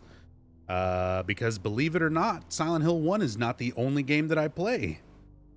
I also play stuff like Dead by Daylight and plenty of other games that run at higher quality and higher frame rates. Just because the game you're seeing right this very moment doesn't go up to 720, 60 FPS doesn't mean that I'm going to change my quality every single time I stream a different game. That seems unnecessary.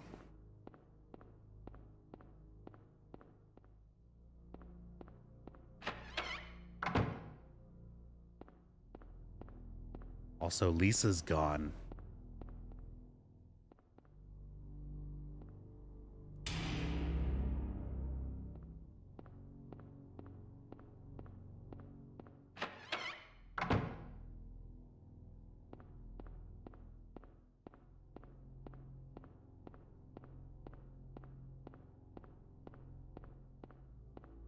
Rachel, thank you so much for gifting a sub to C. Rexfield. Thank you so much for all the support. Very much appreciate it.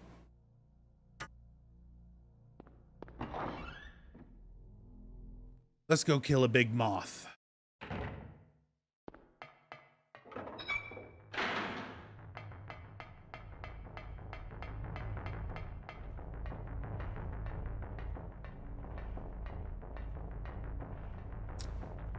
Sorry if this has been covered, but do you think Twin Perfect helped or hurt the Silent Hill community? Helped way more than anything else. They caused some divisiveness among the community. They definitely took it too far with a lot of the stuff towards Tom Hewlett, but a lot of that, I can see it from the standpoint where it was meant to be humor. But it took it a little too far and people took it too seriously. But more than anything else, it's still a really, really good, comprehensive video series with a lot of good, accurate information regarding the series.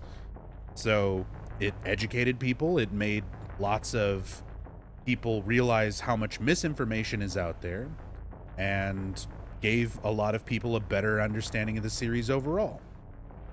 So I would say it helped way more than it hurt. Way more.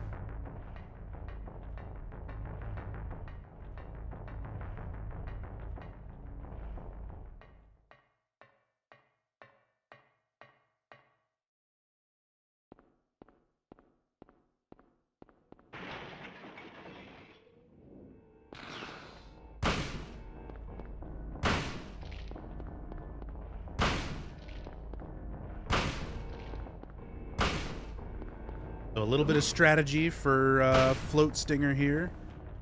If you just spam shots at it, it's invulnerable every time it gets hit for a few seconds. So spamming shots will just waste ammo. So like if I do this, I fired 4 shots. Only 2 of those shots counted. The first one and the last one. The 2 middle shots didn't do anything. So, if you're ever trying to conserve ammunition and get through this boss fight, you can time it by shooting, strafing, and then shooting again. You can kind of use the blood splatter effect to figure out when it is no longer invulnerable and you can shoot again.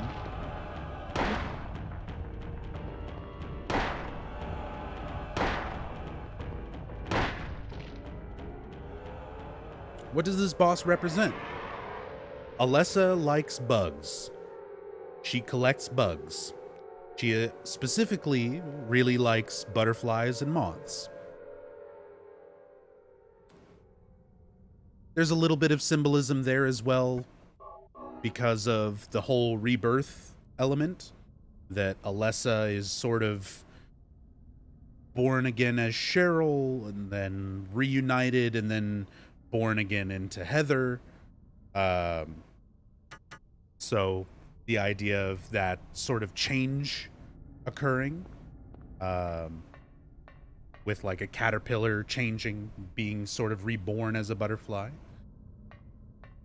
But ultimately it's there because Alessa likes bugs.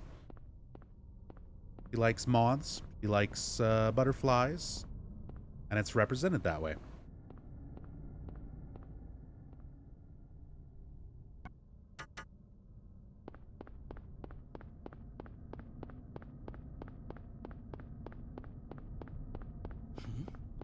What was that? Who in the hell was that?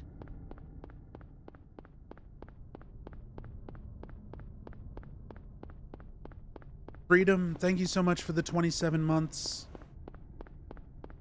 There's a lot of support. Thank you so much. Very, very much appreciate it.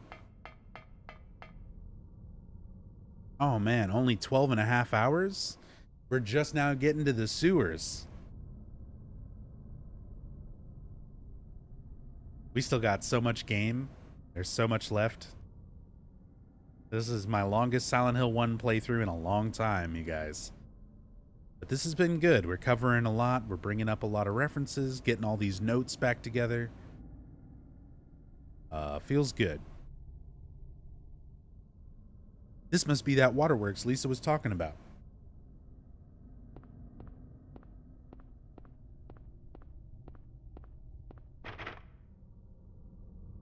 It's locked.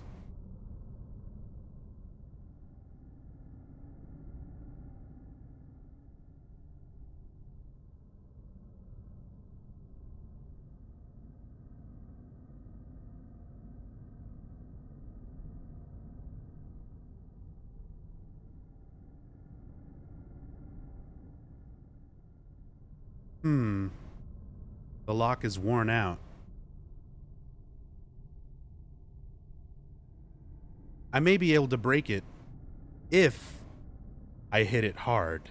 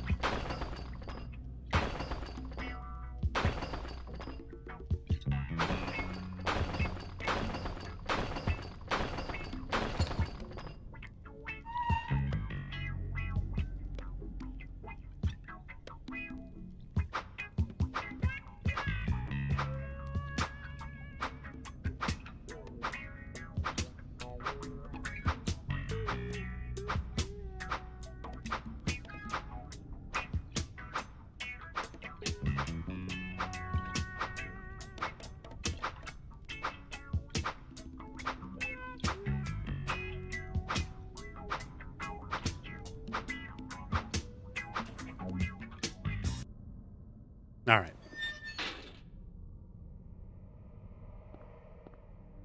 We got through the fence. We hit it hard.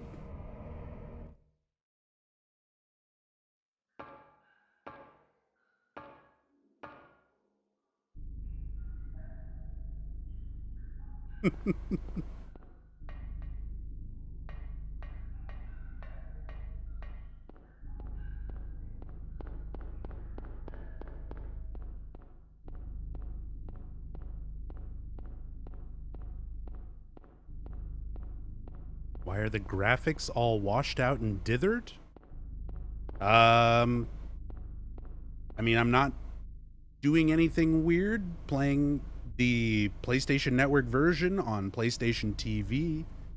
I have the brightness, like the in-game brightness bumped up.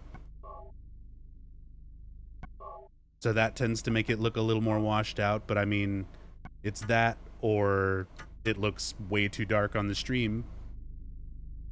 But I mean, that's what this game looks like when it's not, you know, being emulated and running through a bunch of filters and stuff.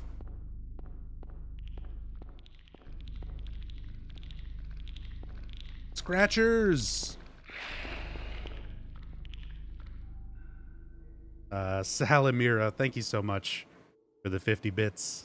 Very much appreciate it.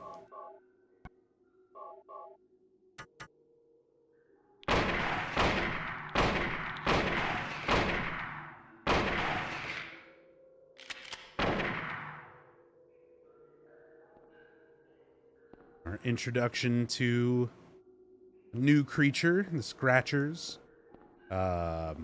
Mentioned earlier that there's things like the pterodactyls from the book The Lost World that Alessa would have read that inspired the town to create the Air Screamers.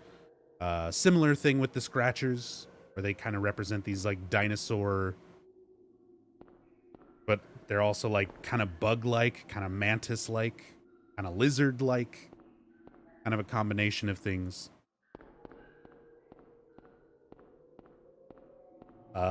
Me personally, it took a long time before I realized what these monsters were properly called when I was younger. Before I knew that they were called Scratchers. So as a kid, I always referred to these as reptiles. Because to me, they look like the really bad CG reptile in the Mortal Kombat movie. Let me pull that up. Put that reference image in my notes. Mortal Kombat movie reptile.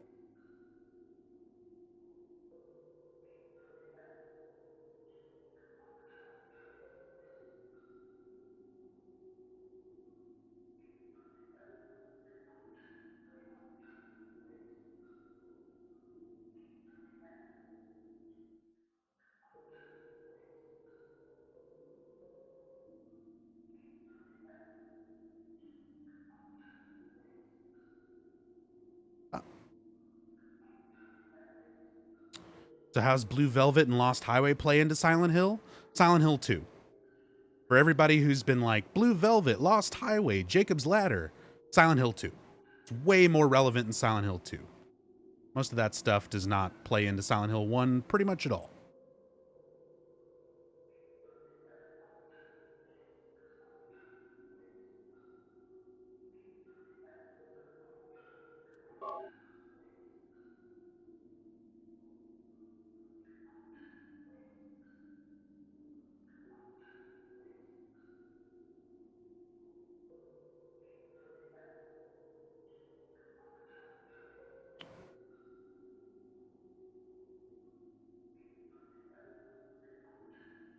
This.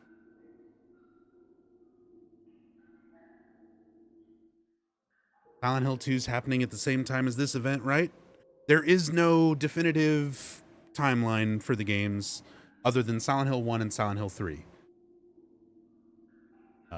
Silent Hill 3 takes place 17 years after Silent Hill 1. Everything else is left intentionally vague by the developers and without a proper timeline.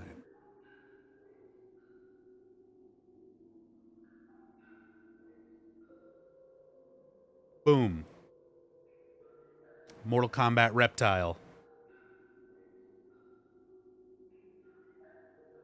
So that's what the guys, the Scratchers in the sewers always remind me of.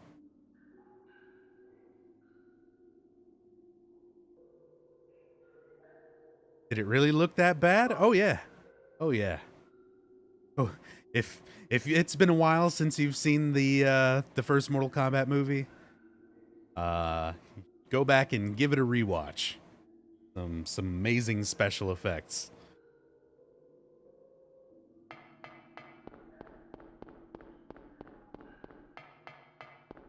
Oh yeah, I still love that movie too. There's some parts of it that are hot fucking trash, but it's charming hot trash.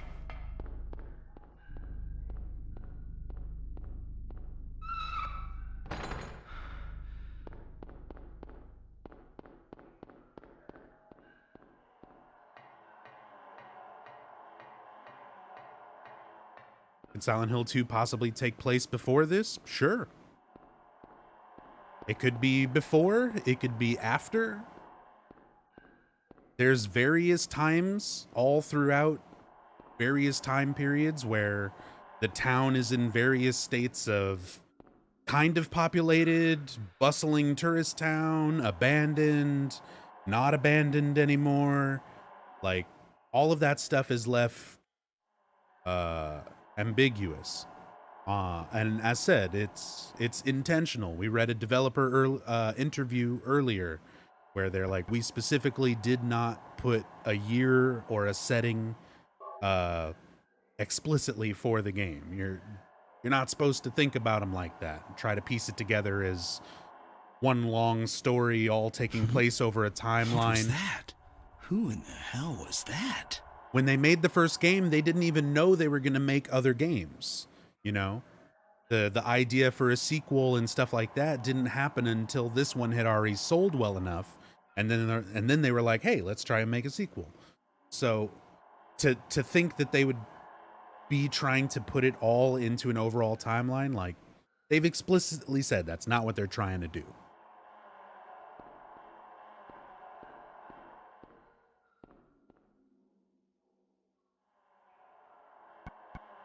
So the only timeline, the only thing that's official that exists within these games is Silent Hill 3 takes place 17 years after this game.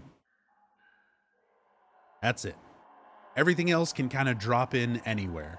Silent Hill 2 can fit in a lot of places. Silent Hill 4 can fit in a lot of places.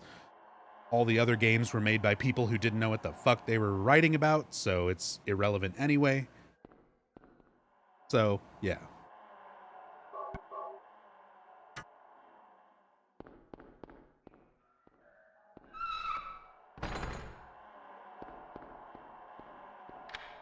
Yeah, if you go by the UFO ending, the game's happen in chronological order. In this game, Harry gets abducted by the aliens. In Silent Hill 2, Harry and the aliens abduct James. In Silent Hill 3, Harry, James, and the aliens take Heather back to Silent Hill to destroy it.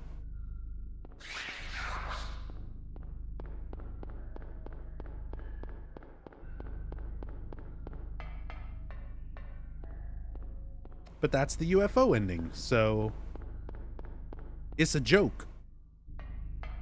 Can't really take it at face value too seriously, you know?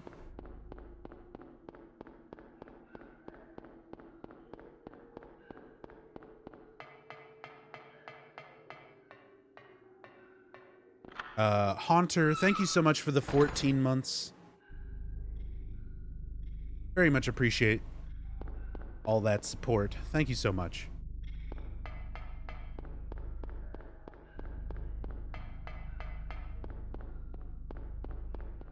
And sorry, I don't have a whole lot to talk about during this segment of the game because it's the sewers.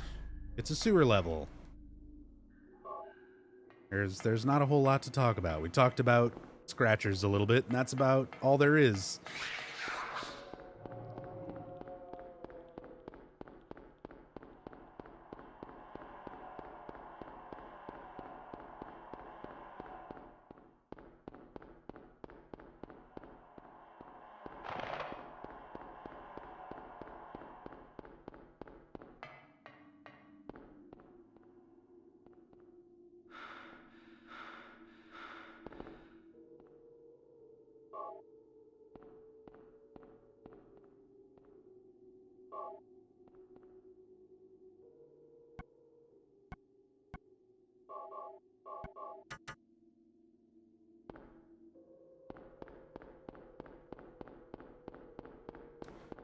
Not cool to play, not cool to talk about. I mean, this is it. It's a sewer level. I mean, as far as sewer levels go, it's definitely not the worst.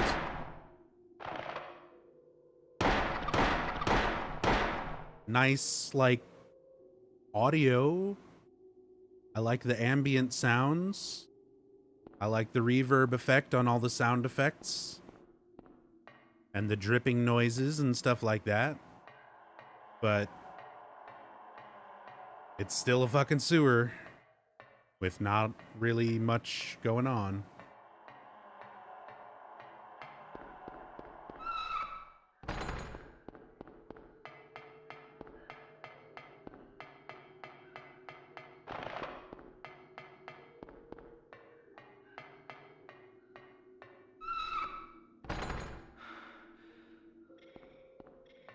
Everyone sing the Silent Hill song?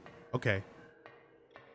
Have you ever really noticed the blanket of shame? All the torment and pain when you realize that no one's ever been there. That's what you meant, right?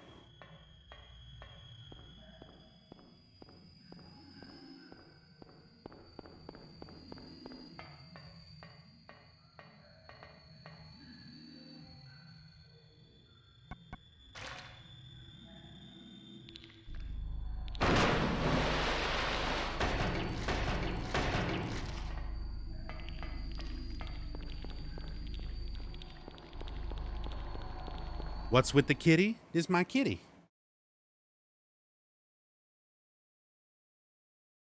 His name's Harry Mousin. He's sleepy.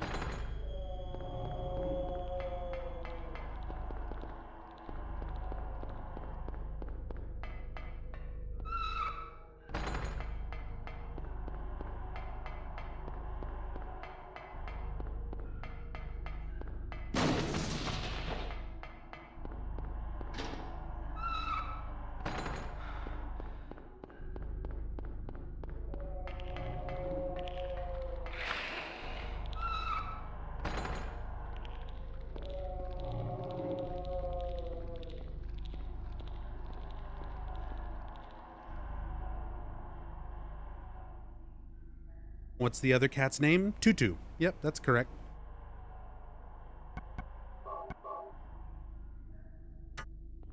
It's Harry's brother.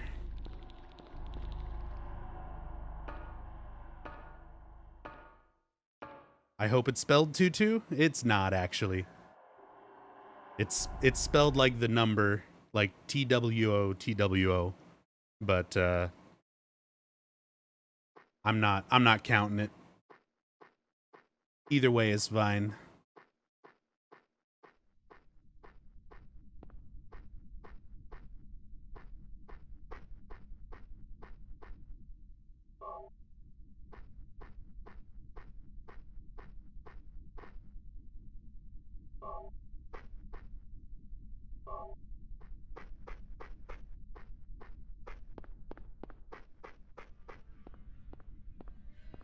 All right, we got a new map.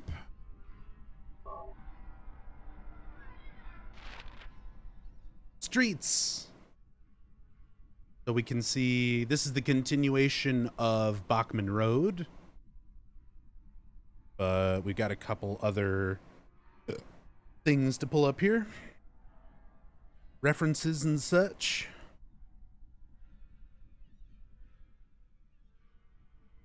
So we've got Sanford Street.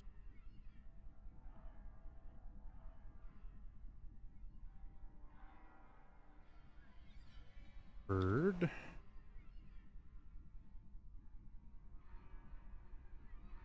Which is John Sanford.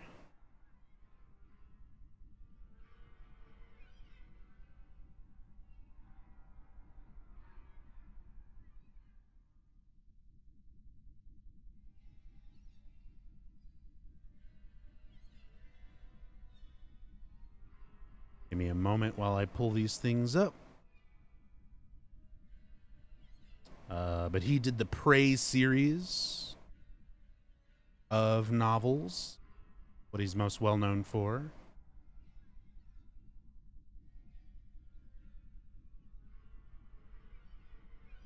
Starting with Rules of Prey in 1989. And there's a shit ton more. The most recent one came out April 23rd, 2019. Like 29 fucking books in that series. So, John Sanford, Rules of Prey. Cover.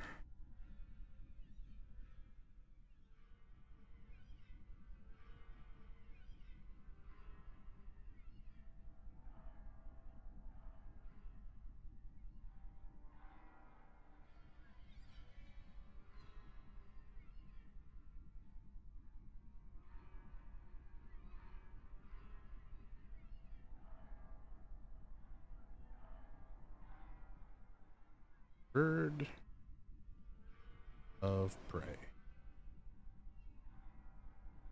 Save that.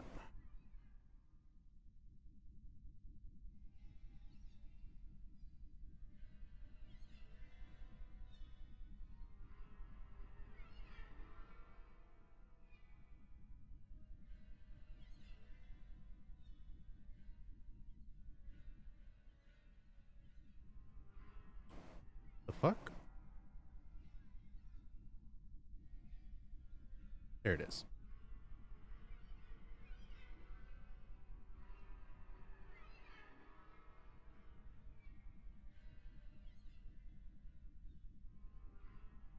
So there's our Sanford author reference.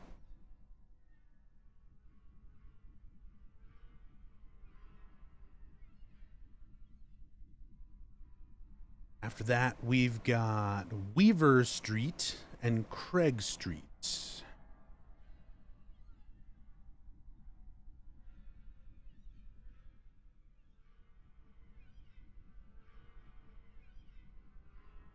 Weaver Street,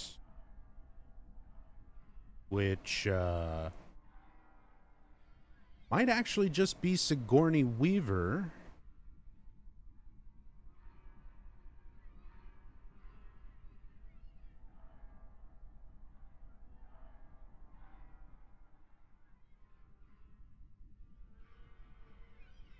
Make sure that's more correct.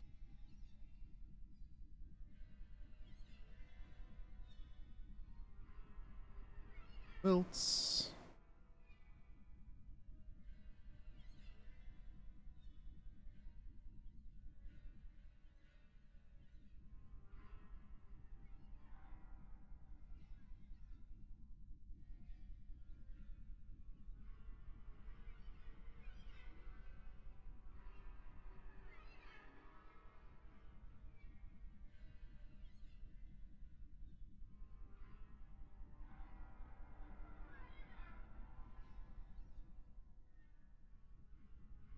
Yeah, I'm not seeing anything else. As far as Weaver, I think it is just a direct reference to Sigourney Weaver. What most things seem to be pointing towards. But again, similar to some of the things earlier, I'm not seeing a confirmation. I'm not seeing a citation where like a developer or somebody confirmed it, but I'm not really seeing any relevant Weaver like authors, other things that it might be. And Keiichiro Toyama did mention in the interview that we read earlier that they did take a lot of inspiration from science fiction and stuff as well, so Sigourney Weaver, very possible. Plausible. And Craig.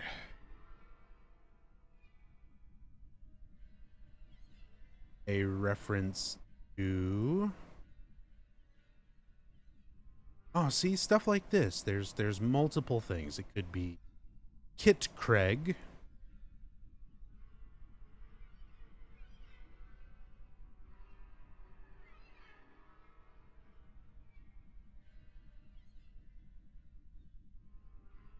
I'm not seeing much on that. More likely Craig Rice, also listed.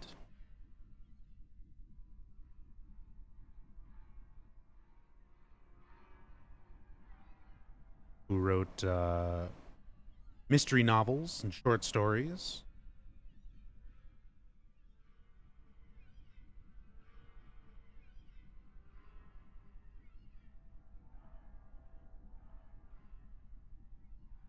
Seeing what some of the more notable things that were written. I'm just going to make a note on that one. That is something else that needs to be confirmed. So, Craig Street, Craig Rice, question mark, not confirmed. I'll have to do a little more digging on that one. But just like with the F. Paul Wilson stuff earlier, it's a little bit of a generic thing. It could be a couple of different things. And who knows? Maybe I'll shoot some of these questions towards various people involved with the game, and maybe somebody will give me an answer. Like Masahiro Ito or Harry Inaba. Anybody like that who might confirm something one way or the other. Put that to the side.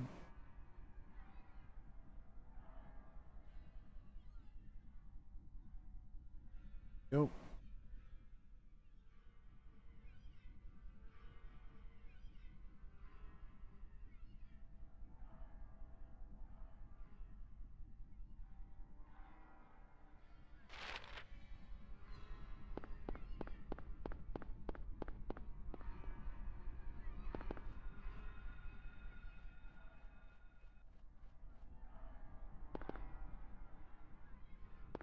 Advertisements for some of the stores and things that we went by earlier, actually. Andy's Bookstore, Nail, Nail, Nail. And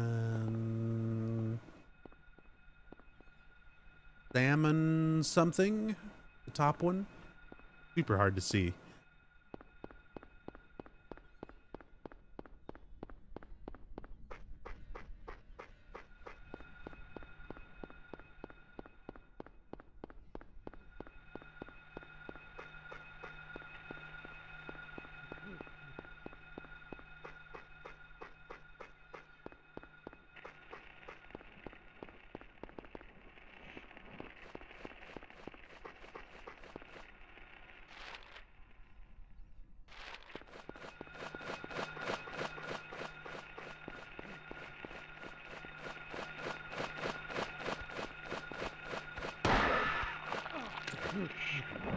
Bad romper. Oh,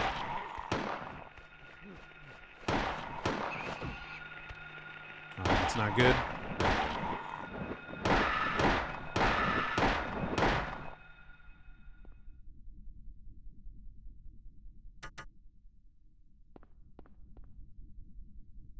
Wanted to take a look without being interrupted.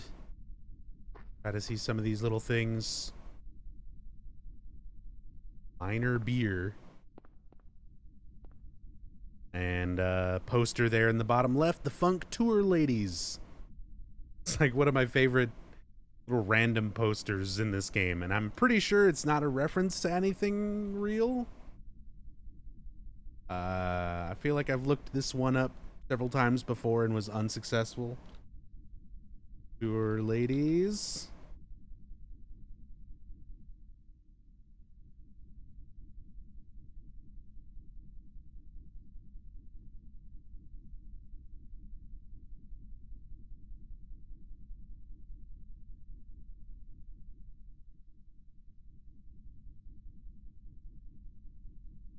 Yeah, doesn't look like it. Not like a direct reference to anything, as far as I know. All right.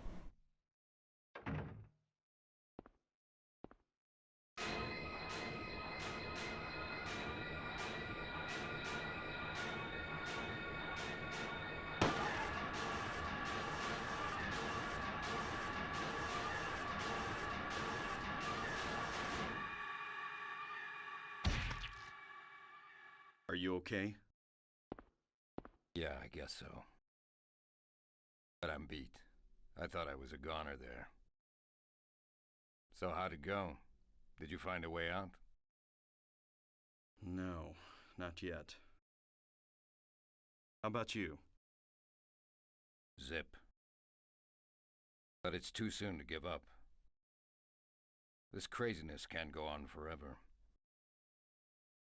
A military rescue squad should be here any time now. If they come through the town, we're home free. I hope so. I better get going. This isn't the time to stand around flapping our gums.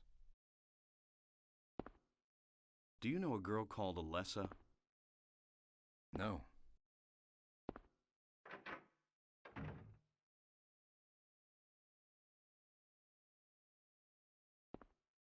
That's twice now that we catch Michael Kaufman in an enclosed environment with only one monster. And there's no signs that the monster, like, crashed in through the window like the air screamer did for us in the diner or anything like that. Pretty sure Kaufman's just trying to fuck the monsters.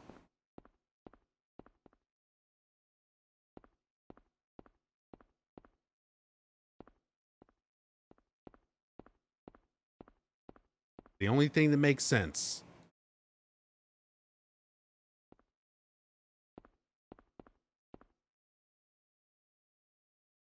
Kaufman must have dropped this. Like it's full of stuff. Kaufman key. Got a receipt. Our receipt for the Indian runner. And that gives us our combo to get into the Indian runner. So we'll be heading there next. 0473.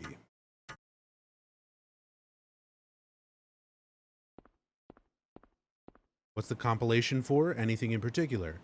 So for you and for anybody else who's new here, I'm Nub. I'm a huge Silent Hill nerd. I've been actively researching and spending time delving deep into these games to understand them better, understand the development behind them, everything that I can, pretty much since 2003.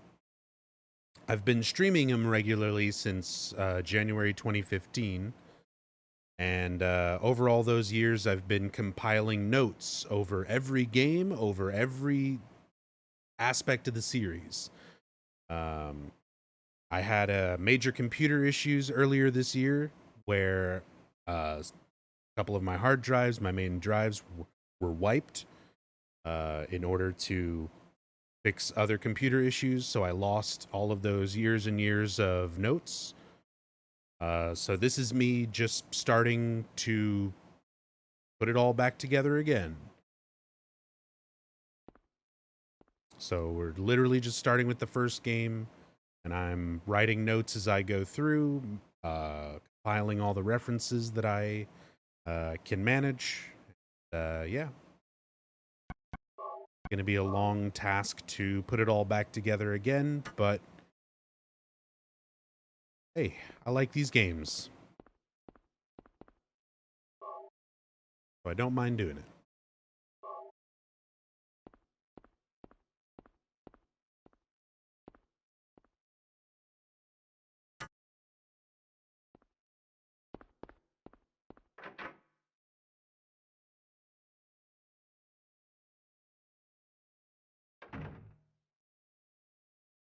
In your opinion, if the military did show up, they would come to an abandoned town with huge chasms in the road they couldn't cross. Yes and no. It would depend. So, certain parts of the town are collapsed and have fallen away. There are still ways to get in and out of the town, just not via like a traditional road. So, military could like fly in with helicopters, planes, things like that. They would not see the town any differently than anybody else here. This is not Silent Hill 2. This is not everybody in the town has their own personal nightmare version that they're all seeing. This town, the nightmare is Alessa's. When the nightmare takes hold, everybody experiences it the exact same way. So Harry sees it the exact same way that Kaufman sees it, the exact same way that Dahlia sees it. They're not all experiencing their own individual internal demons versions of Silent Hill the way like Silent Hill 2 portrays it. In this game, the nightmare is central around Alessa. It's affecting reality for everybody involved. So if the nightmare is affecting the town and the military dropped into the town during the Otherworld nightmare, they would see the Otherworld nightmare. They would see the monsters. They'd see exactly what everyone else is seeing. It's not unique to Harry Mason or anybody in particular. It's all Alessa's nightmare being turned into reality by the power around the town.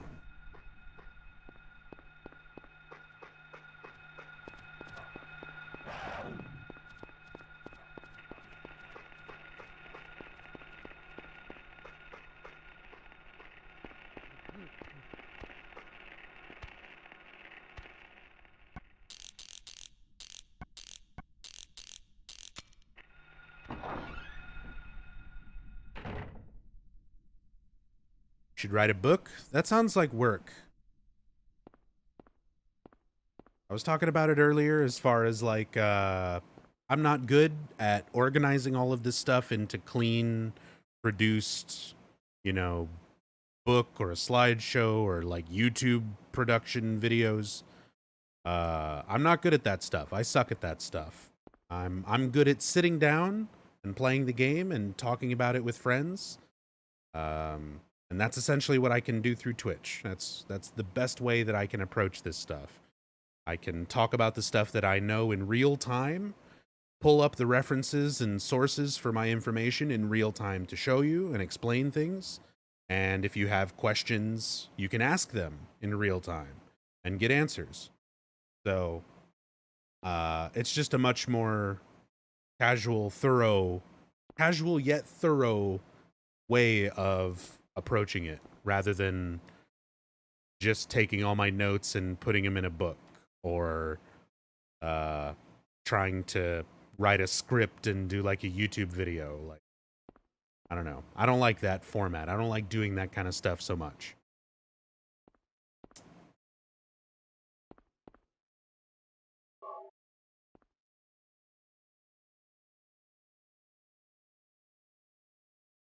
Betty X. This is an easy one, but I pulled up like Pepsi logos and other stuff for references earlier, so the reference to, of course, FedEx.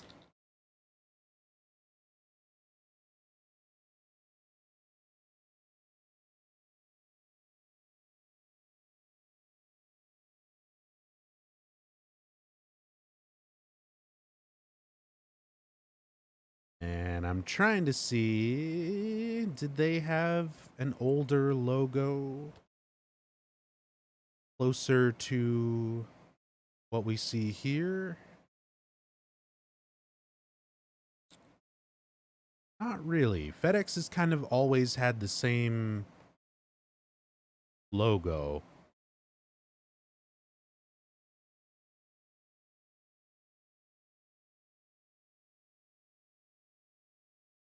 Yeah, it looks like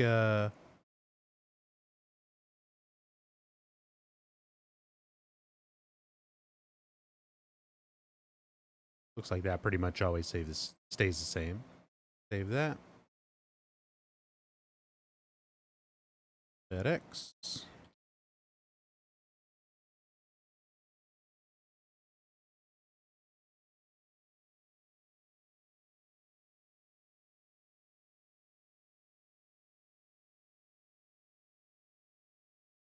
Whatever happened with the Silent Hill lore talk show idea? Uh, like just kind of doing a podcast type of thing and basically like just talking about a particular subject without playing the game at the same time. We might still try and do that. I still try and do that with people at some point, but yeah, I just like being able to play through the game while I talk about it, you know? It's a good way to kind of keep my thoughts in order and put everything down just as I progress through the game naturally. Still something that I might try and do, but yeah, I'm not too focused on it. The main thing I'm focused on is exactly what we're doing here: streaming the games, playing them, talking them, and sharing them with you guys live. That's 99% of what I want to do. That's the main focus of what I want to do. So podcasts and YouTube videos and Google Docs and books and any other stuff surrounding it, it's like, yeah, it might be something that comes up at some point, but it's so minute compared to how much I just want to focus on doing this.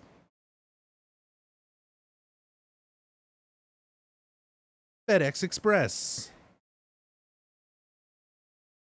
aka FedEx Espresso.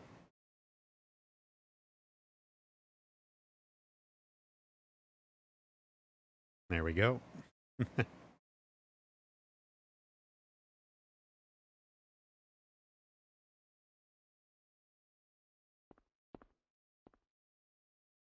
Yeah, exactly, Cheaterbot. It's kind of what everybody does already on their own, so I don't know. I'd have to figure out a good way of doing it all.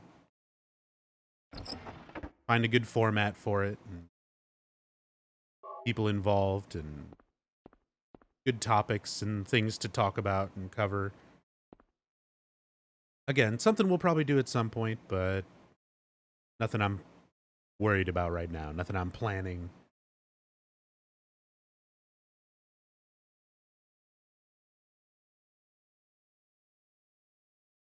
August 20th.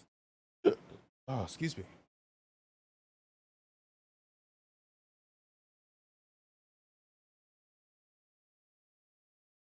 August 20th. He came by. I handed over the package that the woman left here. September 12th. He showed up at Norman's, too. Norman's. We're going to get, we mentioned some Psycho references earlier. Here's a much more blatant one. Reference to Norman Bates. Don't want to be involved with the likes of them anymore, but I'm getting creeped out even more than before. Thought of leaving town, but I'm afraid of what will happen if I do. So you can kind of get a better, more clear idea of Kaufman's hold on the town and his influence, both not just as the director of Alchemilla, but he's also controlling this whole drug trade, smuggling things through these businesses, making these other business owners nervous, which is what that whole diary is about. And there we can see Norman's grand opening. Again, solid reference to Norman Bates, the Psycho films.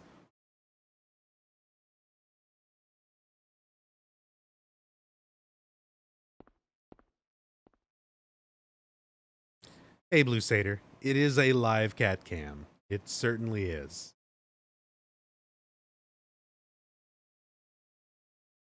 Got Harry Meowson sitting over there sleeping. I keep reaching over and petting him because he's super cute, but I'm sure he just wants to sleep, so I'm going to try to not bug him too much. 3 loaves of bread, 3 cartons of milk, 2 dozen eggs. Delivered to backdoor daily, 8 a.m. Rear entrance code 0886. Norman Young. So I guess it's, Norman Young, not exactly Norman Bates, but close enough. The reference is there. So we've been reading about all this different stuff, finding out about this sort of drug trade subplot going on with Silent Hill, where the cult is using a drug called PTV, which is made from a plant called White Claudia that only grows around Silent Hill. In order, the cult is using it to induct members. They're using it for various rituals, because it's a very powerful hallucinogenic. So they use it to drug people and influence them into joining the cult, as well as to see visions and things like that when they're performing rituals, and a lot of different uses within the cult. Kaufman is the manufacturer as well as the dealer. So he's taking the White Claudia, processing it into PTV, and distributing it around the town on behalf of the cult. Even though he's not a member of the cult himself, he's making good money off of it.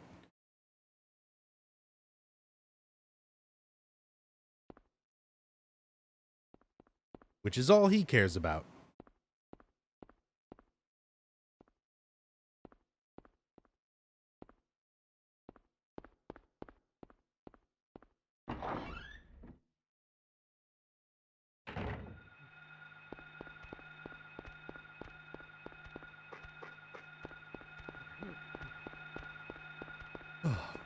Oh, man.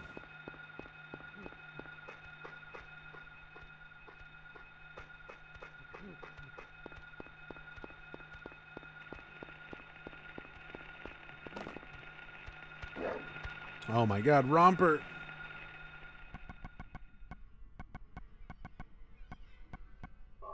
Man, even with bullet adjust, I blew through all my shotgun ammo. Using it way too much. Have to start using the rifle.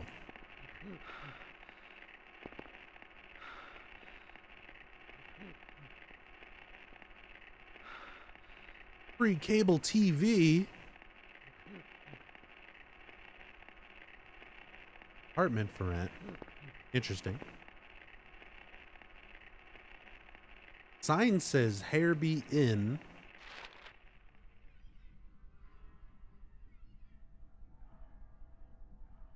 And that's how it's listed on the map as well. Motel Hairby Inn. Haerbey. That a reference.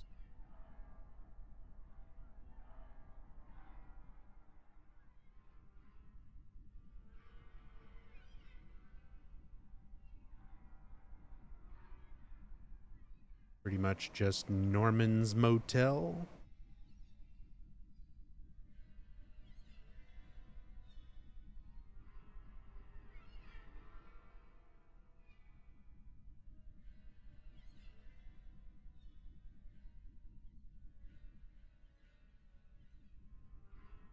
Doesn't look like that's anything specific. Just wanted to check and be sure. Playing on normal, playing on easy.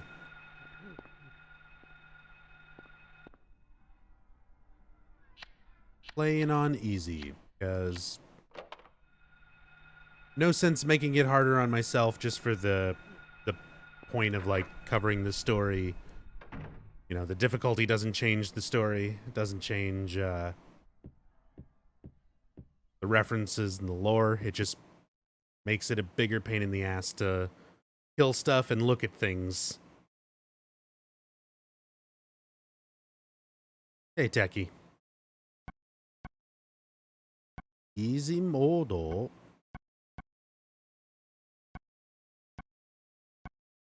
Maji. Take the magnet. Let's look at some porn.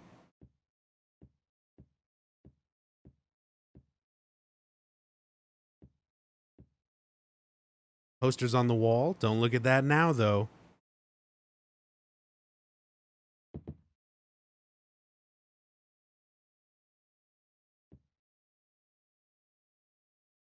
And there's actually more direct porn right here. So we can examine this newspaper. And when you examine the newspaper, you can see that there's another magazine underneath that newspaper. And that is a naked lady. I'm pretty sure it's like a Playboy cover. Let me see if I can pull this reference up. I might not be able to show this particular reference on Twitch, but let me see if I can find it.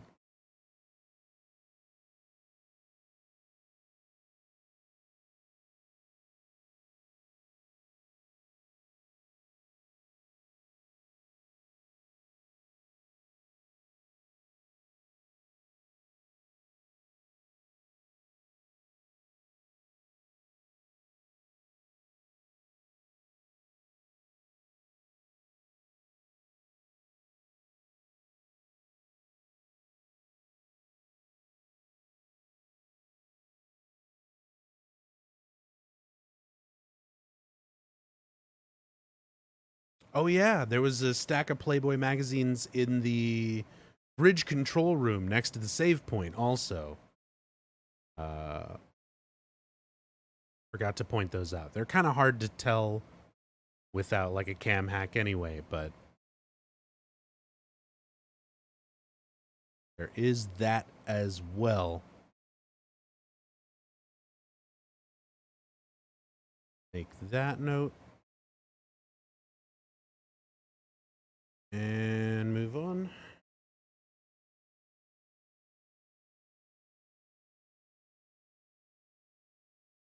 Newspaper. It's the same date as the one in the hospital. Investigation stalled. PTV dealers still at large. Suspicious deaths continue. Like the anti-drug mayor, a narcotics officer dies of a sudden heart failure of unknown origin. So, the investigation on PTV, the drug problem in Silent Hill, that I was just talking about, that Kaufman is kind of the ringleader behind, was suddenly stalled because people are mysteriously dying. So we've got not only the anti-drug mayor, but also Officer Gucci, who was mentioned back in the police station. So the idea here is that these people who were investigating into the drug problem were getting too close to figuring something out, getting onto Kaufman's trail, and Kaufman most likely is the one who killed them. Given the mysterious heart attack situation, who knows? A lot of things could potentially cause that. Hoffman's got access to a lot of chemicals and drugs being a hospital director.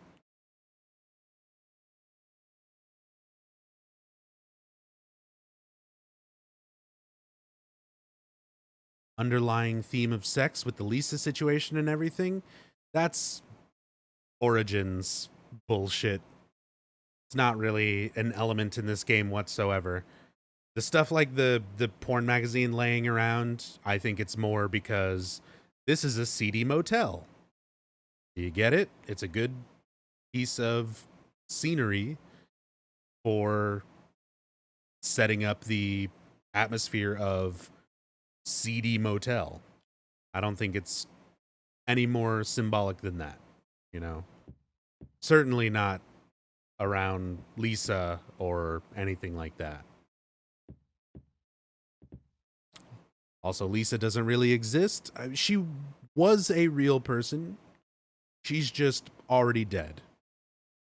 The Lisa that we interact with in the game is a manifestation from Alessa's mind, just like everything else. Just like all the creatures, just like with the monster nurses. She's herself a manifestation. She's able to maintain more of her personality, probably because Alessa was so fond of her, so close to her, but she was real. She's not purely created by the town, by the power.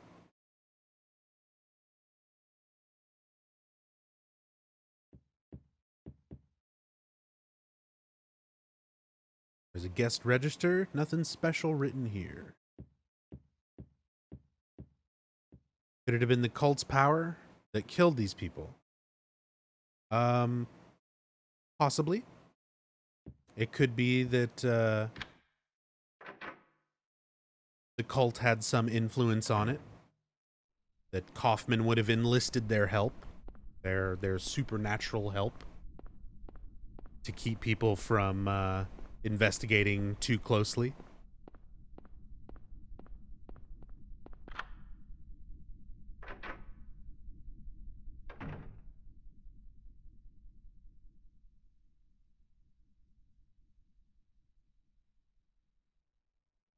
It's implied that Lisa died of an overdose,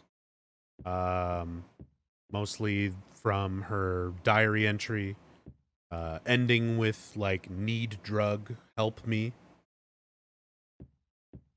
Because Kaufman was using the drugs to keep Lisa kind of under his control so that she would continue caring for Alessa, because since she was basically kind of let into Alessa's existence, her being alive and kept in the hospital separate, Kaufman needed to keep Lisa kind of under his control, and he did that through drugs. Could have been through withdrawal, something like that as well. It's not really specified, but drugs are involved either way. Not sure how Lisa died. It could have been an overdose. I just know she did terrible things for drugs when she was otherwise a nice lady.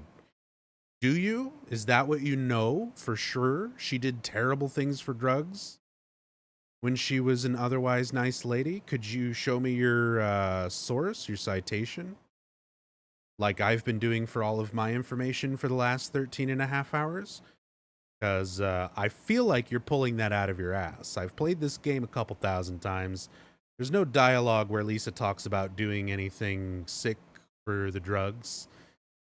She's just getting him from Kaufman because Kaufman needs Lisa to do what he needs her to do. She needs to care for Alessa and not spill the beans to anybody else.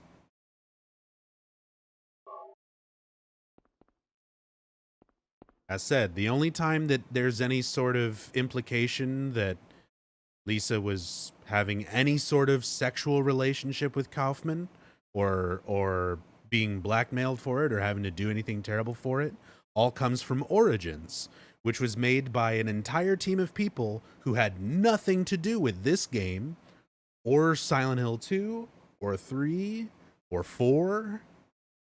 Is an entirely unrelated team doing their own thing, and hey, they got a lot of stuff wrong.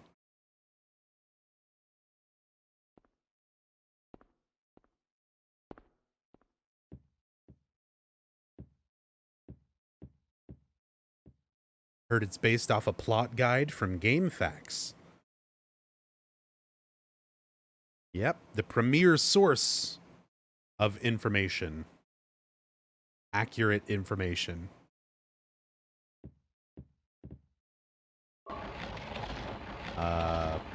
Yeah, for me, I take the information that is in the games that the developers put there, and I take the information that's in interviews that is cited by developers after the fact, where they confirm or deny things. And everything else is bullshit, as far as I'm concerned. Like, everything else is might as well just be speculation. If it's not in the games explicitly, or the devs said it explicitly, then it's theory crafting, it's speculation, it's stuff put in guides on GameFAQs written by people who had nothing to do with the game's development. Or stuff that was put in, like, Brady game guides, you know, written by Dan Burlew, you know, who also had nothing to do with the game. I mean, that's the same guy who said that a pair of legs in yellow pants in Silent Hill 3 was Solid Snake. Which, by the way, that quote-unquote fact showed up in a recent, like, 10 facts about Silent Hill 3. 1 million thumbs up on YouTube, because... Ugh. It's so easy to spread misinformation. People just regurgitate shit without looking into it at all.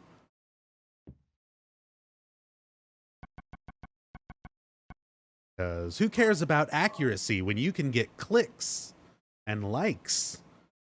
Subs. Don't forget to subscribe and hit that bell. Suck a dick.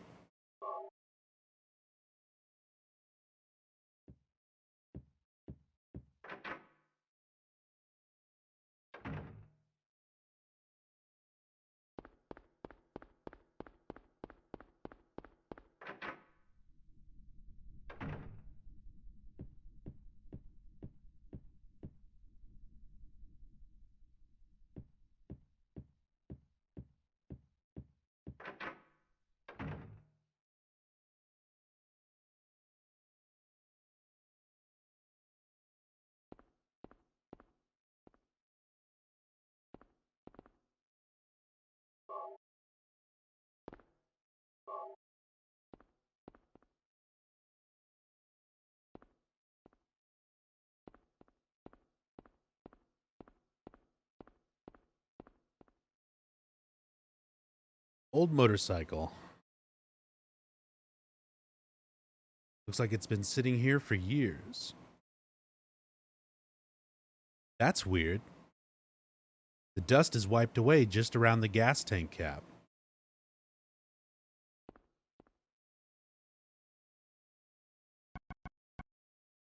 So earlier was talking about Michael Kaufman in Alchemilla Hospital. We saw the director's office had been trashed, and I explained that was Dahlia Gillespie, who was destroying his office looking for a Glophatus. She knew that he had a Glophatus, and she knew that a Glophatus was the only thing that could stop her plan of birthing this god. It's the only thing that could force the god out of the host, Alessa, prematurely. So she wanted to make sure that it was destroyed so that Kaufman didn't have a way of stopping her plan. Kaufman knew that she was going to be looking for it, so he had 2 bottles of it. He had one that he kept in his office for Dahlia to find and destroy so that she thought she got rid of it all.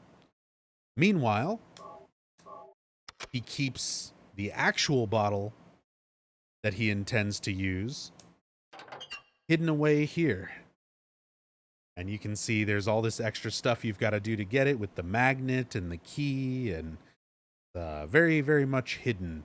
Much more so than just stuck in his desk at work. A small glass vial wrapped in a plastic bag. What's this?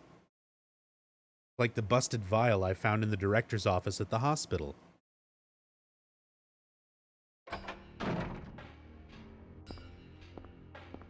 Give me that. What is this? That's none of your business. Instead of messing with that, how about coming up with a way to get out of here? You shouldn't be hanging around here goofing off. What do you think you're doing? You want to get yourself killed? Get out of here. Okay, take it easy. Unless you want to die, keep your mind on business. Got it?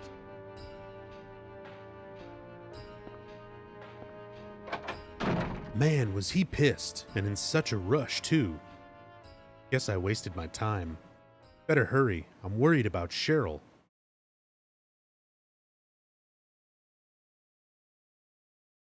That's weird. Why did I not get...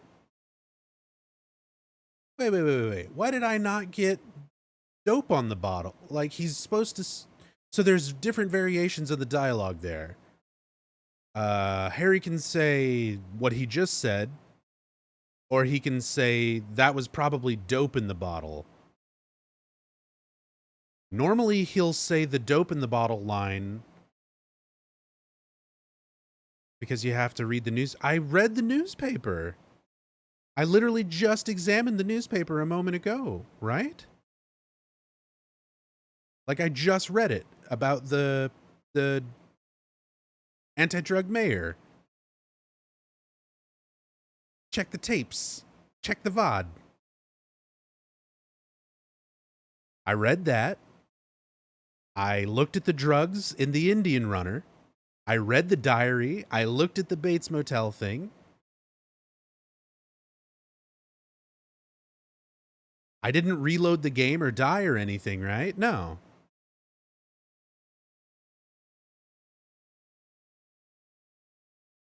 That's it. That should be everything. I should have gotten different dialogue there.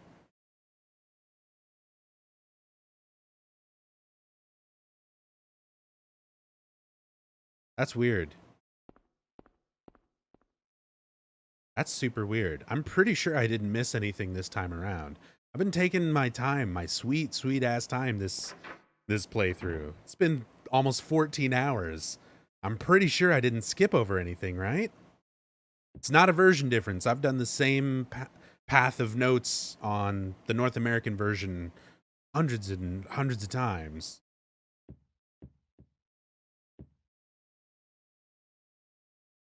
The only version difference that you get is the boiler note at the end of the game in Nowhere, since that's missing on this version, but everything else should have worked there.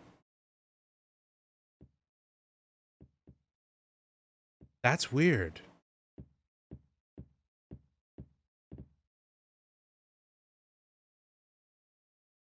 Fuck, it was this. I didn't read this.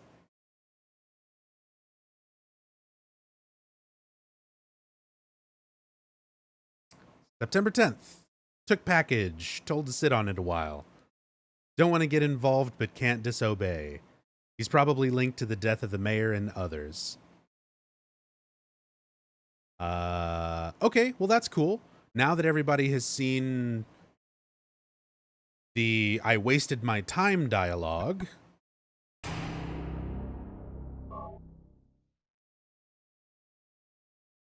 let's just reload the save. I made a save right here.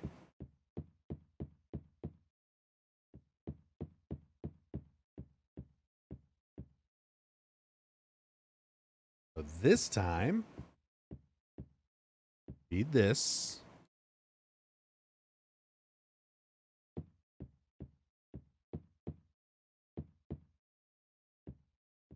Read this.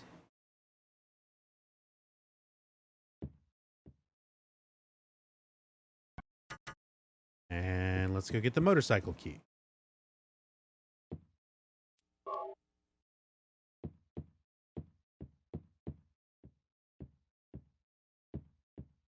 Come on.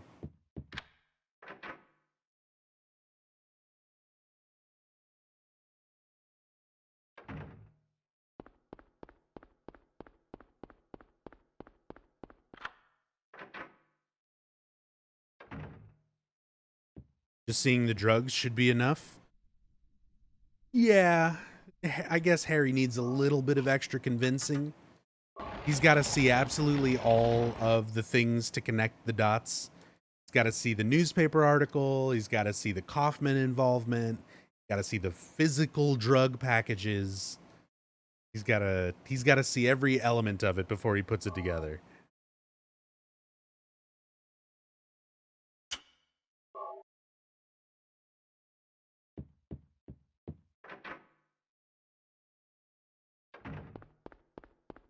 Well, how can you be sure it's a doghouse if there's no dog around?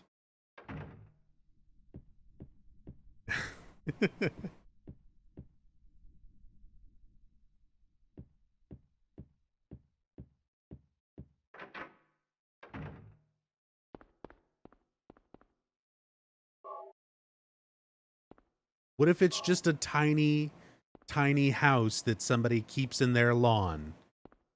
You don't know it's a dog house if there's no dog in it.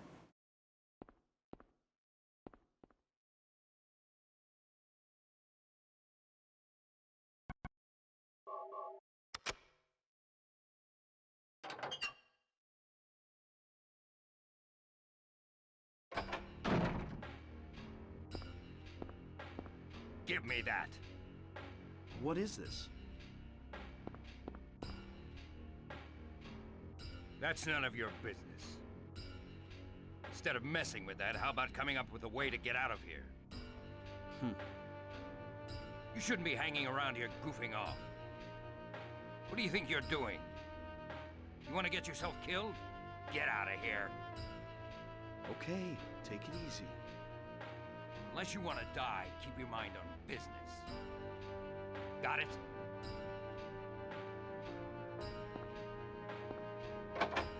That guy's gotta be involved in the local drug racket.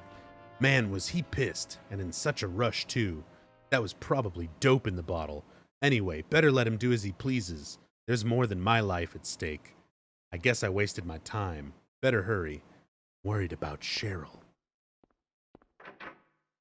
So there we go. There's the dialogue I was hoping for. That's why I was thrown off when Harry was just like, oh, I guess I wasted my time. Yeah, that dialogue is voiced. The files are in the final game, even. Like, they're still there. They just don't play. They don't activate. For whatever reason, they're completely unused everywhere except for the trade demo. I don't think it's a bug. If it was a bug, they would have probably fixed it along with some of the other bugs they fixed between versions. Because, like, they fixed the boiler article bug that's in the North American version. They fixed that in between the release of the North American version and the PAL version and the Japanese version. There's a glitch that lets you skip a lot of the amusement park that they fixed after the North American version. So if it was a bug, it likely would have been voiced on one of the other versions. But since it's not in any of the versions, any retail versions, it's only on the trade demo, it must have been an intentional change. It must have been something where they thought, this is internal dialogue. You shouldn't really be saying it out loud.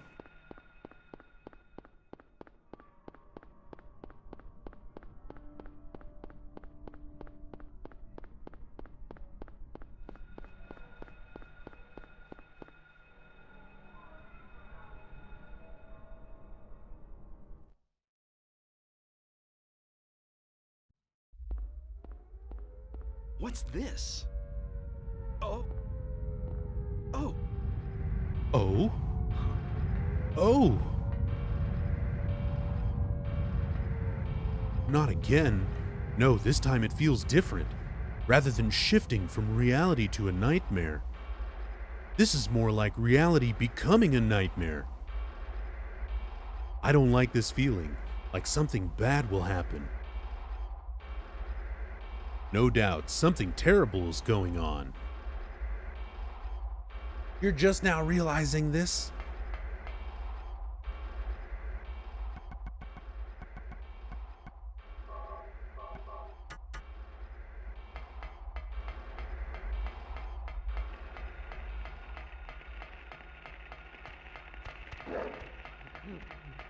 Did you watch the Michael Gwynn interview? Of course. Of course. After so many years of not being sure who Harry's voice actor was, that was huge news in the Silent Hill community. There's no way that would have passed me by.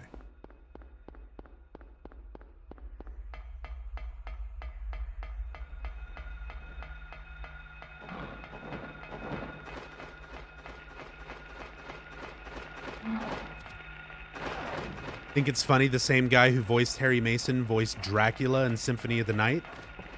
What makes that even weirder is that for a long time, I thought it was the same voice actor as Richter, because in Symphony of the Night, Richter sounds a lot like Harry Mason.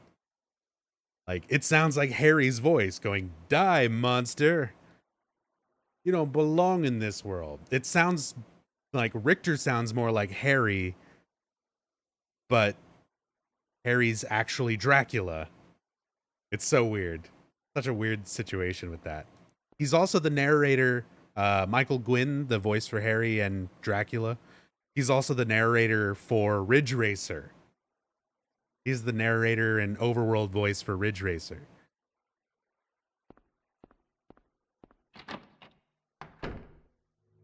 Sybil, Harry!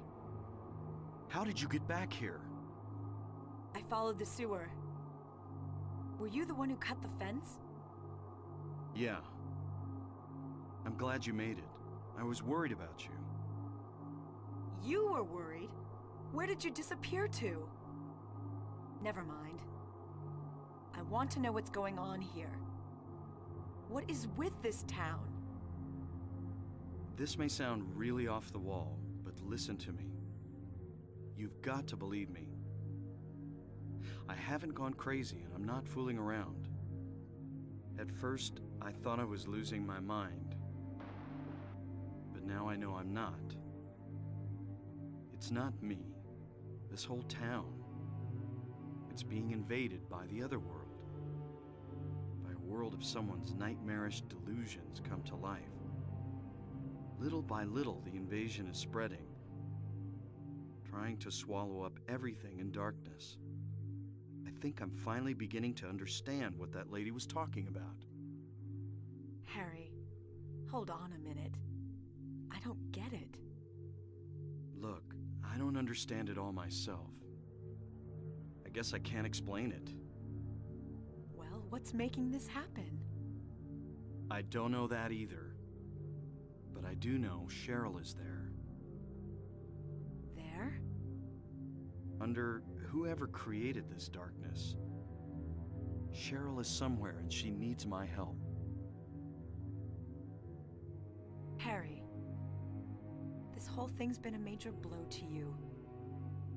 You need to rest. Sybil,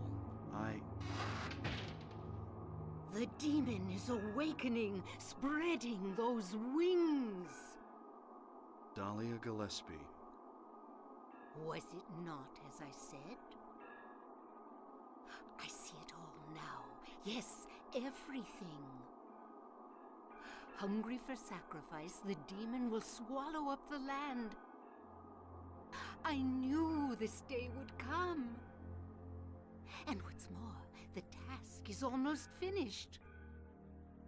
There's only 2 left. To seal this town to the abyss, the mark of Samael. When it is completed, all is lost. Even in daytime, darkness will cover the sun. The dead will walk and martyrs will burn in the fires of hell. Everyone will die.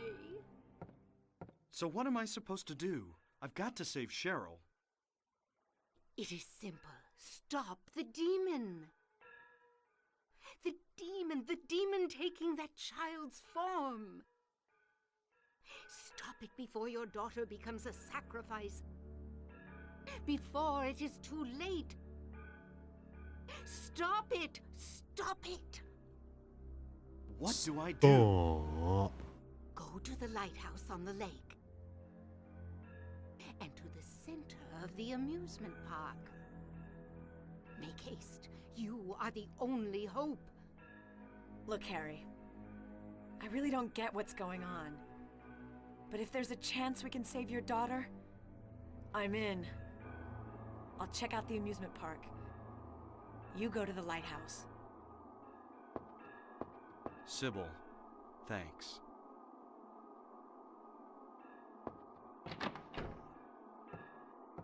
You will need to use it. Use what? The flowers. Only with that can you stop it. What about Sybil?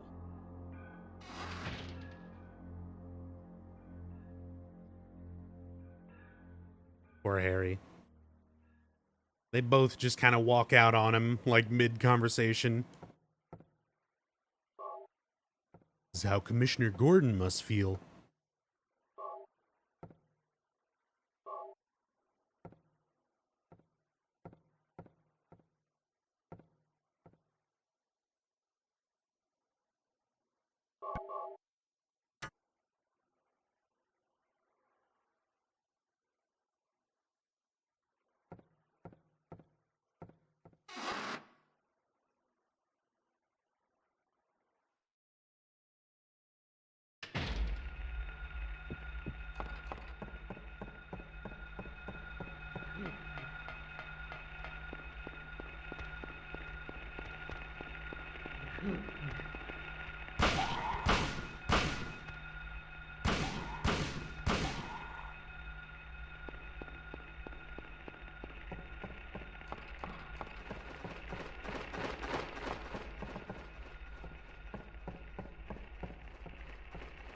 Yeah, I've got no idea why Dahlia's wearing a tie.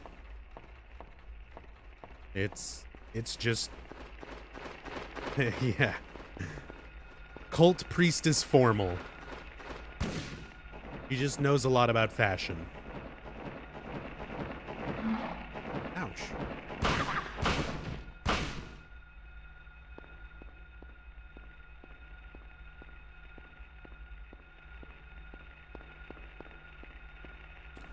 Dahlia barefoot or wearing shoes that look like human feet? She's barefoot. She's barefoot. That actually is a consistent, like, thing with priestesses in the order, in the cult. Yeah, Claudia Wolf, same thing in Silent Hill 3.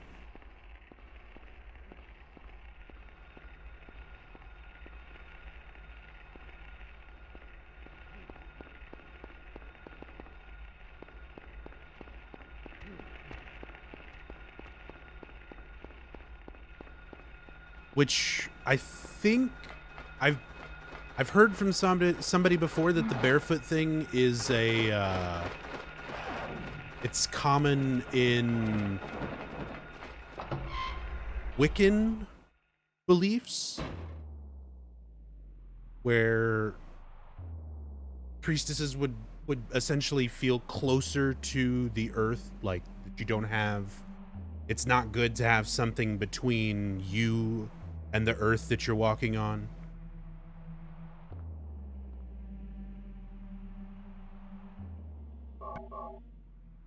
I'm not 100% on that, so that's I'm not writing that one down in my notes. Because I don't know how relevant it would be, but I feel like that's something that a friend told me many years back. Someone who's much more interested and versed in Wiccan practices and things than I am.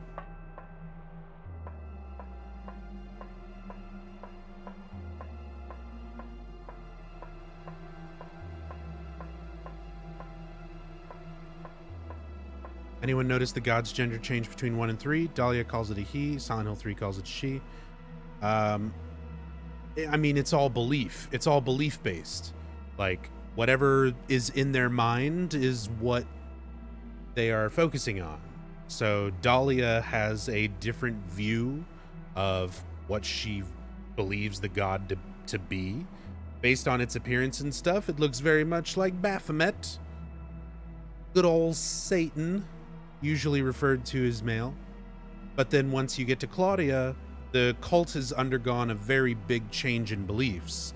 They focus more on Saint Alessa, and they've got a lot more focus around, like, the Holy Mother, these female deities. So their belief in God shifts more to a female form rather than a male one.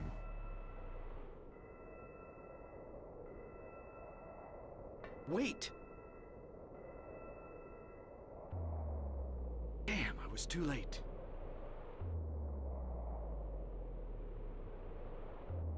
Gotta love the giant seal of Metatron with just, like, this huge dark void all around.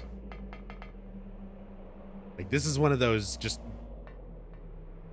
aesthetically pleasing moments in the game. I love the symbol, the way it's sort of got this layer of fog moving over it and this kind of dreamy effect as you move around.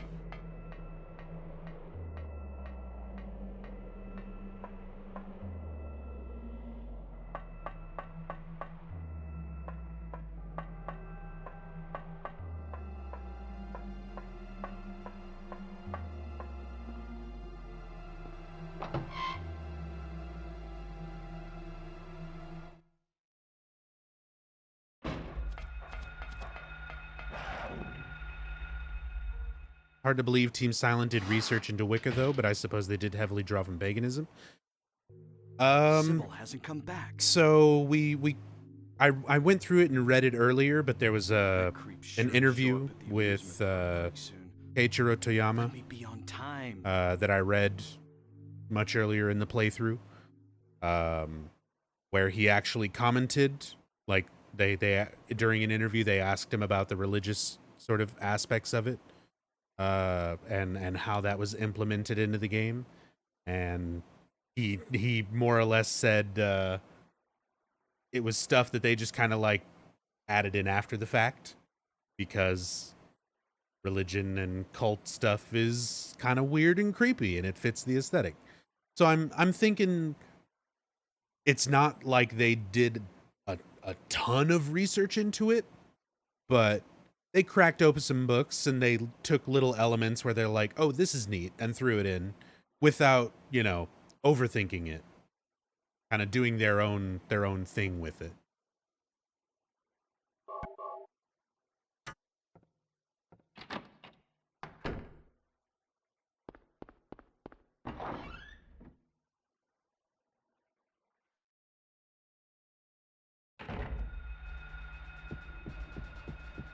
Yeah, because it's a huge mishmash of religious iconography. It's stuff from Christianity and Catholicism, Judaism,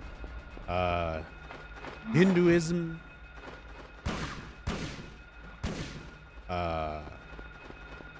Wiccan, and like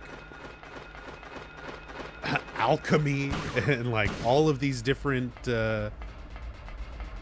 sort of random elements. They just kind of picked and choose things that they liked, This word sounds neat, or this core principle is creepy and weird.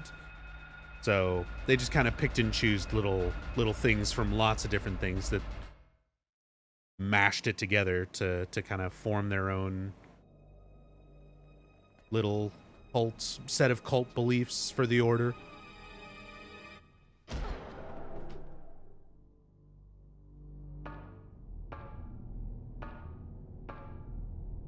So did the seal only work in this game because Alessa uses it in her dream and she believed in it?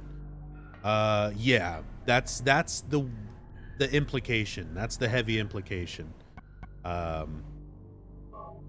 Is that, again, it's everything that can be done more or less is through the power of the town.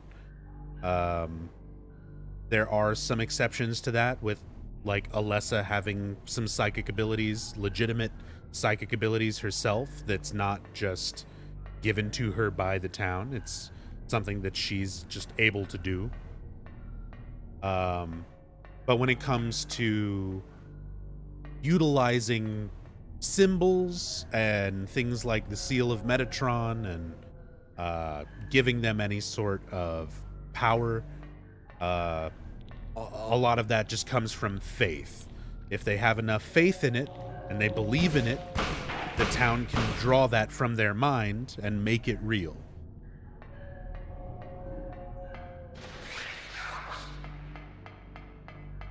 More sewers. Yep. More sewers. There's a little bit more to talk about, because there's these corpses showing up again. Their fancy BDSM gear. Yeah, they're green now. Slightly different texture.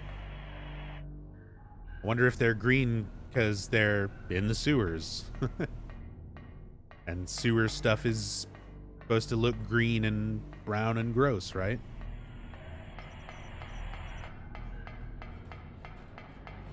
Also claw fingers.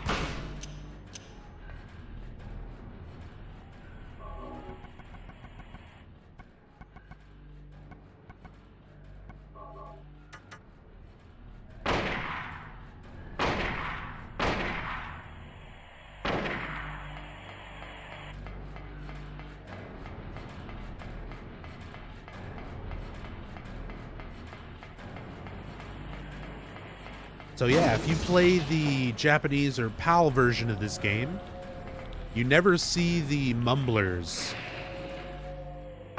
They're like completely removed from those versions of the game and replaced with these claw fingers.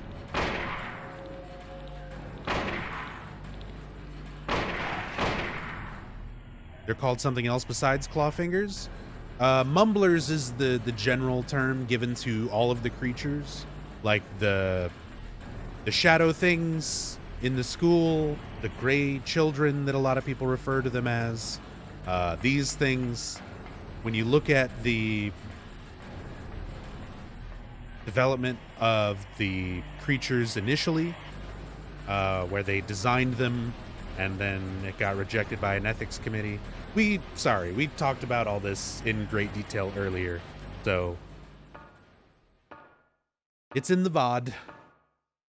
Not going to go through it all again, but yes.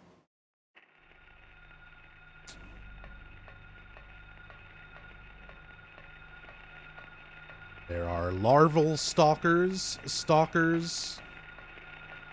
mumblers, and claw fingers.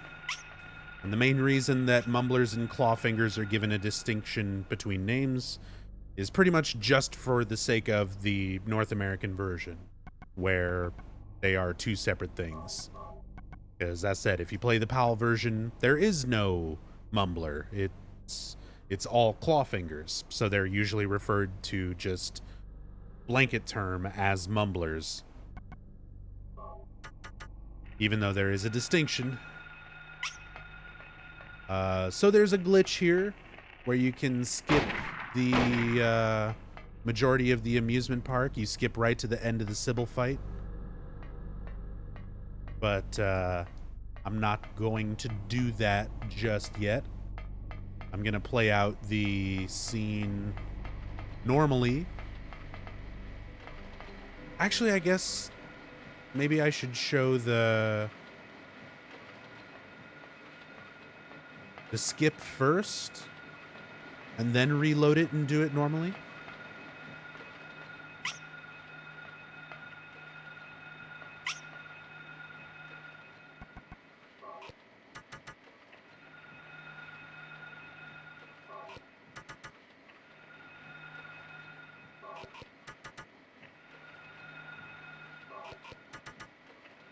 I think I can do that.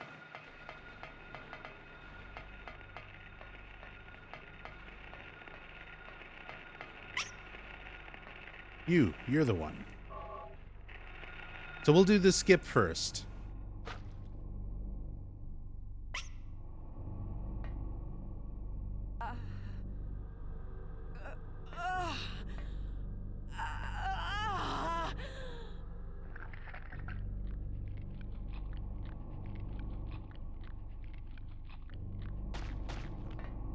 Sybil!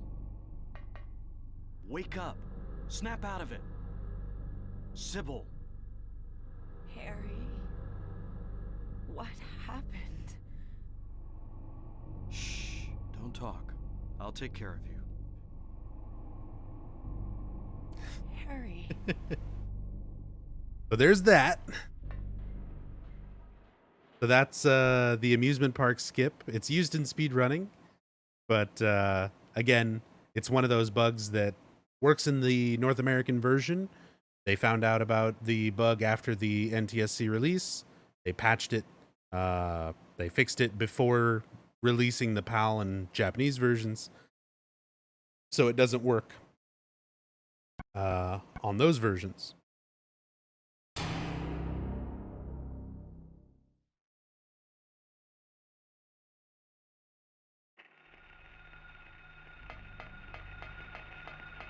So now we'll do it normally without the skip.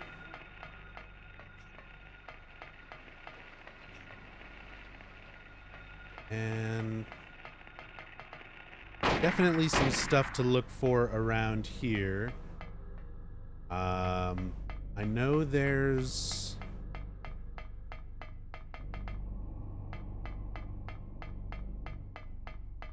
supposed to be a lakeside amusement park sign that is based off of an actual place, like a real lakeside amusement park. Give me a second. Let me pull that up right now.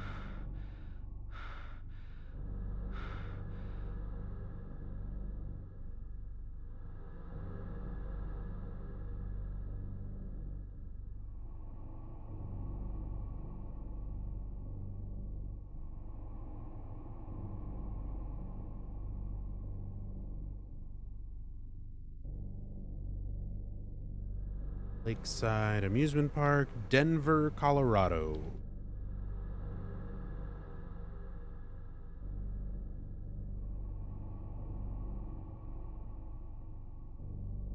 So, you want to go to the real Lakeside Amusement Park?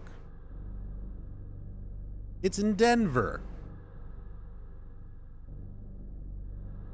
Yep, same amusement park as Silent Hill 3.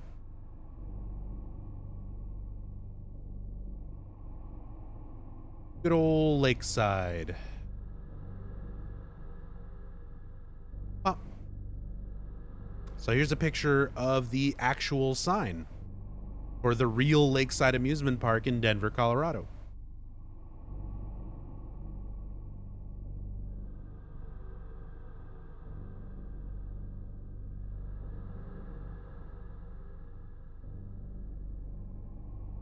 That's where they got the namesake. Harry. You have a good sleep.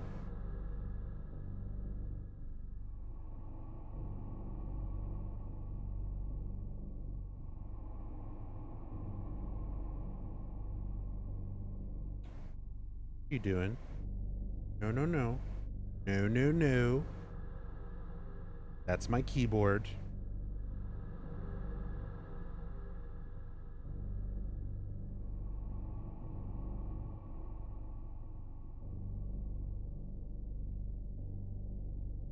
Wrong, buddy. Well, lay down. Have you had enough laying down?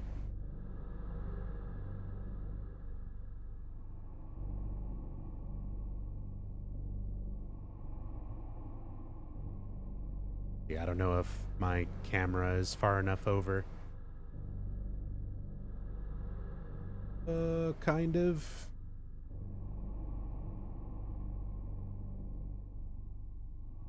Just enough for cat butt. That's as far as it can go.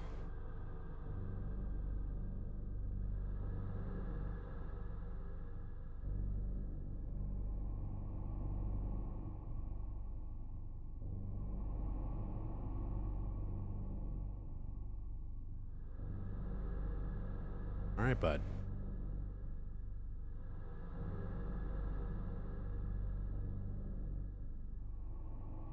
He's being super cute right now. He's like licking my hand.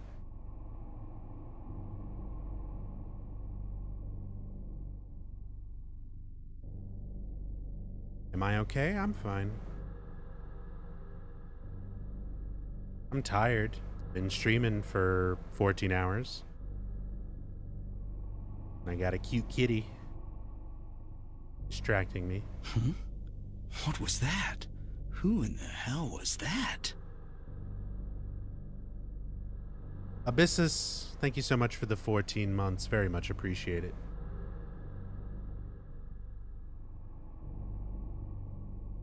Yep. Come for the Silent Hill, stay for the cat butt.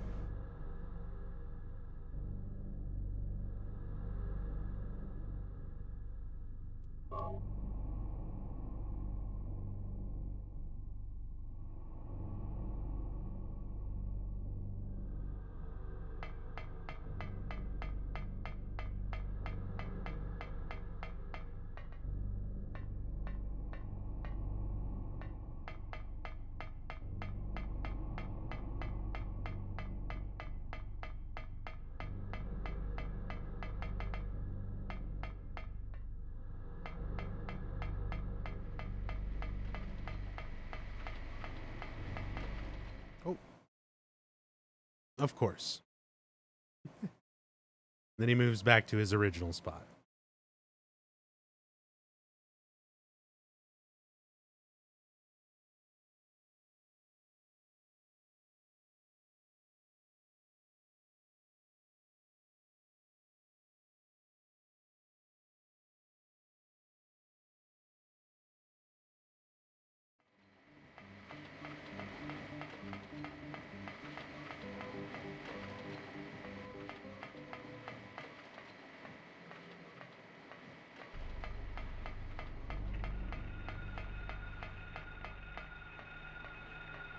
So here we go. Go ahead and make a save here. The good old magic ice cream shop.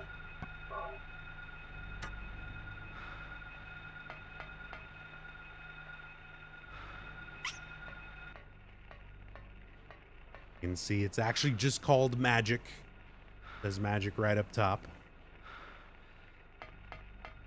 And this is one of the parts of the amusement park that you actually revisit in Silent Hill 3. You see this notepad here? It's a save point in Silent Hill 1. Harry mentions at the beginning of the game when you very first save, whenever you're saving your game, he's just writing down his thoughts and experiences of what's happened so far. So he's just like writing stuff down. In this game, we never get to see what Harry's actually writing, you know? It's just a game save mechanic. But in Silent Hill 3, you visit this exact same place, this notepad is here, and you read what Harry wrote down at this point in the game from Heather's perspective. So like it's Heather reading this 17-year-old note left behind by Harry in the exact same spot. Those kind of details and connections between 1 and 3 are super, super cool. I love that stuff.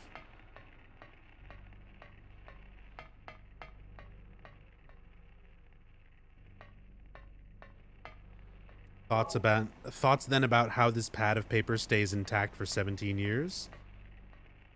It's Silent Hill. It's crazy reality shifting magic. A notepad staying in the same place is like the least weird, questionable thing.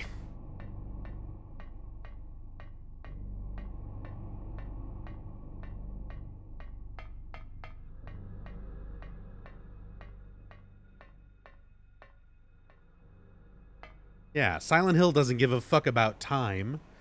In Silent Hill 2, it manifests an entire prison from the 1800s. What's one notepad from 17 years ago?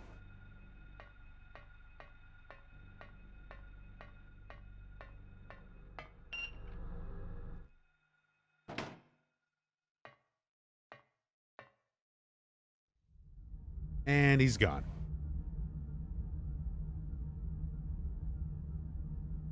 Bye, Harry.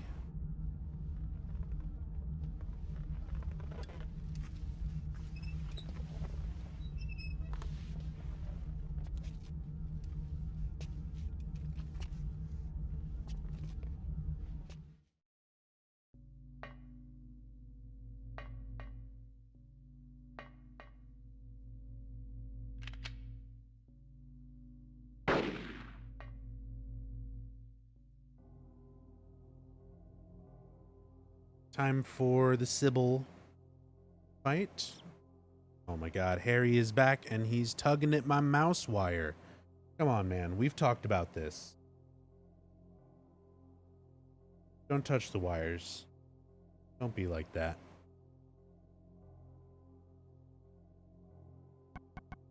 So,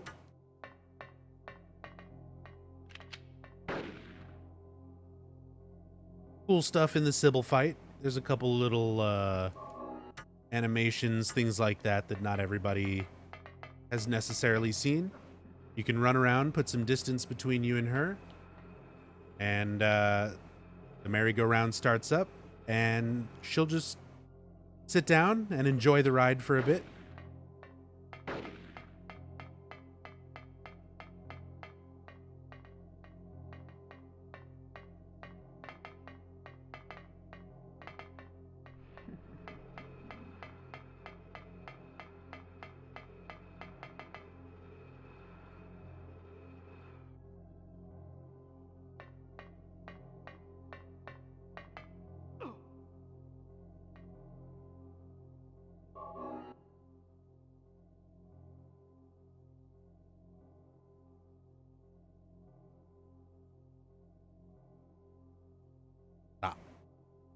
Harry.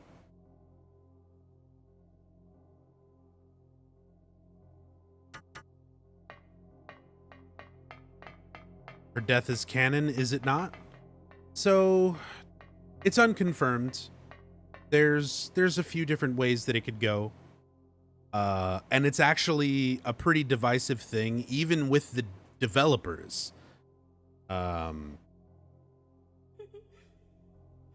Masahiro Ito brought up the prospect that he thought Sybil was supposed to be dead.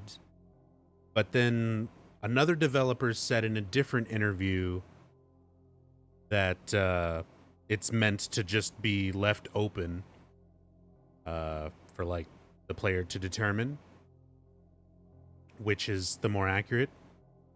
So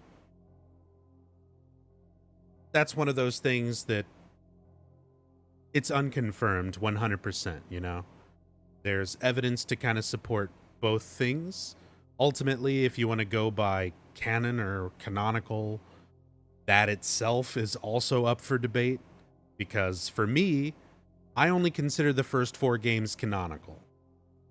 Some people consider anything with a Konami stamp on it canonical. If you go by that, then Homecoming is canon, and in Homecoming, they talk about Sybil going to Silent Hill and never coming back. So, I don't know if you want to...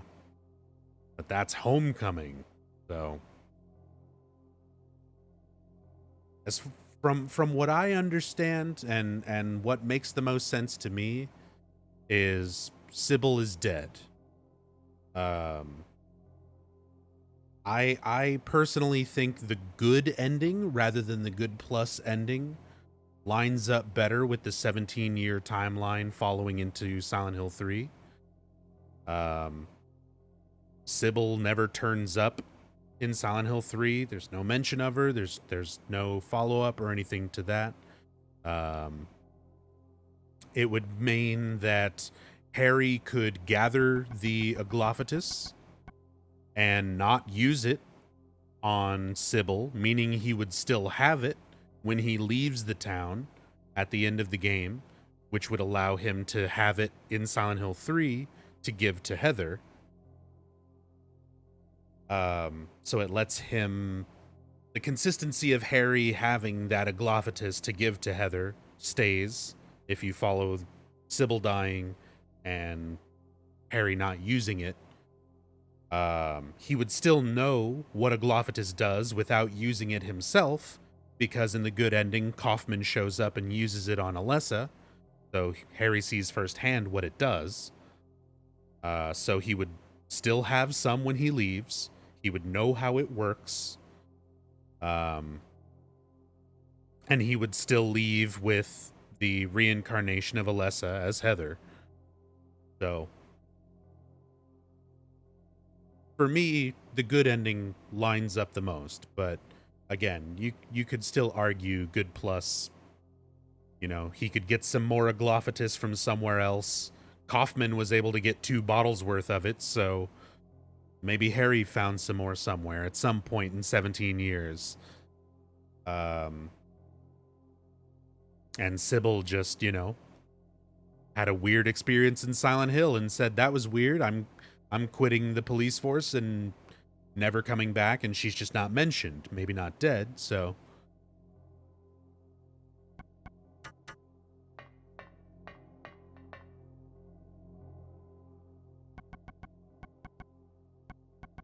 How did he make it into a solid?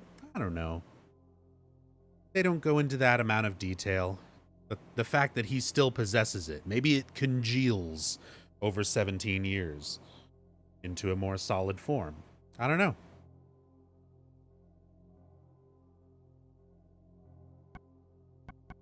It's nothing that's confirmed one way or the other.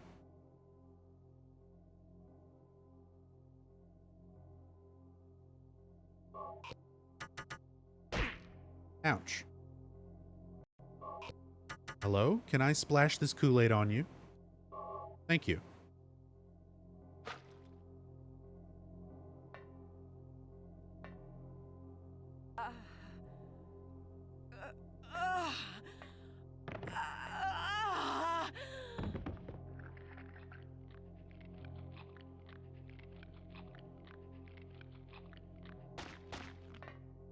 Sybil!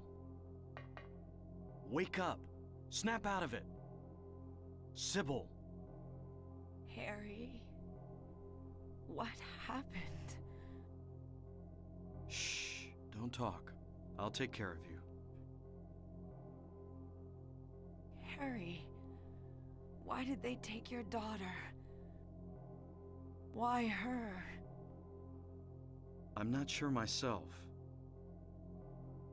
But, you know, Cheryl isn't my biological daughter. I actually haven't told her yet. She probably already knows anyway, though. We found her abandoned on the side of the highway. Nobody knew where she came from. We didn't have any kids of our own. My wife was sick, and it didn't look like she was getting any better. So we took Cheryl in. So in that case... There might be some connection between Cheryl and this town. So what do you do now? Cheryl is my daughter. I will save her no matter what.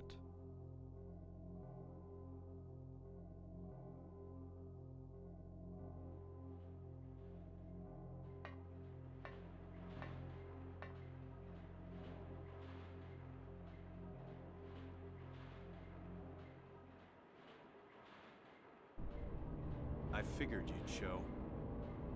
Hold it right there. I don't know who you are or what you're trying to do, and I don't care. Just one thing. Let Cheryl go. That's all I ask. What?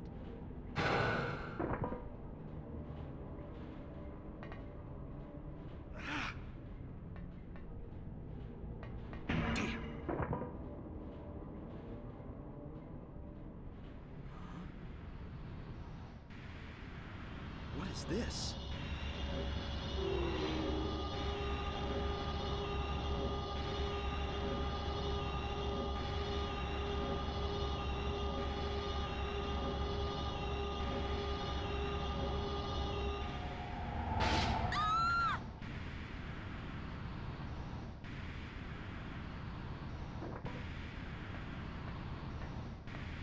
Where's Cheryl?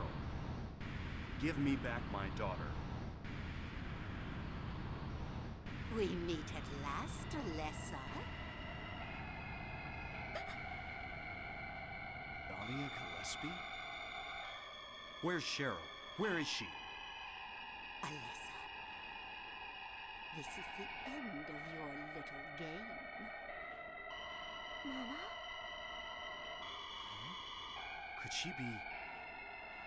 You've been a ghastly little pest, haven't you, Alessa? I was careless, thinking you couldn't escape from our spell. But Mommy didn't know how much you'd grown. That's why I couldn't catch you all by myself.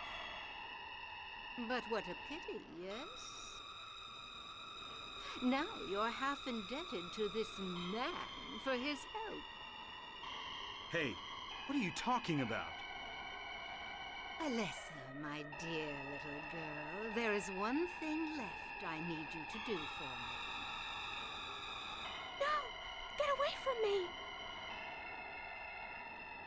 Bad girl. Everything is ready. Let's go home now. What's going on here?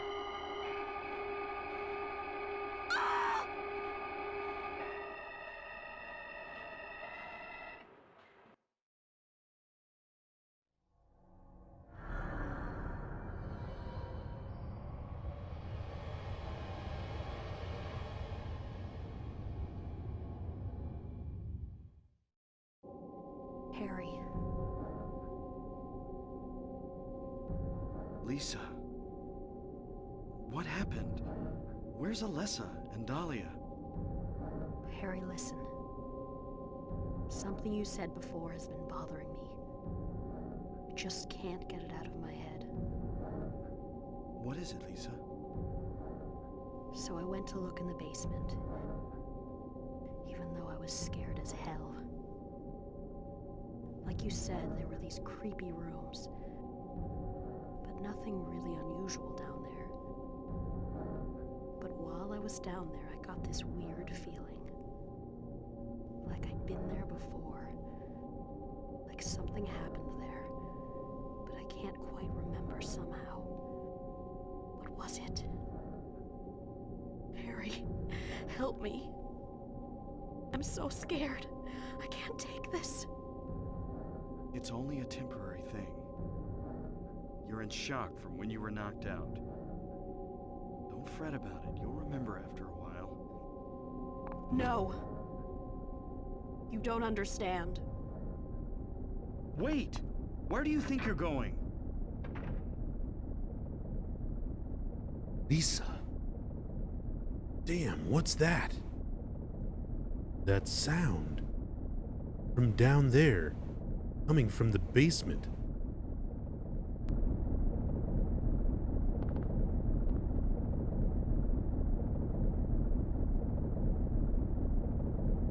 Is Lisa dead or what? Is Lisa a zombie or infected with the parasite as the rest of the nurses? So we talked about the nurses and stuff earlier. I'll go over it kind of briefly, but we did that a little more in depth. There is not just normal nurses being infected with parasites. The nurses themselves and the doctors themselves that you see with parasites in them are all manifestations. The parasites manifested, the nurses and doctors are manifested. They're all coming from Alessa's mind. They're not real people. Lisa, a little different, but she is still a manifestation. She's not a zombie, not anything like that. She was a real nurse. She was very close to Alessa. She died. And now Alessa, because Lisa's, in Alessa's mind, the town can manifest her. And because she was so close to Alessa, she's able to know her on a more personal level. So Lisa's able to keep more of her personality. But again, as Alessa's power weakens, Lisa loses more and more of herself. She starts realizing that she's a manifestation just like all the other creatures. She just didn't realize it.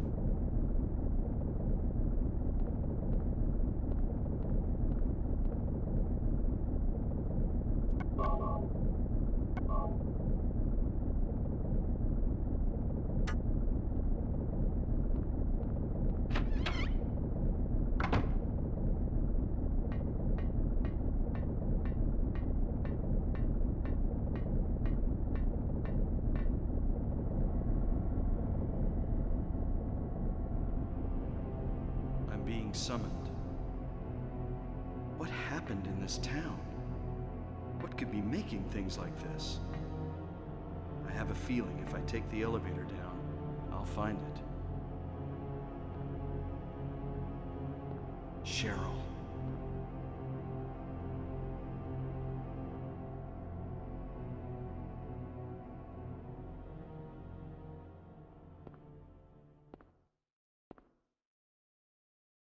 That's certainly a way to interpret it, Serial. And I would say that's pretty accurate.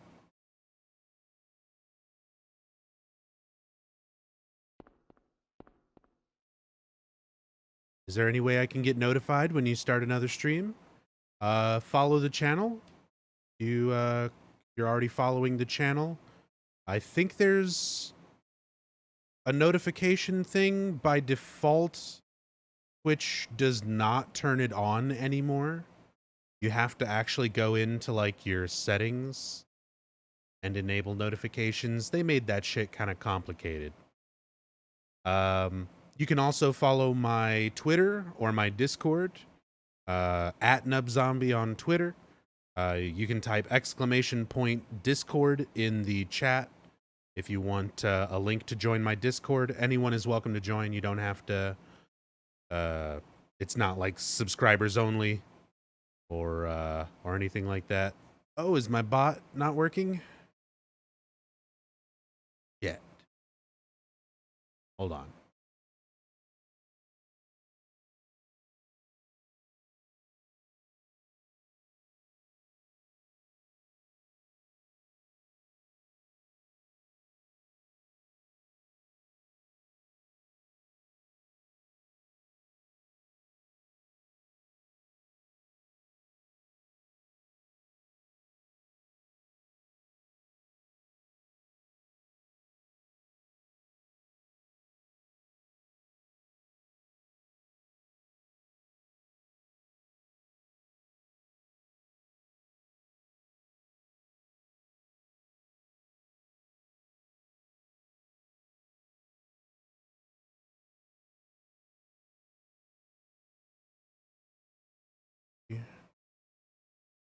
Sorry, I gotta remake my command real quick.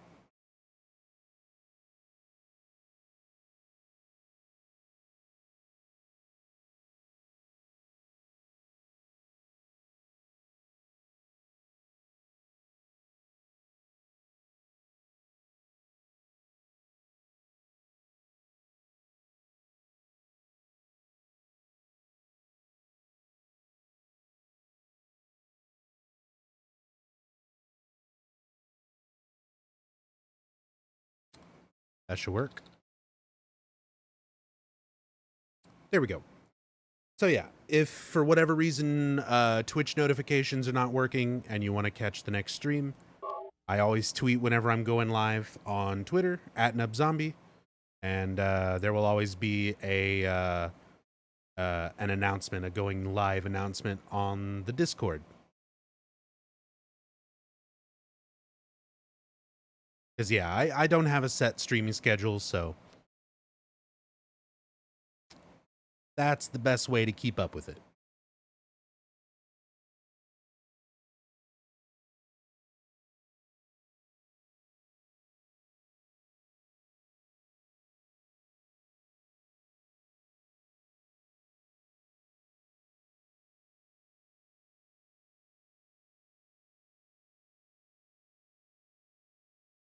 So you get annoyed when people say Silent Hill in general is about facing personal demons, when really, I mean, it was really only Silent Hill 2. It is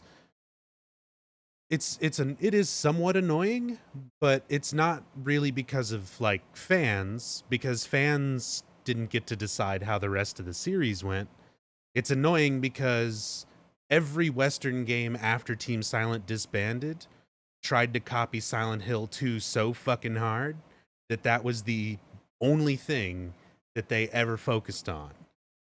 They never went back to anything like Silent Hill 1 where it's focused on somebody else. You're in someone else's nightmare trying to figure out, you know, what's going on.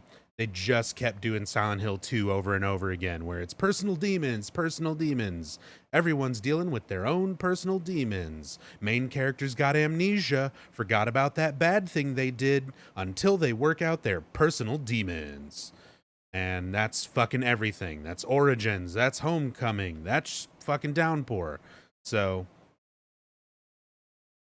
it's annoying because that's all the rest of the series turned into after 4. Isn't Homecoming mostly like 1? Is that a joke?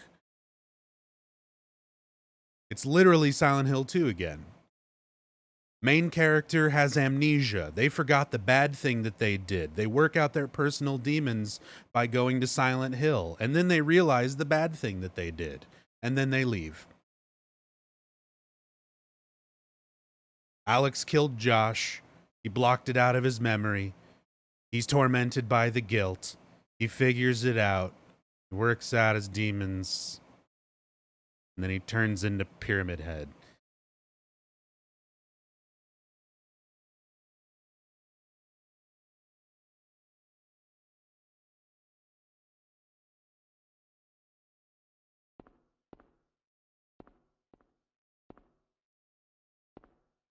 So yeah, it's annoying. But it's not annoying because fans bring it up. It's annoying because you can't blame fans for thinking that the whole series is like that, because that's what the Western developed games turned it into. Whereas when you're looking at just the Team Silent games, Silent Hill 2 is the only one that did that. It's the only one that focused on individual, personal stories where James is dealing with his internal, you know, turmoil and working out his demons, as is Angela and Eddie, and everyone has their own personal thing that they're working out, whereas, you know, everything else had a more centralized focus, you know. In this, it's all about Alessa, the nightmare, the effect on the town, and the cult itself, but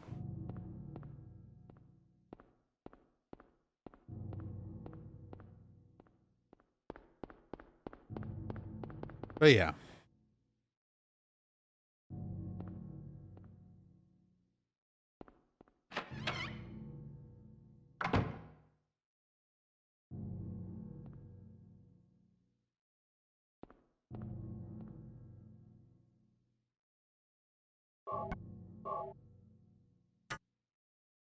Ah, good old nowhere.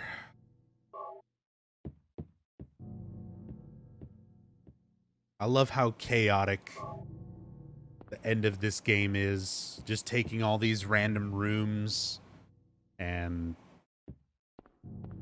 places that are significant to Alessa and just throwing them all together.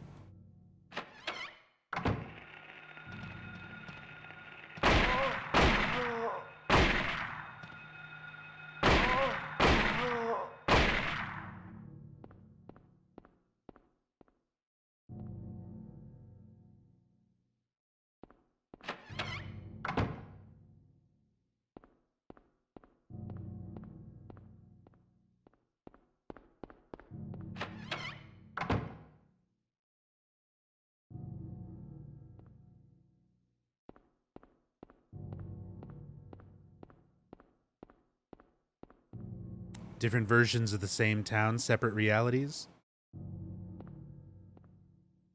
See, I'm not a big fan of that premise either. It's hard to tell what PT/Silent Hills was alluding to because it barely exists, and it's never something that's went to fruition, so we have no idea what that was supposed to be, you know, at the end-all be-all of that project. But I'm not a fan of the alternate realities, separate dimensions. I don't buy into that either. They make it very clear in this game what the spiritual power is and how it's working and what it's doing. You know? It is someone's nightmarish delusions come to life. It's all one reality, it's all one universe, but the power surrounding the town can shift reality around. Sometimes it shifts it around in ways that everybody involved can see the shift, such as this game. Sometimes it shifts it for individuals, like Silent Hill 2. But it's still the same universe. They're not in separate realities, you know?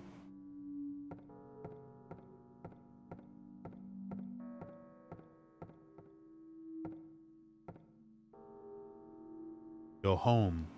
Thief. Drop dead.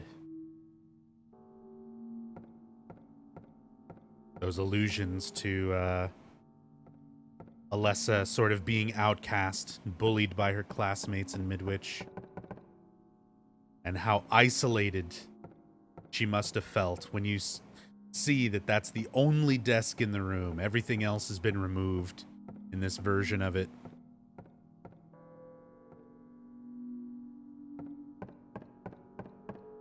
How lonely she must have been.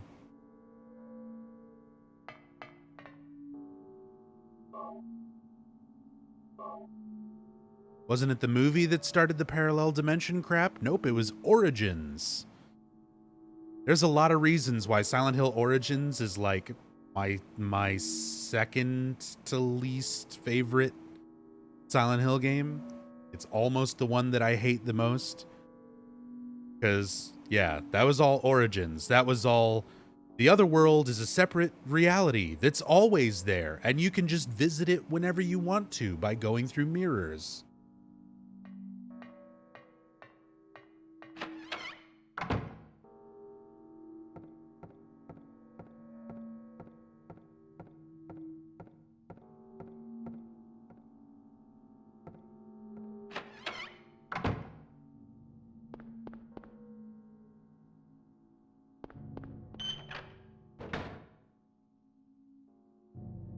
If Book of Memories did not exist, Origins would be my least favorite game. Yes, absolutely. Because here's the thing. I could sit here and, I mean, I have sat here and spent many, many, many, many hours explaining why Downpour is not a very good game. Or why Homecoming is not that good of a game. But at least, at the very least, they were just doing their own thing. They were trying to do a new story. Origins had the audacity to not only be a really terrible original story about Travis, but also go back and retroactively fuck up everything that was established in this game.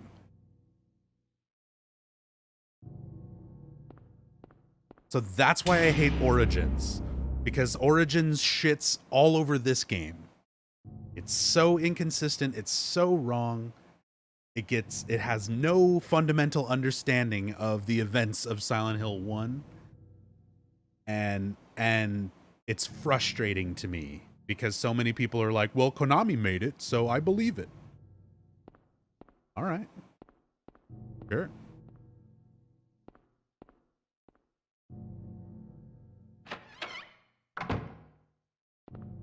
Cyborg Rachel, thank you so much for gifting a sub to All Mother. Very, very much appreciated. Thank you for the support.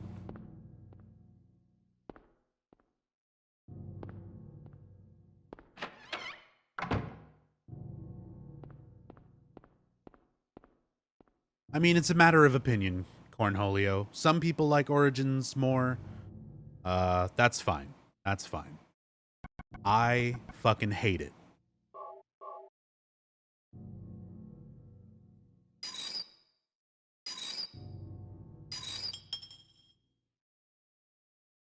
At the very least, you know, Alex, Murphy, they had motivation. What did Travis do?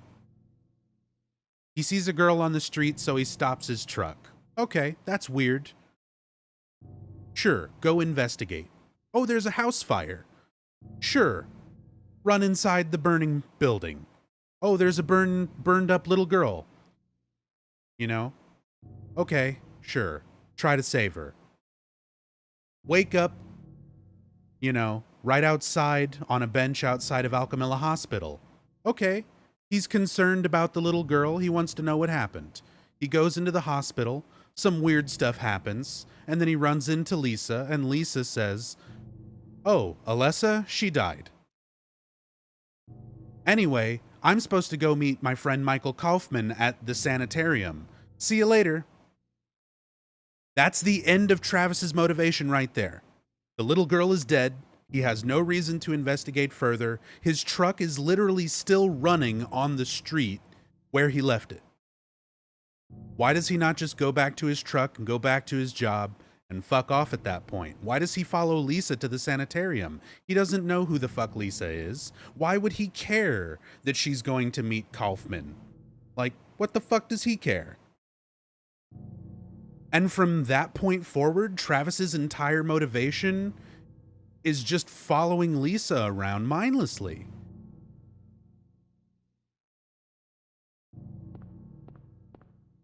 The people who wrote Origins don't even realize why Travis was in the town.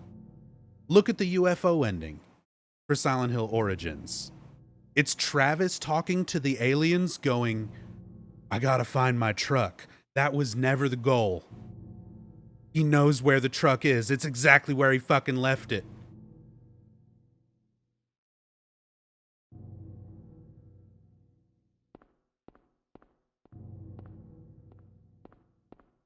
Origins is shit. The original aspects written around Travis make no sense and are completely not, like, irrelevant to everything else going on. And everything that they have in Origins related to Silent Hill 1 is completely inaccurate and wrong. So it fails on all levels. It fails at being anything decent original. It fails at being anything as a prequel to Silent Hill 1. It just sucks. At least Homecoming and Downpour were trying to be original stories without fucking up previous entries, you know, trying to say that it's a prequel to Silent Hill 2 or whatever. You know, they didn't do that. At least they tried to do something different.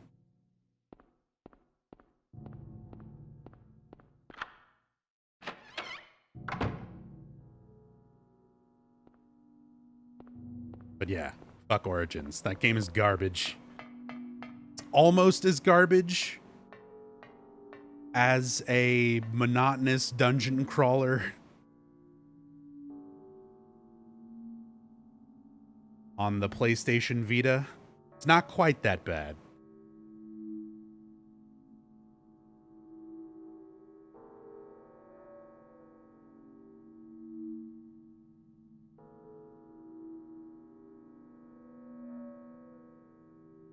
But yeah, Origins is doo-doo.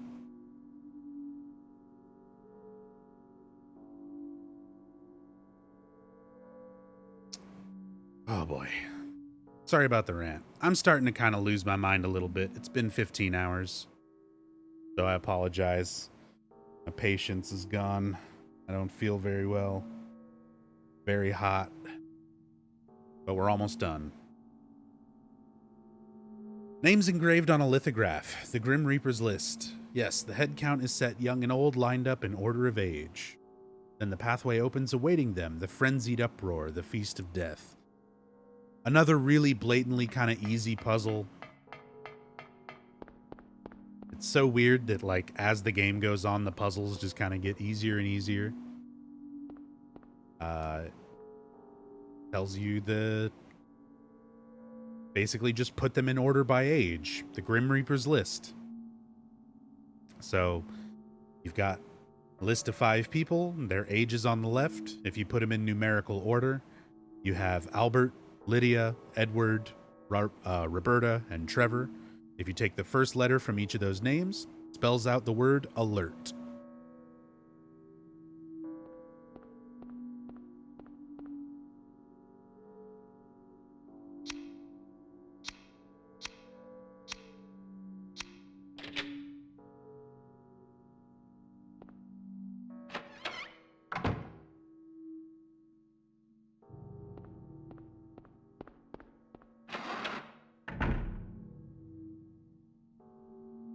Another one of those gurney rooms.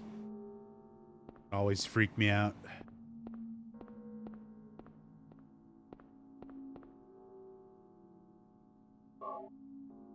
Can't make a prequel to something so in-depth without checking every detail? Well, here's the other issue to that. Silent Hill 1 does not require a prequel. All the events that happened before Silent Hill 1 that lead up to this game are explained in this game. There was literally no reason to do a prequel that revolved around Alessa. If you're going to do a prequel to Silent Hill 1, talk about the origins of the cult. Talk about Dahlia when she was a child. You know, there's lots of other things you could do further back in time. But Alessa's story is told. We know what happened. We didn't need a prequel to this game focused around Alessa. It's explained in this game.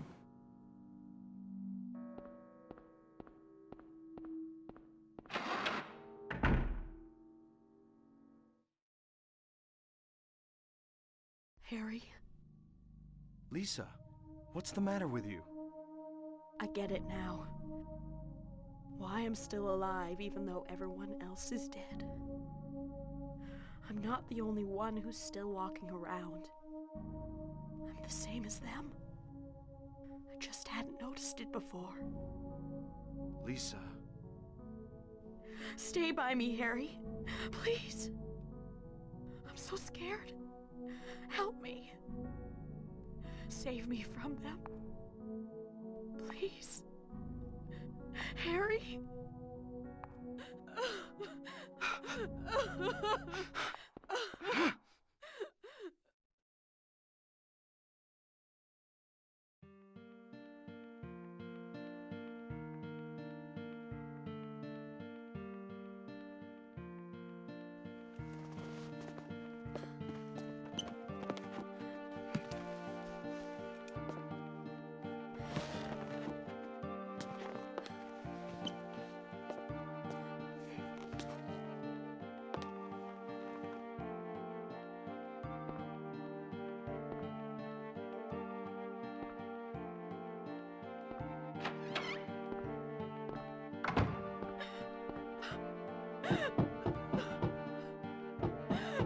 Lisa?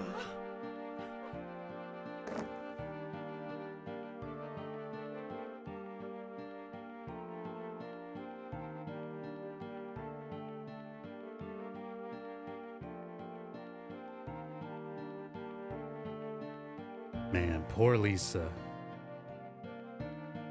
Poor Lisa.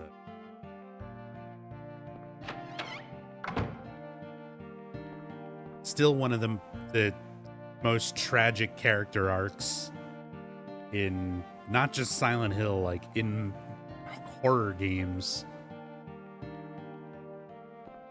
Real close between Lisa and Angela for me, like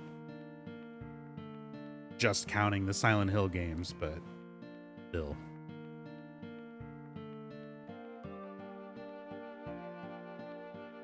There's a diary on the floor. Ask doctor to let me quit being in charge of that patient. It's too weird. Still alive, but with wounds that won't heal. Told the doctor I quit. Won't work at that hospital anymore.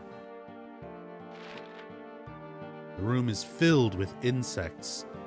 Even with doors and windows shut, they get in to spite me to the hospital. Feeling bad. Need to throw up, but nothing comes out, vomiting only bile. Blood and pus flow from the bathroom faucet. I try to stop it, but it won't turn off. Need drug. Help me.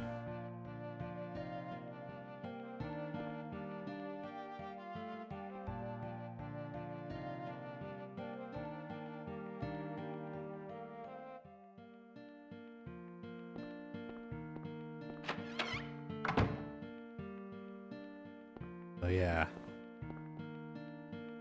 Lisa was just the unfortunate nurse that got put in charge of Alessa.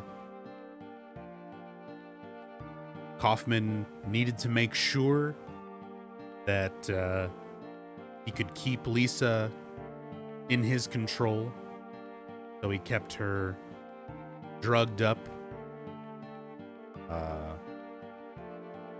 and essentially got her addicted, most likely to PTV.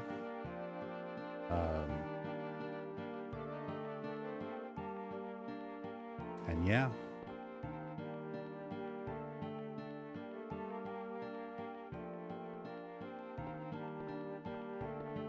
Lisa was just doing her job, trying to care for a poor little girl.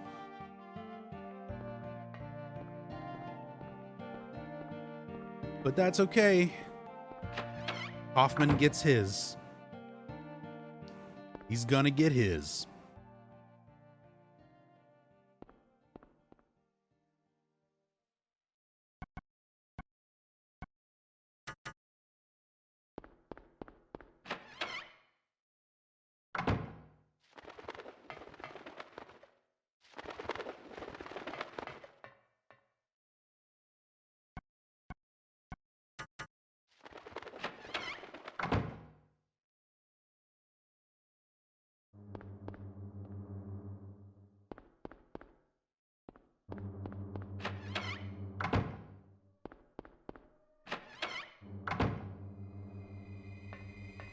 Here we go. Here's a puzzle that in trial versions of the game, in early versions of the game, this puzzle was supposedly much harder.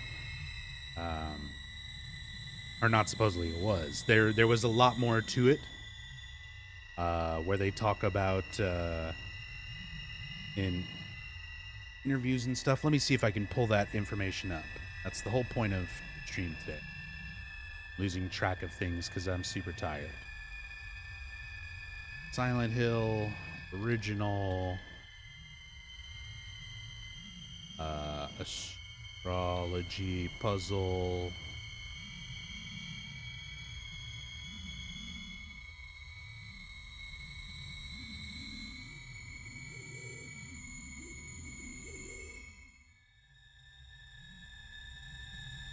It's not confirmed, Tina. It's implied drug overdose. But it's not confirmed one way or the other.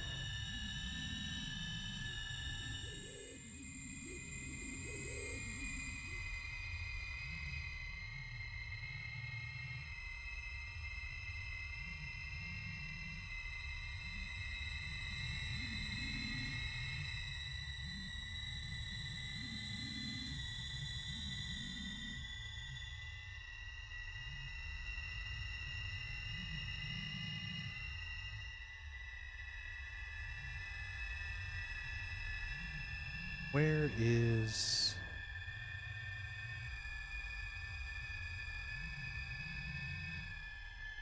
God, I can't remember which interview.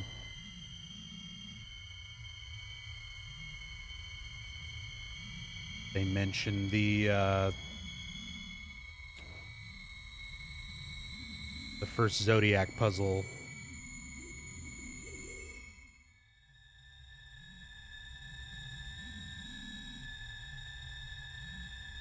But I remember at one point this particular puzzle was supposed to be a lot more complicated.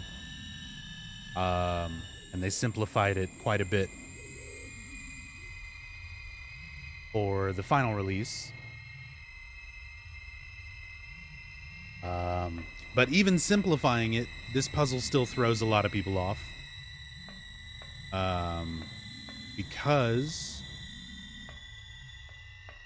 you have these different images and numbers. You have like a crab, the number 10, scales, fish. So people would start looking at these and sort of start trying to make astrological connections. So they'd be like, okay, this has something to do with Pisces. This has something to do with Cancer. And people would start trying to maybe associate it with months or different things like that, and applying the numbers and stuff to it, thinking that it has something to do with like calendar. And it's very easy to overthink this puzzle, because ultimately it's a relatively simple thing. You just have to figure out what connection the game wants you to make between the images and the number. So all you're looking at is the number of limbs. So the scale has 2 arms.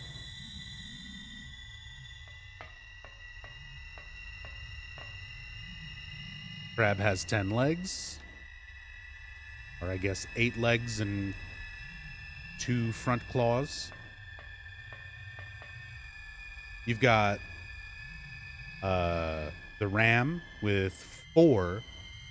So this way you can figure out what counts as a limb and what does not. So the horns don't count as part of the ram. The head doesn't count. The tail doesn't count. So it's just looking at the legs.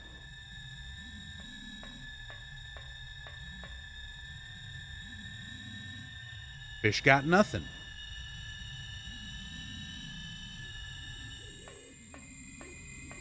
So that's all you got to look for. But yeah, this puzzle is definitely made and designed for you to sort of easily overthink it. They wanted to give you enough room to try to find what trail of logic they're looking for to solve it, and throw you off by the order of the dots, the images themselves, the astrological correlation. But all it is, number of limbs. So, centaur, 4 legs, 2 arms for 6.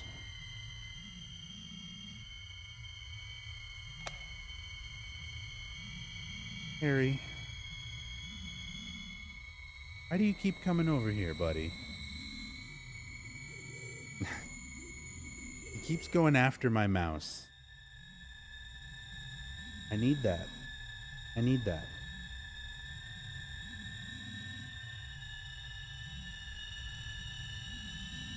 I know, buddy. I know. I'm almost done. Almost done.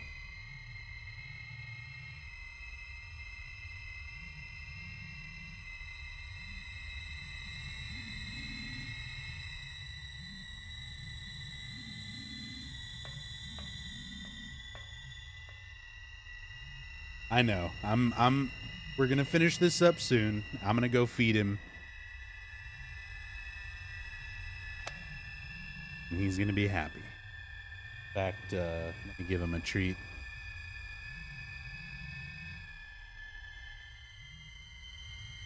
Oh, you heard the bag.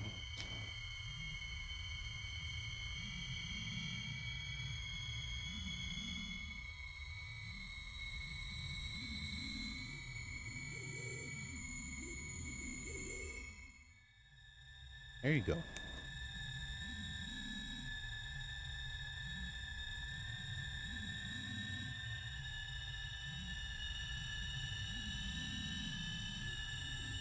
Did you already eat that? No. Get your face out of the bag. Quit it. Chubby boy. Go lay down.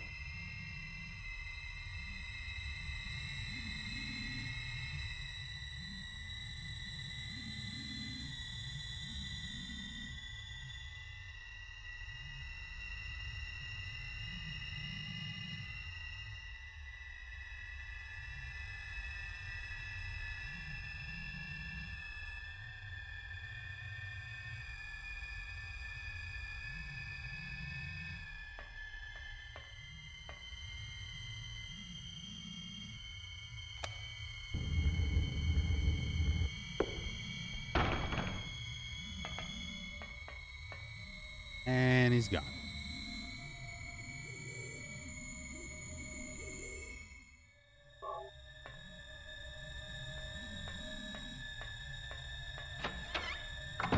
Give that cat some love. I've been giving him love all night. Been getting treats and pets.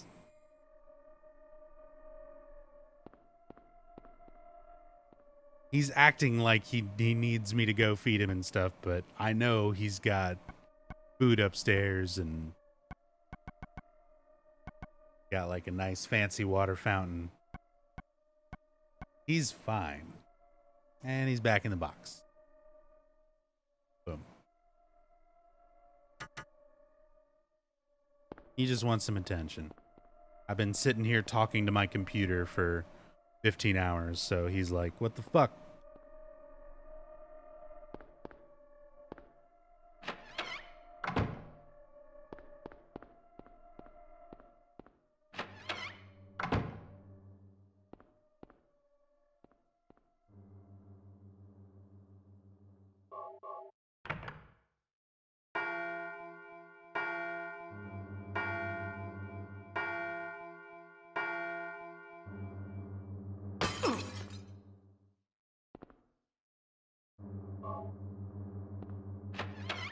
Of Haggith. Again, talked about it in more detail earlier, but all of these symbols on the doors and the names, Haggith, Bethor, Ophiel, are all taken from the 7 Olympian spirits. And their corresponding alchemical symbols.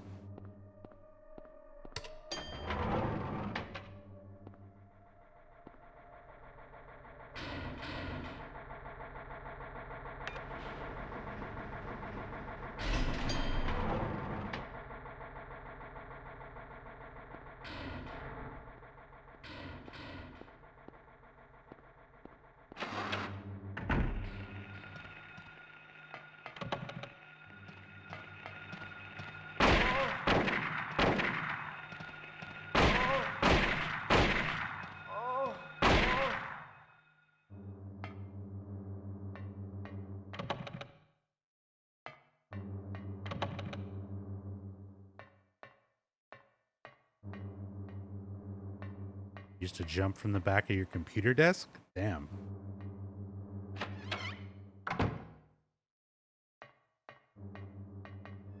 Every once in a while, Harry will, like, jump back behind my TV and stuff, but usually he's not too bad about that. The worst habit that I, like, struggled to break him of, and he's way better about it now, but he loves wires. He loves electrical wires. So I had to really, really do a lot of trying to wean him off of messing with electrical wires, chewing on wires and stuff. Should do a walkthrough of Origins explaining all the faults. I've done that many times, Liquid Plague. It's on YouTube. It's on this very Twitch channel. If you look at all my video content, I've gone and done walkthrough, in-depth playthroughs for every game in the series, including spin-off stuff like the play novel, the arcade game, Book of Memories. It's all been covered at some point. I've been doing streaming Silent Hill predominantly for like the last 5 years. There's not much else that I have to say about these games that haven't said already at some point. That's kind of why I wanted to do this stream that I've been doing today. Going through and showing all of these references and sources for information, where I learn the stuff that I talk about. Sort of back all that information up. Because it's one of the few things that I haven't really done a stream of yet. One of the few ways to approach these games in a format that I haven't really tried to before. At least not on stream.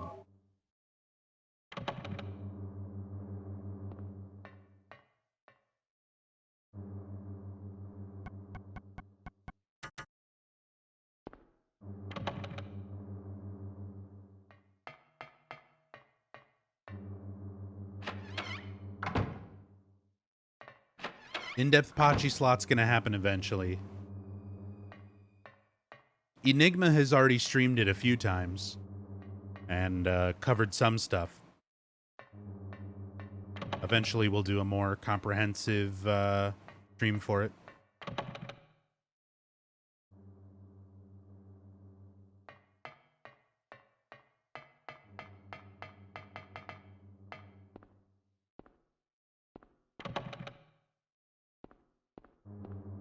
Over here.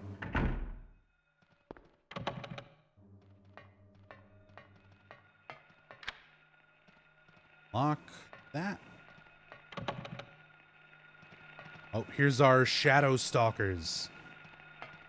So this whole time throughout the game, we've had the shadow creatures. Oh, never mind. Not quite yet. They will be here.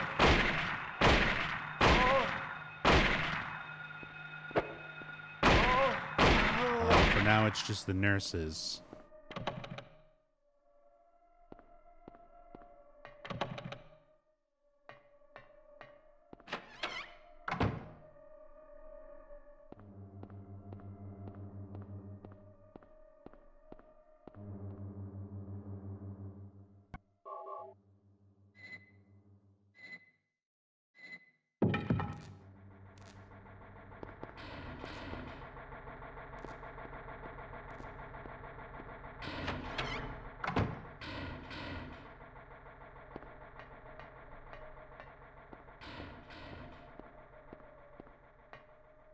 Have you done all the demos of Silent Hill? Specifically Silent Hill 4 demo. Like just the demo versions for each of the games? Not all of them. I've done the E3 trial demo for Silent Hill 3. I've done the trade demo for Silent Hill 1. That's really it. That's all I've done as far as demo stuff.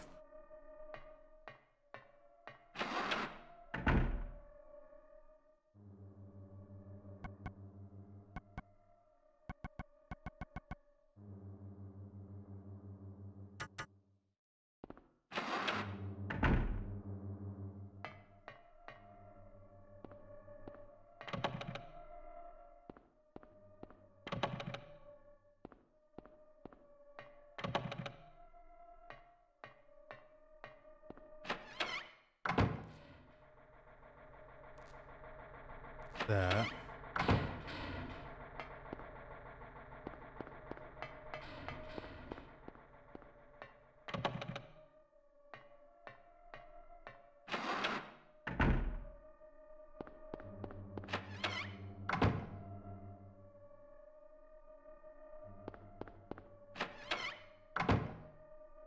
That. Already finished that.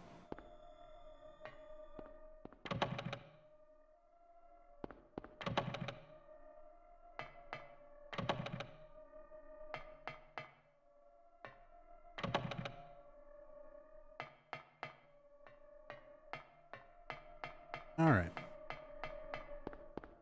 I'm like trying to do this a little bit more properly, where I actually go like get the camera and do everything on the 3rd floor. But you know what? Let's just do it, because the puzzle never changes. You don't actually need the camera to solve it if you know the solution. Let's just move on. Like that little glimpse of Alessa. See that kind of ghost of Alessa praying at the altar.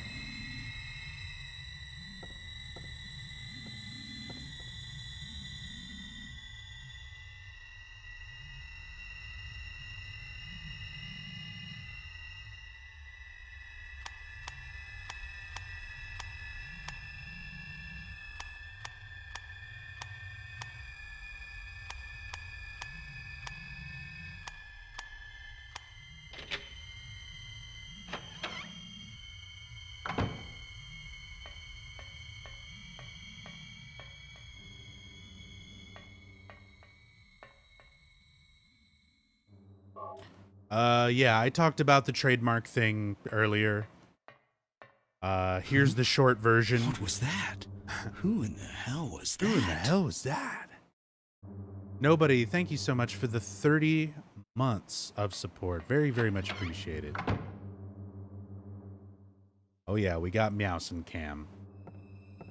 Thank you so much, dude.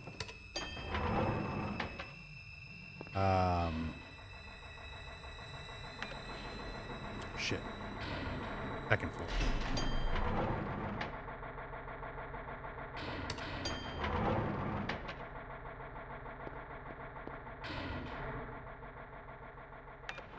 But yeah, short version of the Konami trademark thing. They're literally just making sure they still have the legal right to distribute Silent Hill games on the internet in Canada regions. They're not releasing a new game. If they were going to be releasing a new game, they would need international trademarks, which they have not filed.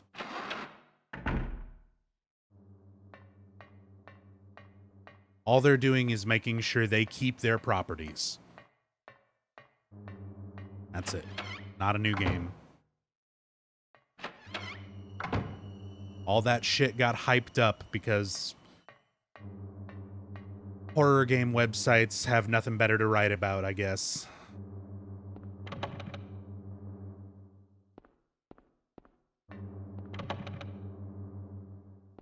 Get a job, CJ Melendez. I'm sorry. I love you, CJ. Being a dick.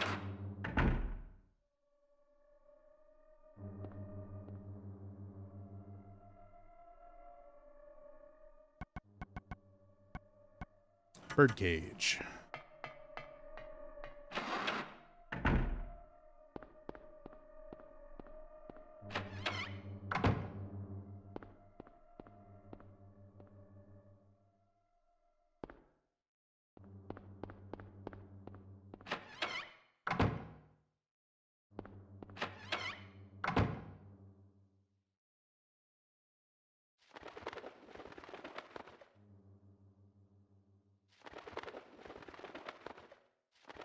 There we go.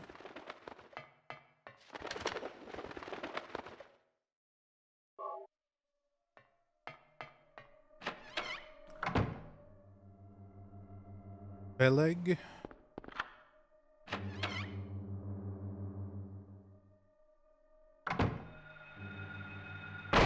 Here we go.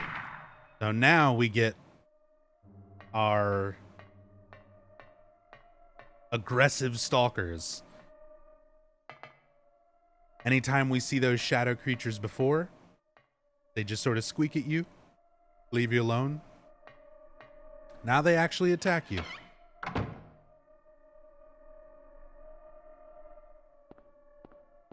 Anything better to write about than Silent Hill, though?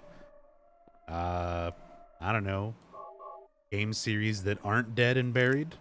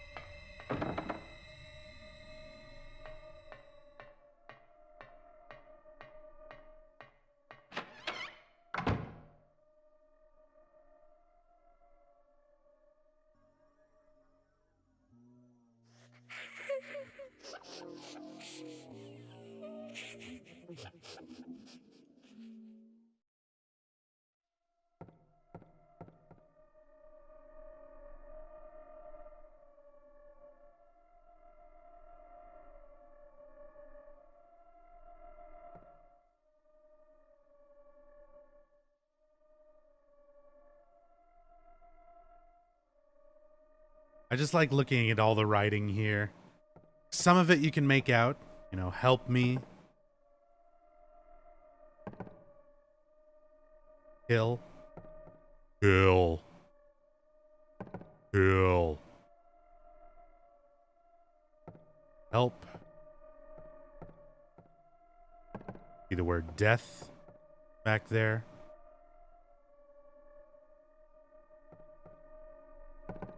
Ass. I like how it just says ass.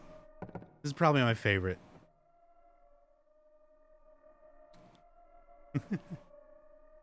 Still don't understand this room. So I think it's supposed to be more symbolic than anything. This is how Alessa felt.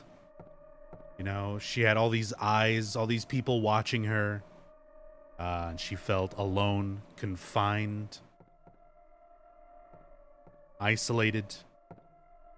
She wanted help. An ass.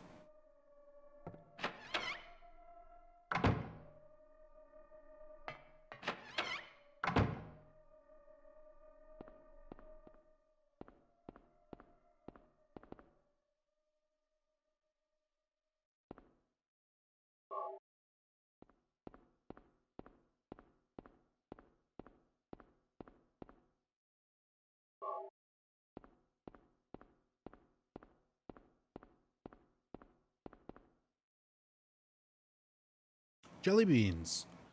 It's time to pull up another reference, because this is very obvious, but it's still worth archiving on my notes. Jelly belly.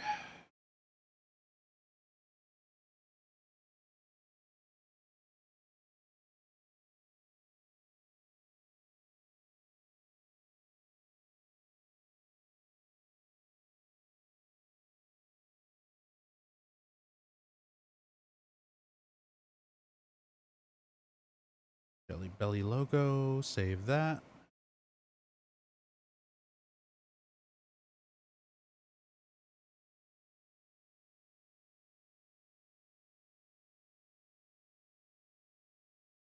Bam. So there's your influence for the jelly bean bag of jelly beans here. Actually based on the Jelly Belly brand.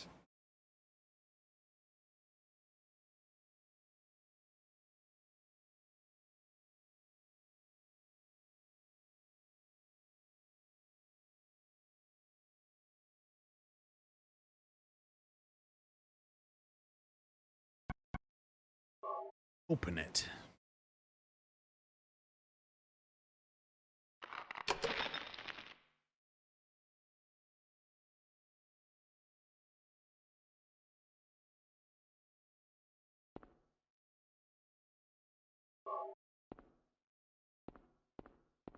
We got the key of Bethor.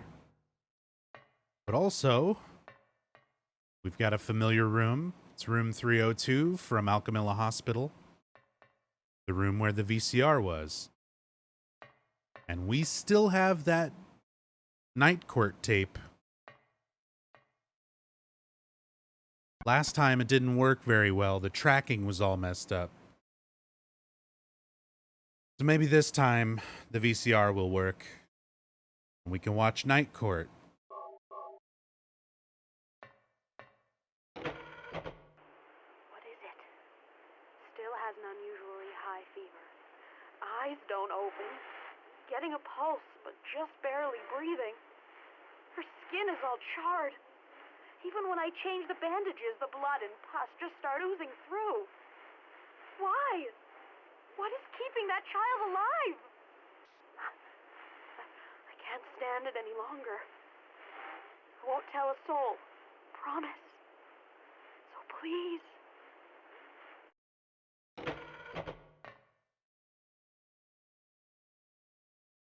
So there we get Lisa's tape. I know, 1 hour. I can't keep going back to that Thessaly Lerner interview. She got paid her flat rate, went into Konami, 1 hour, busted out her lines. Beautiful.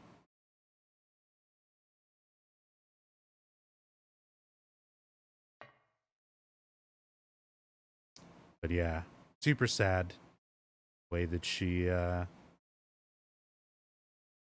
like Lisa, she wanted to get away from this. She didn't want it to keep being a thing, but Kaufman couldn't let her go. She knew too much. He never intended on letting her go. She was too involved. There's no way he would have been able to. So she was desperately trying to get away from it. Kaufman wouldn't let her.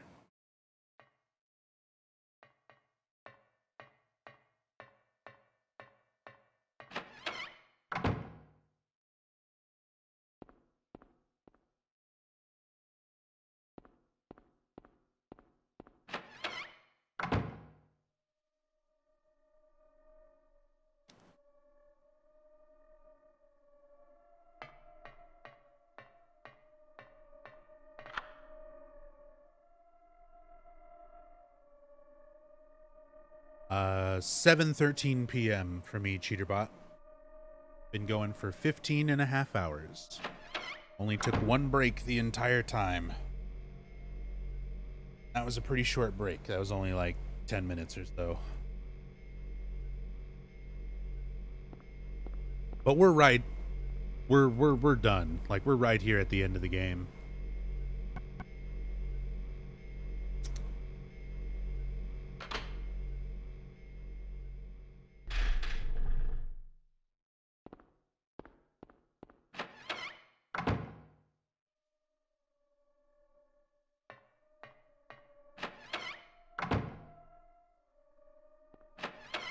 Got that.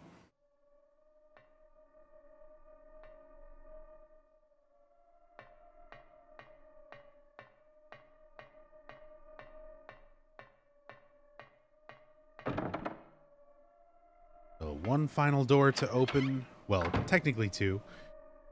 You need to get into the Aerotron door, which is the key that was electrocuted. I just turned off the generator, so I'll be able to go back and get that. Here we've got Alessa's room. Some stuff to kind of look at here. It's interesting because, again, when this game got made, they had no idea how successful or not it would be.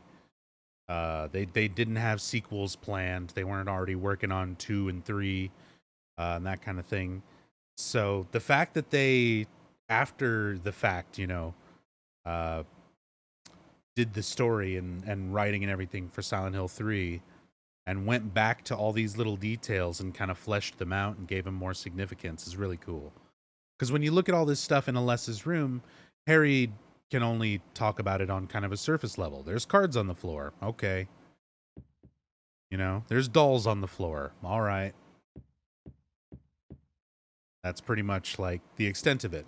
But then you get to Silent Hill 3 and Heather's in here and she's like, playing cards are on the floor. I used to love playing cards all the time when I was a kid. I used to play with Claudia and she would cry when she lost. I love that. I love that about Silent Hill 3. There's so much detail in everything that Heather like examines. There's so much that she goes into, so you really get a sense of how everything is significant to her.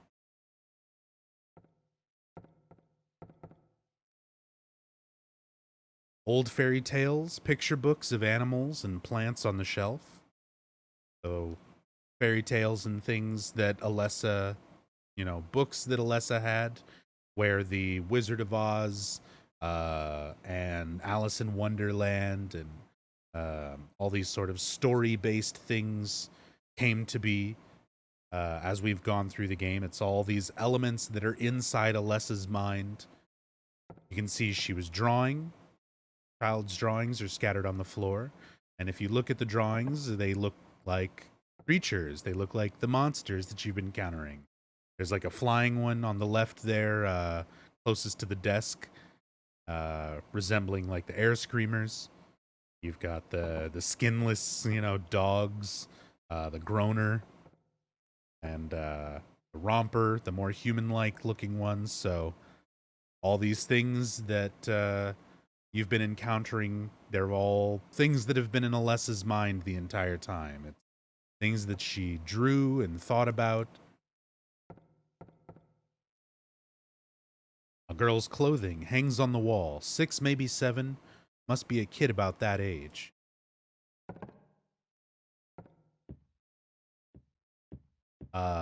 Again, earlier we were talking about the float stinger, the giant moth.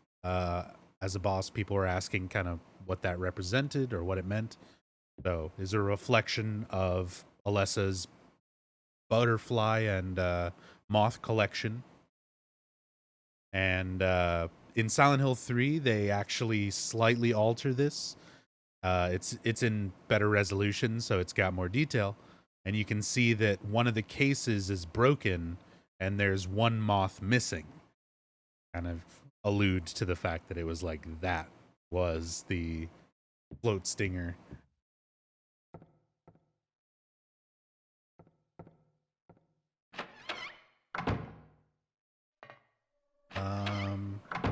And then there's the final door, but I'll talk about that once we get our last item. I need to go get the key.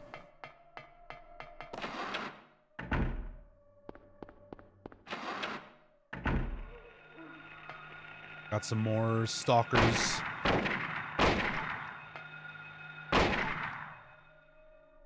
Shadow stalkers.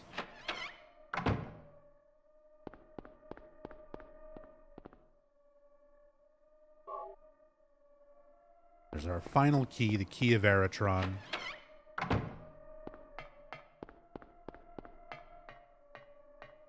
The key to Alessa's sick room. And the best voice acting in this game, hands down.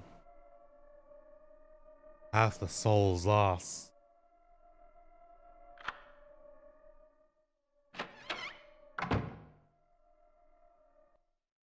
Everything is going according to plan, sheltered in the womb. But it's not done yet. Half the soul is lost. That is why the seed lies dormant. And what soul remains captured in that husk is buried deep down in the subconscious. Are you trying to say it won't work? That wasn't our agreement. No, these are just stalling tactics. If we lend a hand, we will be able to get power. Never fear, the promise shall not be broken. But the power we could draw now will be very weak. Almost nothing. Unless we get the other half of the soul. will use a magical spell. Feeling this child's pain, it's sure to come. But that will take time.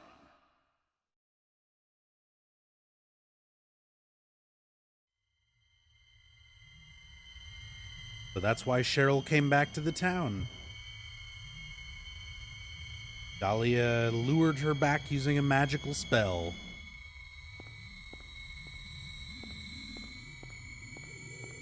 And Cheryl convinced Harry to bring her here. At this point, Cheryl has already merged with Alessa, right? Wrong.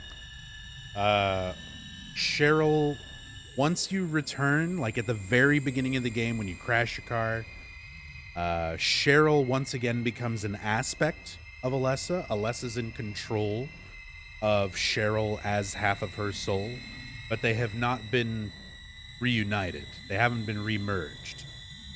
She's been using Cheryl to project herself around the town. That's how we keep running into Alessa around the town. That's Cheryl. You know, that's the Cheryl aspect being manipulated by Alessa. She needed to do that in order to spread the seal of Metatron. It was her last-ditch effort to try to prevent the nightmare from spreading. When do they merge? Literally, we're going to see it in the cutscene in a couple of minutes.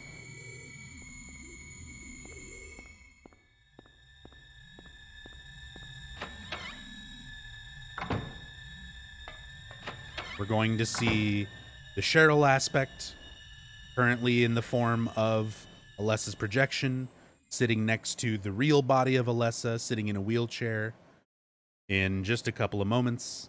And then we will see them merge. They will become the United Saint Alessa. And then we're going to throw some Kool-Aid at her, or I guess Kaufman does. And then we kill Baphomet. But yeah, we see the merger. About to happen. It's gonna happen. So, let's talk about all these things. I need to make some notes on all these artifacts.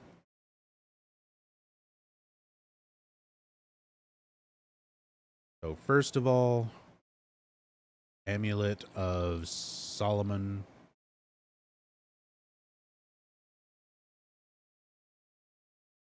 AKA the Seal of Solomon. Also known as the Star of David.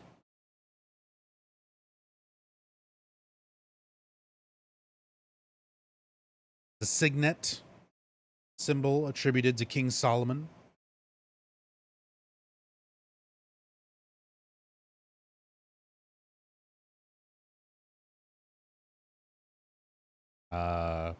According to the legend, to the mythology, the ring variously gave Solomon the power to command demons. So, it's relevant.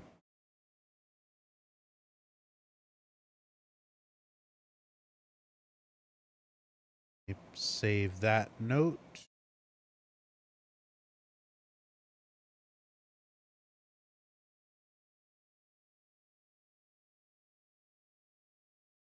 Oh, Harry.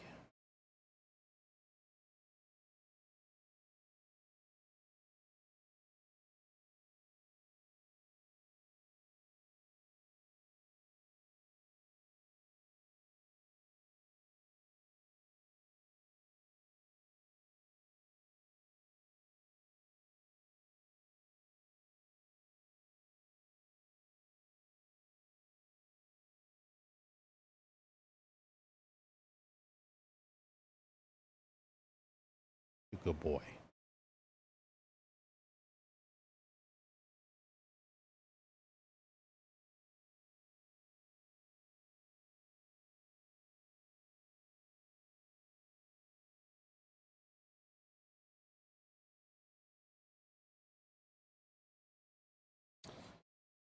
All right. The amulet of Solomon. Got that note. Crest of Mercury.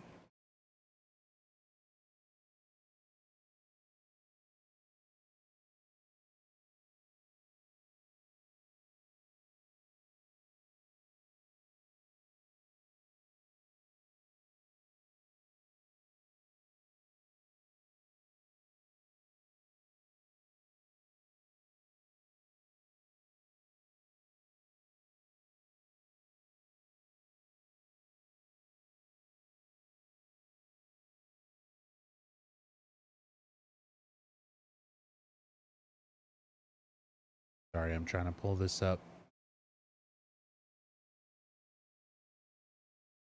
But this one is a combination of a couple of symbols.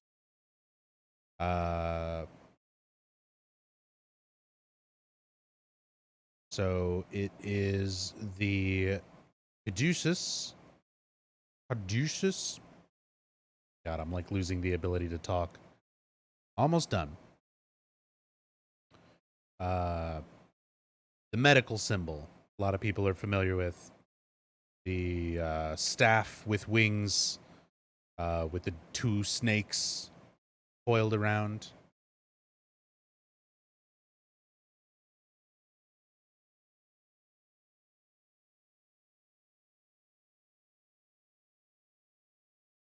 Oh, excuse me. I just made a mistake that's corrected in the wiki. It's not the medical symbol. The caduceus is often incorrectly used as a symbol of healthcare organizations and medical practice in the United States of America due to confusion with the traditional medical symbol, the rod of Asclepius.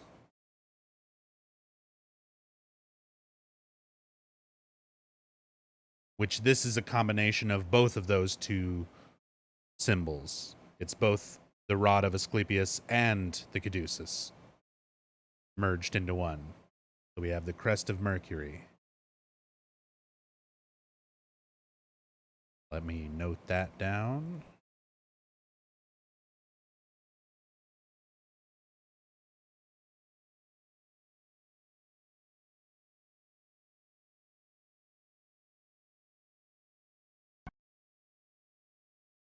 The Ankh.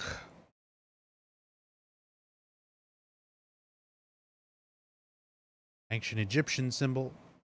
Goodbye, cat.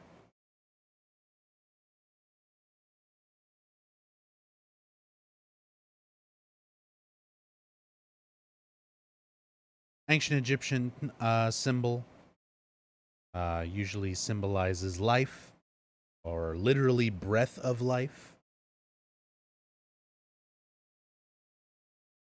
Egyptians believed one's earthly journey was only part of an eternal life.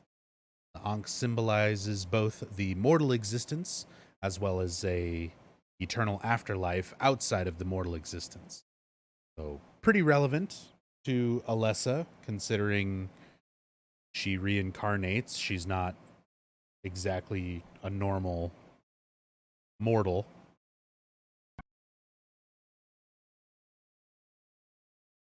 Dagger of Melchior. This is one of the ones that I think was a little bit more obscure. Melchior himself is a biblical figure. Appears in the Gospel of Matthew.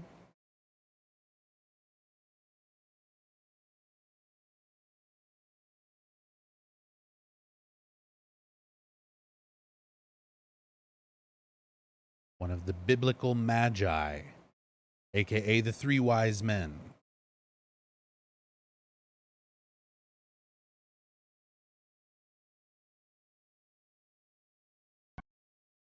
And the Disc of Ouroboros, which represents total global saturation. No, wait, it's something else.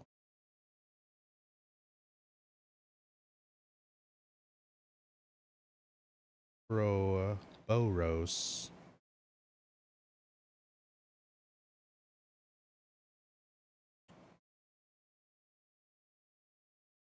Go.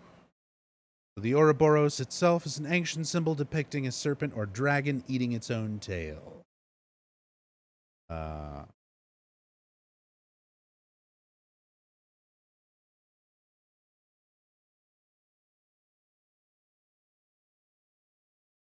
Another ancient Egyptian motif.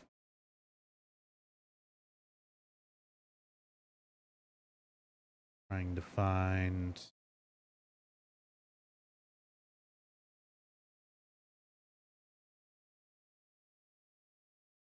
So since there's so many other references to like Gnosticism and alchemy throughout the rest of the game, all these other references, it also holds some significance in alchemical history.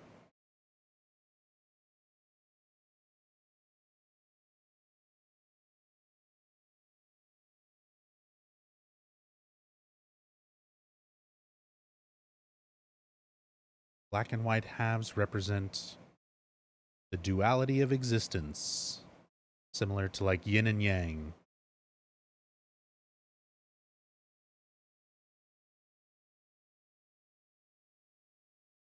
In Gnosticism, a serpent biting its tail symbolized eternity and the soul of the world. So again, things that can all somewhat apply to Alessa's situation. She's somebody who's literally able to reincarnate, be reborn. We have all these symbols sort of representing these various aspects relevant to Alessa, to the god, to her rebirth and reincarnation.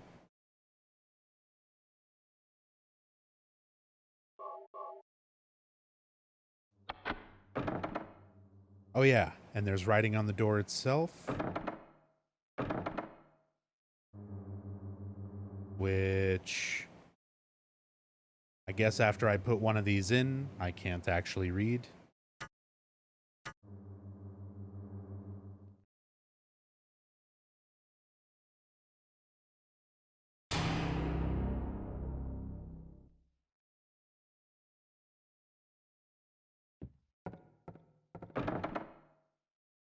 There we go. Thou possess them to guard thy spirit, evoke 5 rites, unveil thy fate.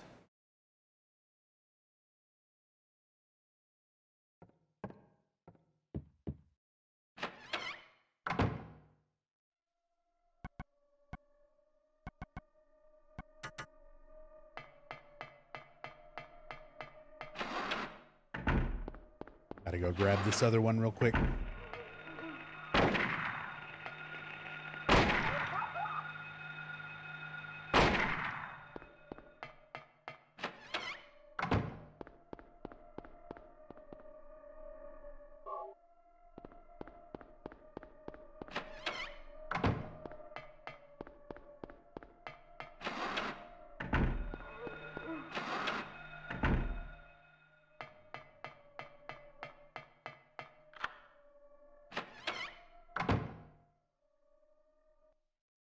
Everything.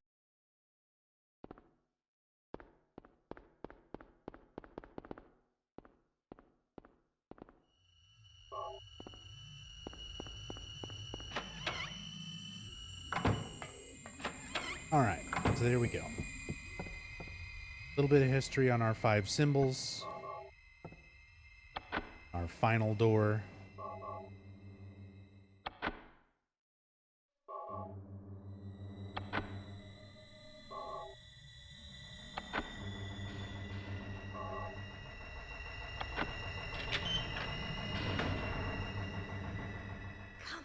Come along. No.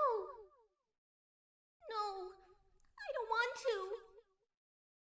Do what Mommy tells you now. I just want you to lend me a teeny bit of your power. That's all. No. I don't want to do it. It will make everyone happy, and it's for your own good, too. Oh, but Mommy, I just want to be with you. Just two of us. Please understand. Oh, yes, I see. Maybe Mommy has been wrong. Mommy! Why didn't I see this before? There's no reason to wait. Herein lies the mother's womb, containing the power to create life. I could have done it all myself. Mommy?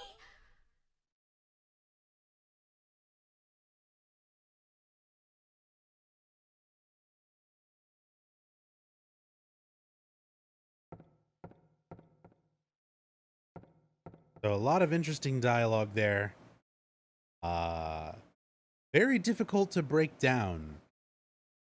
It can kind of make sense somewhat in the context when you only are looking at Silent Hill 1, which is really how you should view it. Again, the sequels were not even a thought when they made the first game. They didn't think so far ahead that, you know, things kind of get changed and retconned with the cult and their beliefs and all that kind of stuff later. But from the context of this, it's kind of a situation of like Dahlia realizing she can just immediately perform the ritual. She can just use her daughter and try to impregnate her with the god. Do it right there in her own basement. And of course, that's what leads to Alessa's heightened stress levels, triggering her latent psychic abilities in a physical form, as was stated in the Chapter 3 Manifestations of Delusions book that we find in Midwich, causing the boiler to explode, starting a fire, which was stated in the boiler fire memo, severely burning Alessa while giving her at least one last opportunity to hold off her mother and prevent the ritual from happening. And she's managed to stave it off. For 7 whole years, she suffered a nightmare in order to prevent this ritual from ever being completed. But thanks to Dahlia's interference, her magical spell lured back the other half of Alessa's soul in the form of Cheryl. And we are now going to see their souls reunite and the ritual complete.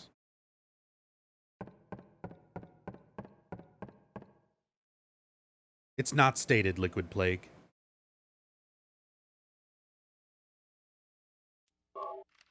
I was shocked to realize the talisman of Metatron was being used. It's mostly just a reference to things like Carrie, Stephen King, but it's not explicitly stated in the story. The origin of her powers. She's probably just born that way. All because of that man. We must be thankful to him. Even though Alessa has been stopped, his little girl has to go. What a pity. So this is Cheryl. You're seeing what remains of Cheryl. So, Cornholio, Cheryl, like, she's completely under Alessa's control. She is an aspect of Alessa. She's a fragment of Alessa's soul.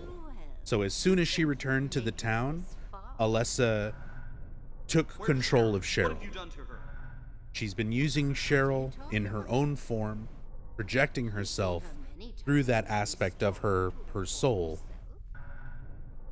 in order to lead Harry around, to place the seal of Metatron. But only at this point is she actually reunited with the real Alessa, which is the burned, wrapped up, wheelchair-bound figure that we see. It's been a long 7 years. For the 7 years since that terrible day, Alessa has been kept alive, suffering a fate worse than death. has been trapped in an endless nightmare from which she never awakens. He has been nurtured by that nightmare, waiting for the day to be born. That day has finally come. The time is nigh. Hypo. Everyone The time is will be nay. released from pain and suffering. Our salvation is at hand. This is the day of reckoning, when all our sorrows will be washed away. When we return to the true paradise. My daughter will be the mother of God.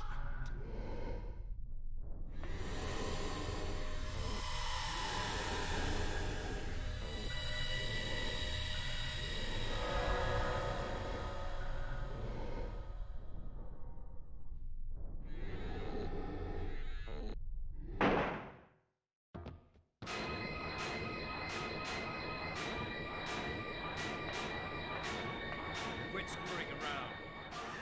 Return things to how they were before. Kaufman! Did I ask for this? Nobody uses me. You won't get away with this. Your role is over. We don't need you anymore. What do you think you can accomplish by coming here? My, aren't we getting cocky? Bet you can't see this. Glove it is! I thought I got rid of that! All I had to do was plant it somewhere for you to find. You all, well, kept busy. Ha! You're easy. And there's more where this came from. Stop it!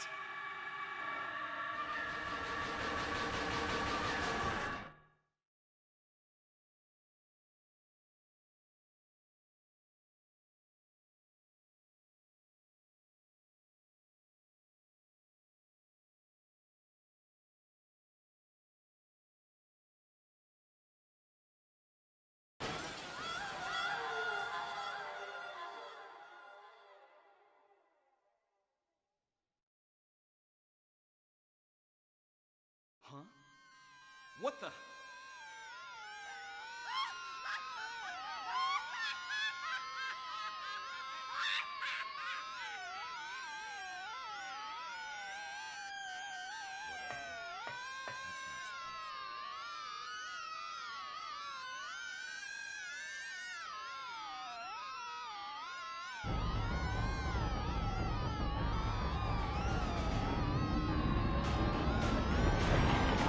Satan.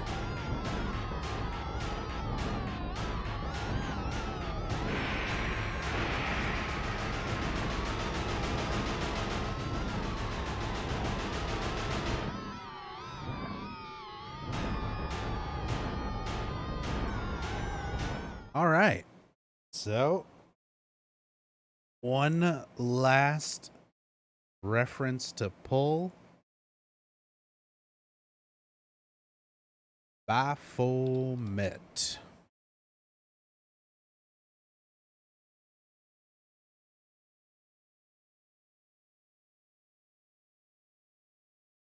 Always thought the screeching was the radio going berserk. It's just the music track. It's Akira Yamaoka playing his favorite musical instrument, the dentist drill. That's literally what he used to make that sound. It's a pitch shifted, crazy effects applied to it dentist drill sound.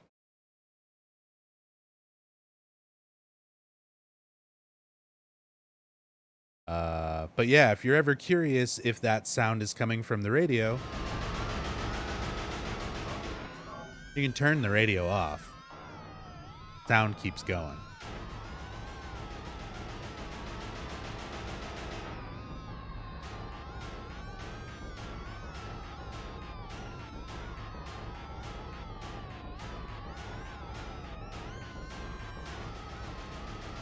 Fine. really good picture. My boy Baphomet.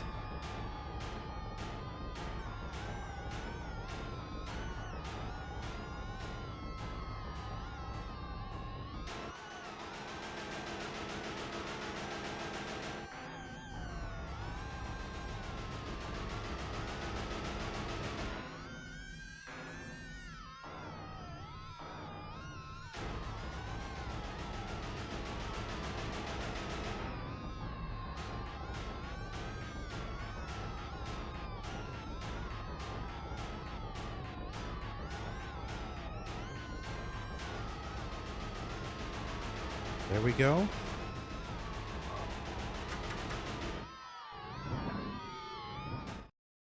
Our last reference image, design for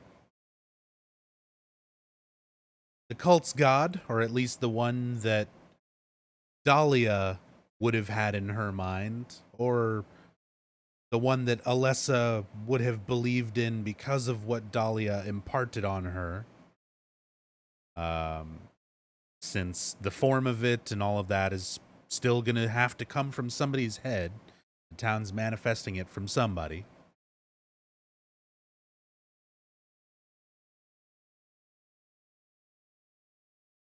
But that is our direct reference there.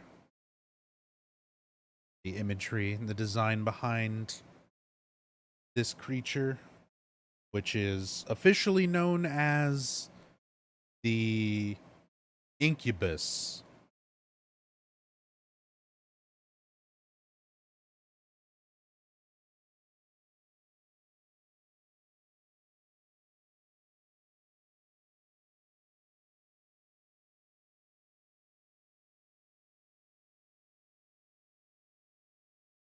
No, the god in Silent Hill 3 is totally different.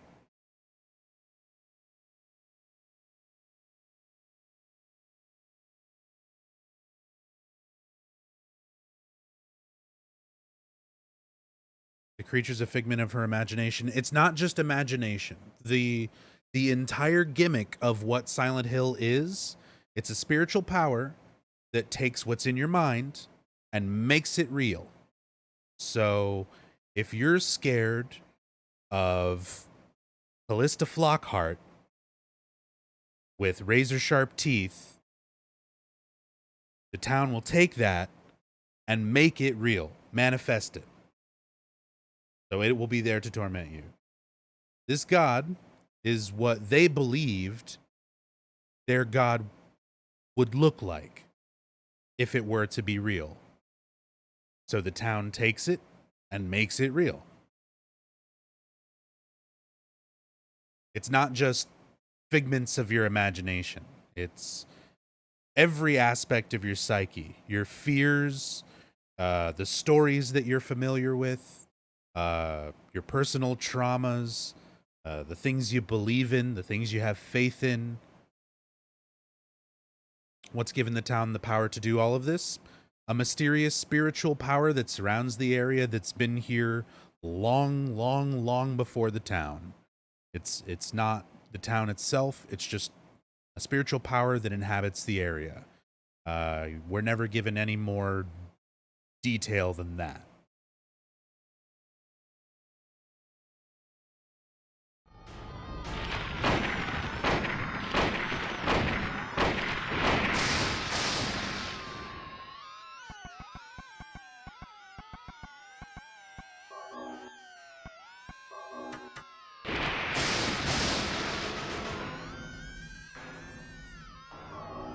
So there's a lot of debate on that, Wizzy, among fans, because it's not really confirmed one way or the other. Personally, I do not think the gods are real. Like, I think the gods are there because that's what the cult believes in. So the spiritual power makes them real. I don't think the gods themselves are real and the source of the power.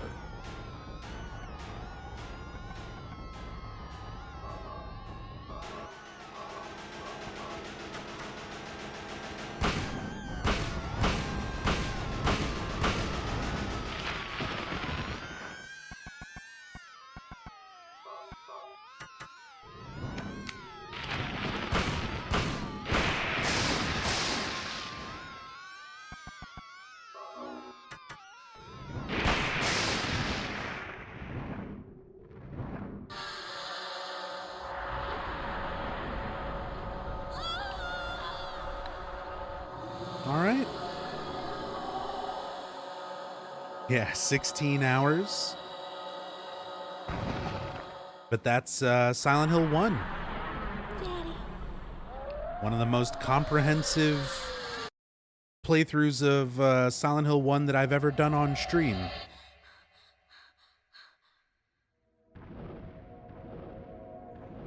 Enjoy the ending. I'll be back after the credits and stuff. But that's definitely going to be it for me. Thanks you guys so much for coming by, hanging out, enjoying this really kind of different approach to the story playthroughs. And yeah, enjoy the ending. I'll talk some more after this.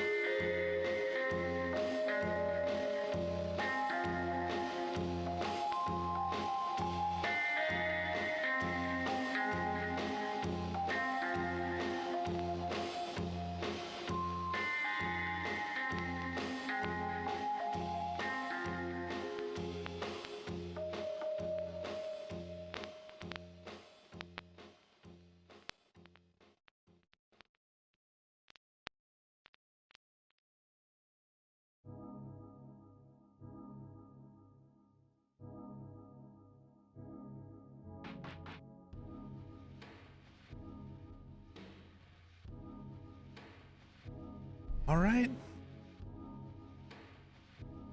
That is Silent Hill. Tried to cover as much as I possibly could. Even then, there was still a few things that I could have probably expanded on or covered a little bit better, but considering I did this all at once over the course of 16 hours, I think that was pretty good, pretty comprehensive.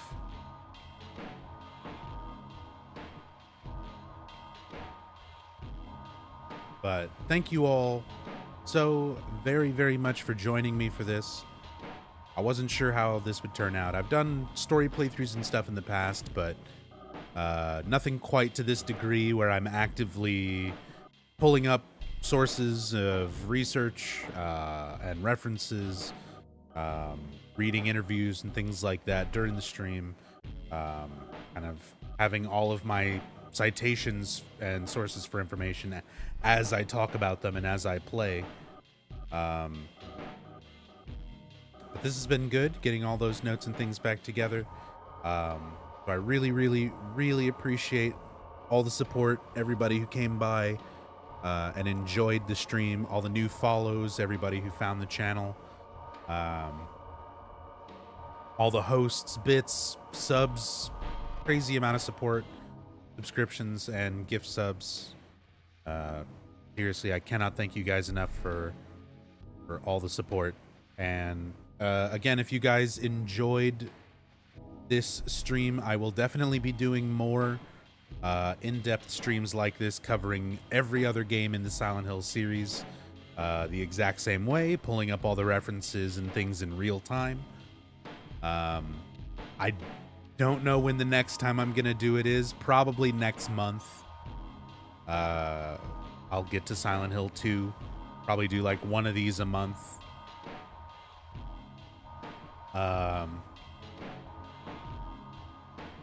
But if you're itching for more in-depth Silent Hill information, I've also been streaming these games pretty much exclusively almost for the last almost 5 years. So if you want to check out my video section here on Twitch, I've got very comprehensive in-depth playthroughs of every game in the series. I've also got a lot of those videos and story playthroughs archived on YouTube. I'm just NubZombie on YouTube, pretty easy to find. So if you're curious about more information with any of the games in the series, I've got videos on it. But again, thank you all so very much for being a part of this with me, coming by and just enjoying it. But yeah, let me find somebody to raid real quick, and then I'm going to go die.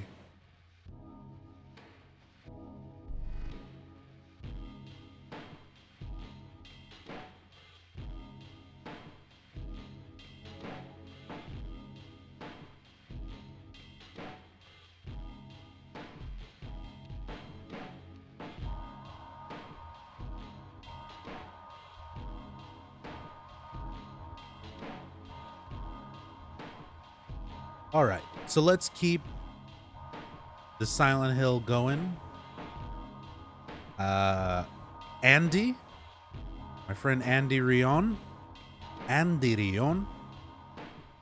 very talented Silent Hill speedrunner,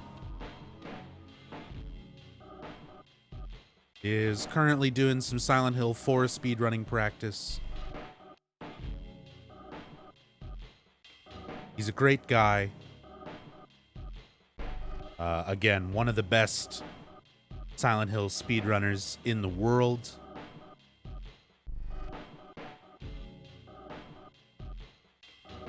So go drop by, show Andy some love, let him know that Nub sent you. But definitely go follow him, go check him out while he's grinding out Silent Hill 4. It's a brutal speed run, but he's been working on it, so definitely give him some support. And I will see you guys next time. Take it easy, everyone. Thank you again. Peace.